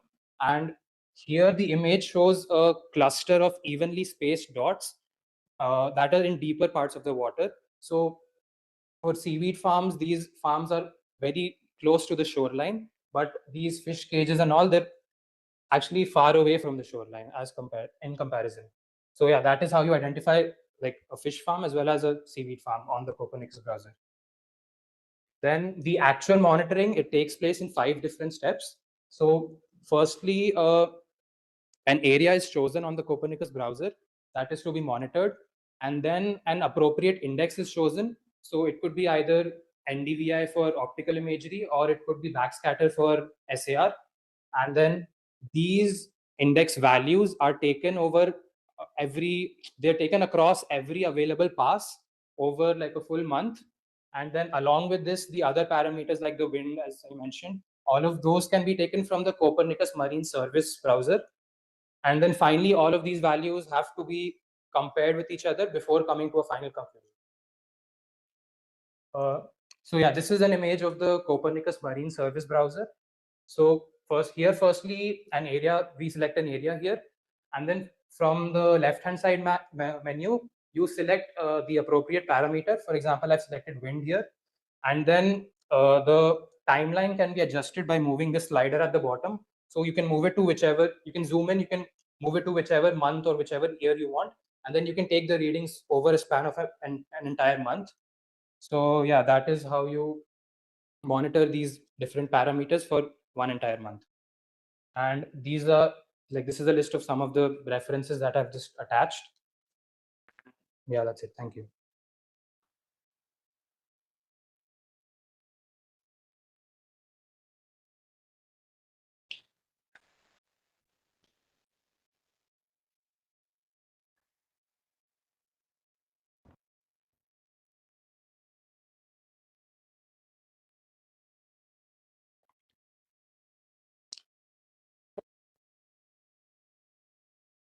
A very good afternoon, everyone. My name is Sridhar Paguraman. I think it says here. Right. Thank you for joining for the presentation today. I think having witnessed all the comments, I do feel that we are moving in the right direction. Let me share my presentation. So, as the last presentation for the day, I will essentially be summing up over the broader angle as to what we are doing here. What is it that we are trying to achieve? All these presentations that we see, all these projects that we see. What is it that we are trying to achieve here? And how we are integrating them, all of them, into a single complex system.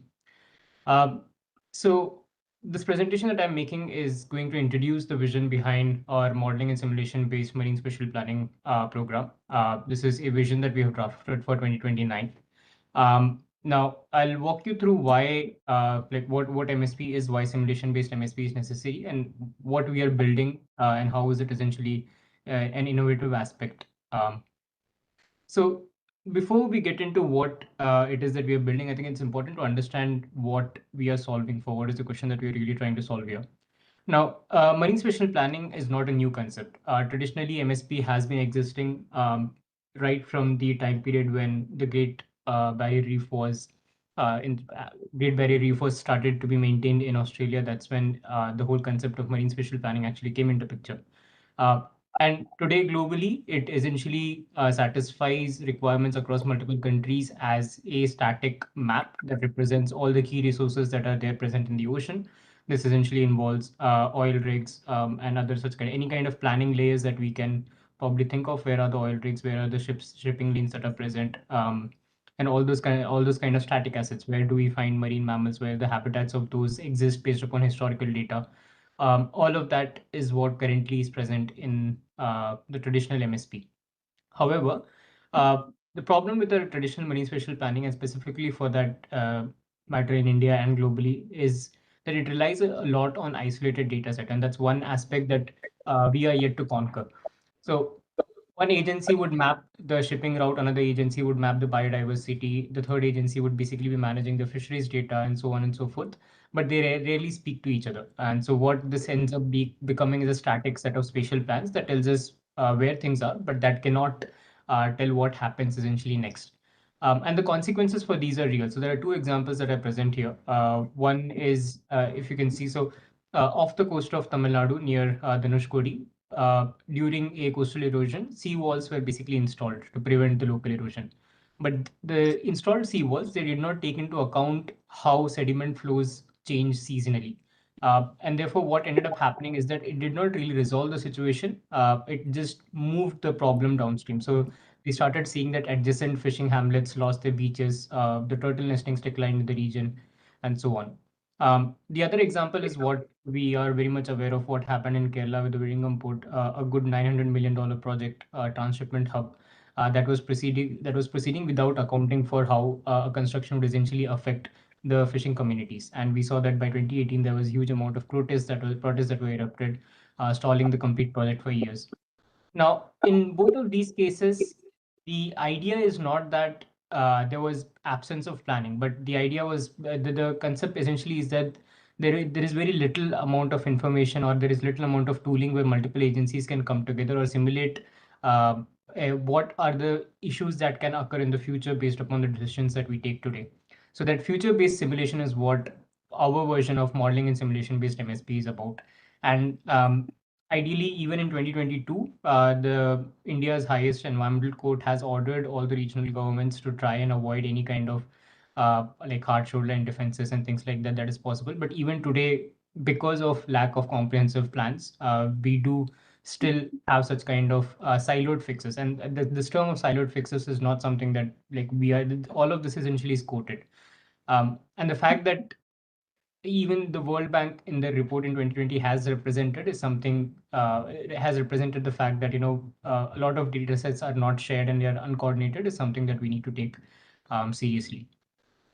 So what does our modeling and simulation essentially come into picture? And this is what you would have seen from all the different projects that we have that have been presented before me.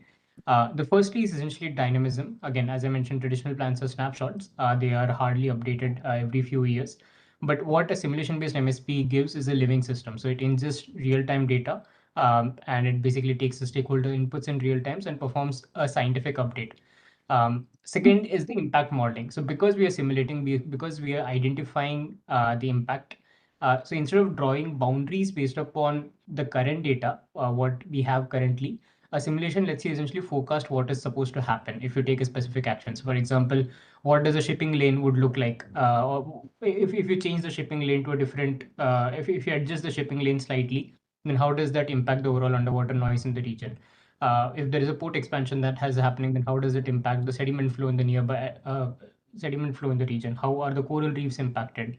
Again, a good example would be what oil spill drifting. So once an oil spill occurs, where does it drift? What essentially happens? So a kind of a future planning, a kind of impact modeling is what this MSP brings together. And this is what together we produce as a modeling and simulation based spatial planning. Now, in terms of the architecture of how we build this particular product, and this is a single product, this is a single tool that I'm talking about. In terms of the architecture of what we are building, at the top, we have a diverse set of data streams that are coming into picture. We have oceanographic data, we have ecological data, vessel traffic, human activity patterns, infrastructure information, and so on and so forth. All of this essentially feed into simulation engines. These simulation engines could be hydrodynamic models or ecosystem-based models, climate projections. Again, every single project that we saw today essentially relied on either a mathematical or machine learning model that was supposed to simulate, the impact of what is supposed to have, what the impact that is being generated, or simulate the outcome of a given set of data sets. Now, all of this essentially feeds into an impact analysis layer. And this is where the platform answers most of the questions, like what happens to this reef if we reroute the shipping, or we saw some work that was happening around storm surge modeling. So if we take the same aspect of cyclone Sidr or cyclone Amphan with an increased level of seawater or sea water level, then how does that impact today, or let's say 5 years down the line, or 10 years down the line? That's what the impact analysis layer essentially brings into picture. And throughout this aspect, we are bringing in the community engagement and stakeholder consultation as a parallel layer across all of this. We have made visits to some of the coastal regions off the coast of Gujarat and other places and try to identify what is it that the actual coastal community is looking for. And we're trying to develop a system that is more useful to them, as well as also something that they can provide inputs to. So on the left, what you see is what we are developing as the Marine Spatial Planning Toolkit, and the broader vision is to integrate the 6 different initiatives, as you can see. The underwater noise mapping, coastal and riverine flood risk, coral bleaching and risk forecasting, oil spill drift simulation, blue carbon ecosystem health, and marine biodiversity and habitat suitability. Every single project that we saw today fits into one of these 6 different initiatives. If you look at the image on the left, which essentially showcases the tool, we have multiple planning layers. The idea is that a user essentially selects those planning layers, and we perform a simulation and give an output. So instead of giving just what the AIS traffic is, what we are representing is what is both the source level of noise generated by the ship, so the noise generating from the propeller of the ship, as well as the overall noise that is being generated for the region. Or along with the transmission loss and everything. Along with that, we have wind noise. We have a lot of other such kind of elements, again, as I will explain as we move forward. Now, the first initiative of underwater noise modeling, this essentially involves wind-driven noise, rain-driven noise, and shipping-related noise. All of this essentially, because any kind of ocean noise fluid has two major natural contributions. So you have the wind-driven wave breaking and as well as the rainfall impact that is being generated. So, and both of these are particularly significant for the Indian Ocean region because of the kind of monsoon that we see.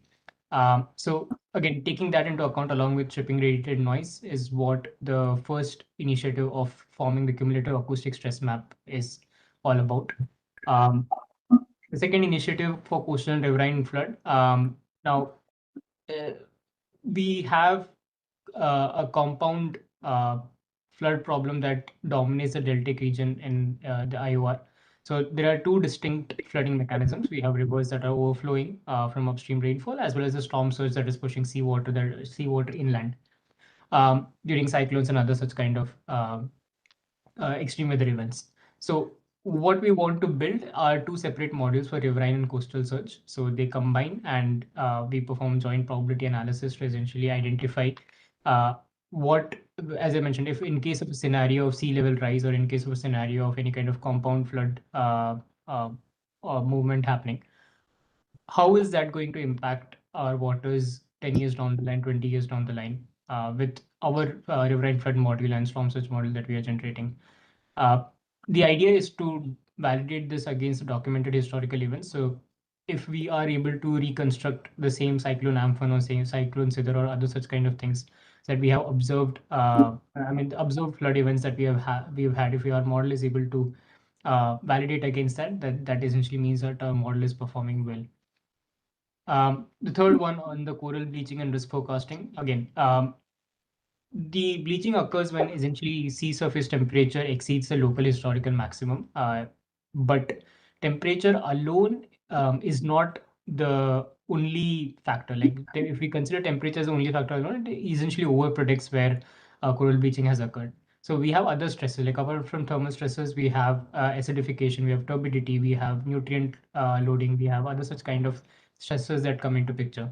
So in order to be able to identify a thermal refugia, we need to be, or basically the areas which are consistently cooler and the areas which are not, the areas where coral reefs are not impacted, we need to understand what are the different factors that affect. So building a model around all those different multiple stresses is what we are working on. And the idea is again to be able to identify which are the high priority coral reefs or coral regions which we can preserve to begin with first. And then move on in terms of identifying how to mitigate the impacts. The fourth work, again, oil spill drift simulation, two independent parts of this work. The first one being to identify oil spill, and the second aspect is to in terms of simulating the drift of the oil spill, given the multiple scenarios of different ocean region, different monsoons, because we even with different monsoons, different wave heights, the flow of water, everything changes how the oil spill essentially drifts. And as we'll talk further, none of these initiatives are actually independent. All of them come together and they talk to each other. So an oil spill essentially tells us what coral reefs are going to get impacted. So again, both of these modules come and talk to each other. So that cross-layer intersection is what makes this MSP like a key player in this work. The fifth initiative is the blue carbon ecosystem health, where we essentially try to map because right now, even we do not have any kind of mapping of the existing set of mangrove and seagrass extent. So the idea is to first perform a mapping of where we have it. And after that, from those baseline, quantifying where the existing mangrove and seagrass can actually thrive based upon the environmental conditions and other factors. So that's the larger idea behind the blue carbon and ecosystem health. The sixth and the large initiative is around marine biodiversity and habitat suitability. So this essentially includes mapping of fisheries, sea turtle, cetaceans, and any other such marine mammals that thrive underwater. The factor that we are considering is not, so the historical data of where the presence of these marine mammals were essentially tells us only, they are skewed. Those results are skewed because they depend based upon where the sensors are and where the sensors could actually capture those marine mammals. They do not take into account the habitat those marine mammals require to thrive. So we look at it from the other way around. We look at for example, the content of chlorophyll, because the content of chlorophyll essentially tells us the feed for these marine mammals. So where the content is higher, we know for a fact that the microorganisms that are required as a food for these marine mammals are higher. We therefore map that as a suitable habitat for marine mammals, and not just based upon historical record of where these mammals have been seen. So adding both of them essentially gives us a habitat suitability model to tell us which habitat is suitable for which type of marine species. And that's what this work essentially is all about.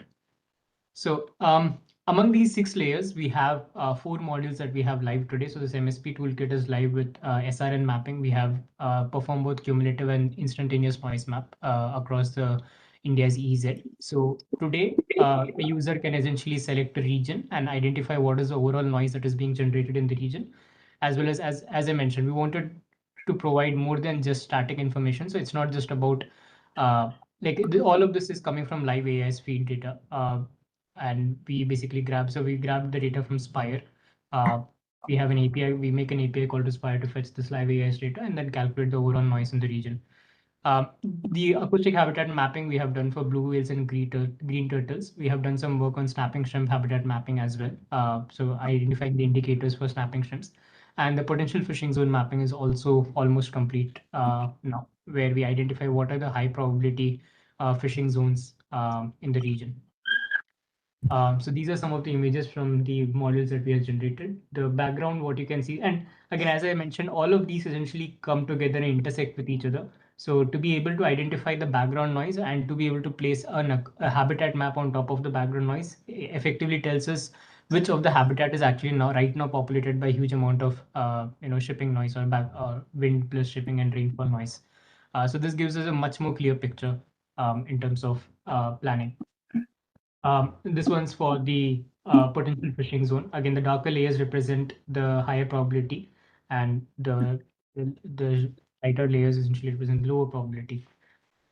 Every single initiative that we run, as I mentioned, is coordinating with each other. None of them is independent. So initiative of underwater noise mapping, it provides us with the noise compounds that directly flows into the coral bleaching and risk forecasting, because again, noise is one of the aspects there. Noise is again one more factor for marine biodiversity and habitat suitability. So it flows in there. Oil spill drift simulation flows into blue carbon and ecosystem health because they affect mangroves, they affect corals, they affect multiple biodiversity in the region, and so on and so forth. So the key idea is for us to have a cross-initiative tool where every layer feeds into each other and provides a better planning. This matters mostly for India because first, extreme variability. Now, India's coastline faces like some of the highest climate and human activity variability than any other region. And a static map does not satisfy our requirements there.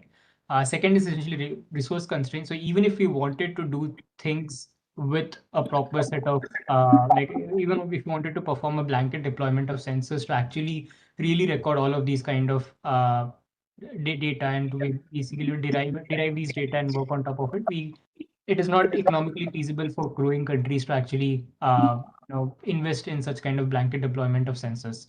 The third is data fragmentation. Now we know that marine data sits across multiple agencies, MOEFS, MOEFCC, and all the other different kind of agencies, but there is no single platform that gets integrated, all of that gets integrated into. So this MSP is expected to be a platform where both the data can be fed into as well as the data can be pulled out of. So we have public APIs that agencies can push data into and basically work along with each other, as well as pull data from what we have generated or what we have simulated and ingest that into their own platforms for their own work. And the last one essentially is governance complexity. Today, we do not have a single authority for marine spatial planning, even though it is being pushed extensively across the globe. When we do derive such a such kind of a tooling essentially will reduce the complexity of the governance when it comes to marine spatial planning. So this is what we identify that by 2029, this platform will essentially integrate all these 6 simulation-driven initiatives into single decision support tool, as we call it. Most of the initiative that we are doing uses either open source data, and in very few places we have relied on data that we do not opt in open source. And again, as I mentioned, 4 of the modules are already generated. The remaining initiatives are scoped. So we are hoping to deliver by 2029 the vision that we have for MSP. that is all from me. Thank you.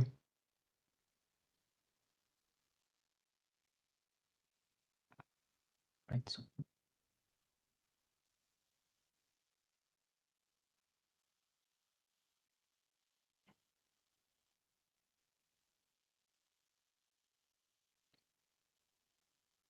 Sir, any comments? Anything, sir?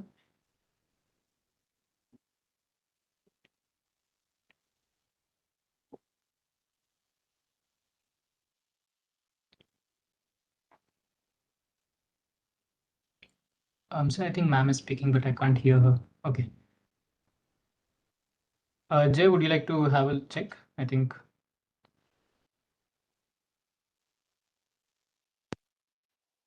Yes. Yeah, okay, I can hear you now. I can hear now. Sorry. Yeah. Thank you.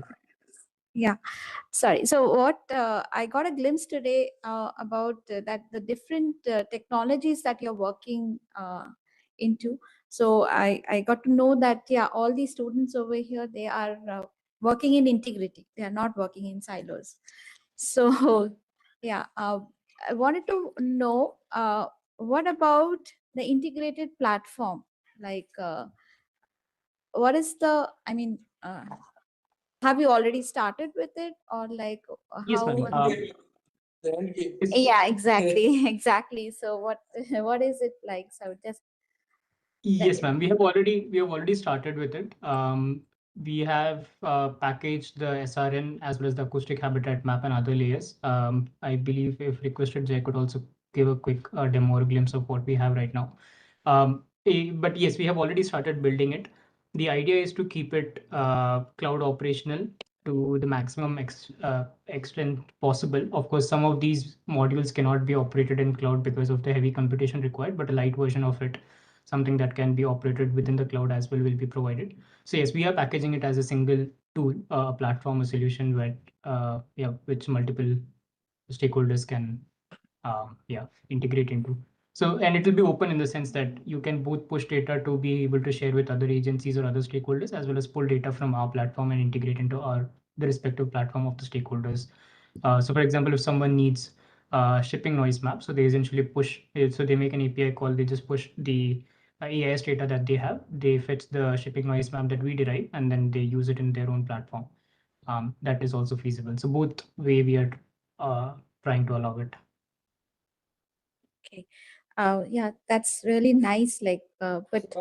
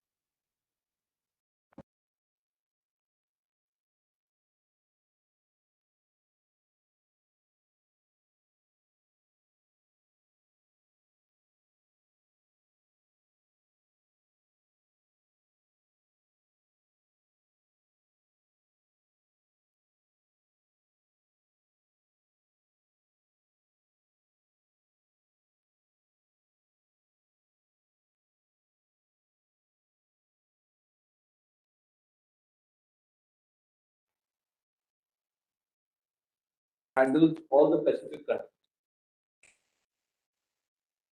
The MSP platform can be deployed for those countries. Not collaborating. She just messaged me that this are open to collaborating with anybody. I mean, we have built this platform. This can be used by anybody. And this is very much dynamic in the sense that, like most of the platform you see, we collect data and then that data only captures that day's event. Now, what will happen tomorrow, what will happen day after, what will happen 10 years later, no idea. So, ours is, since it's a modeling and simulation based thing, it is very dynamic. And regularly, this will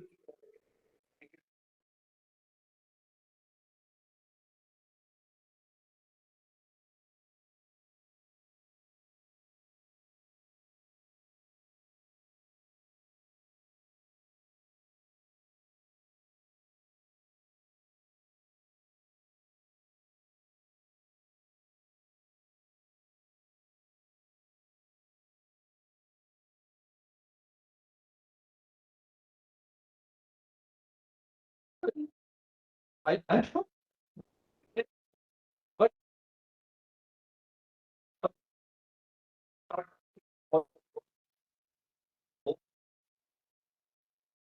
choice we have to do. I think that the party can bring support from non-profit.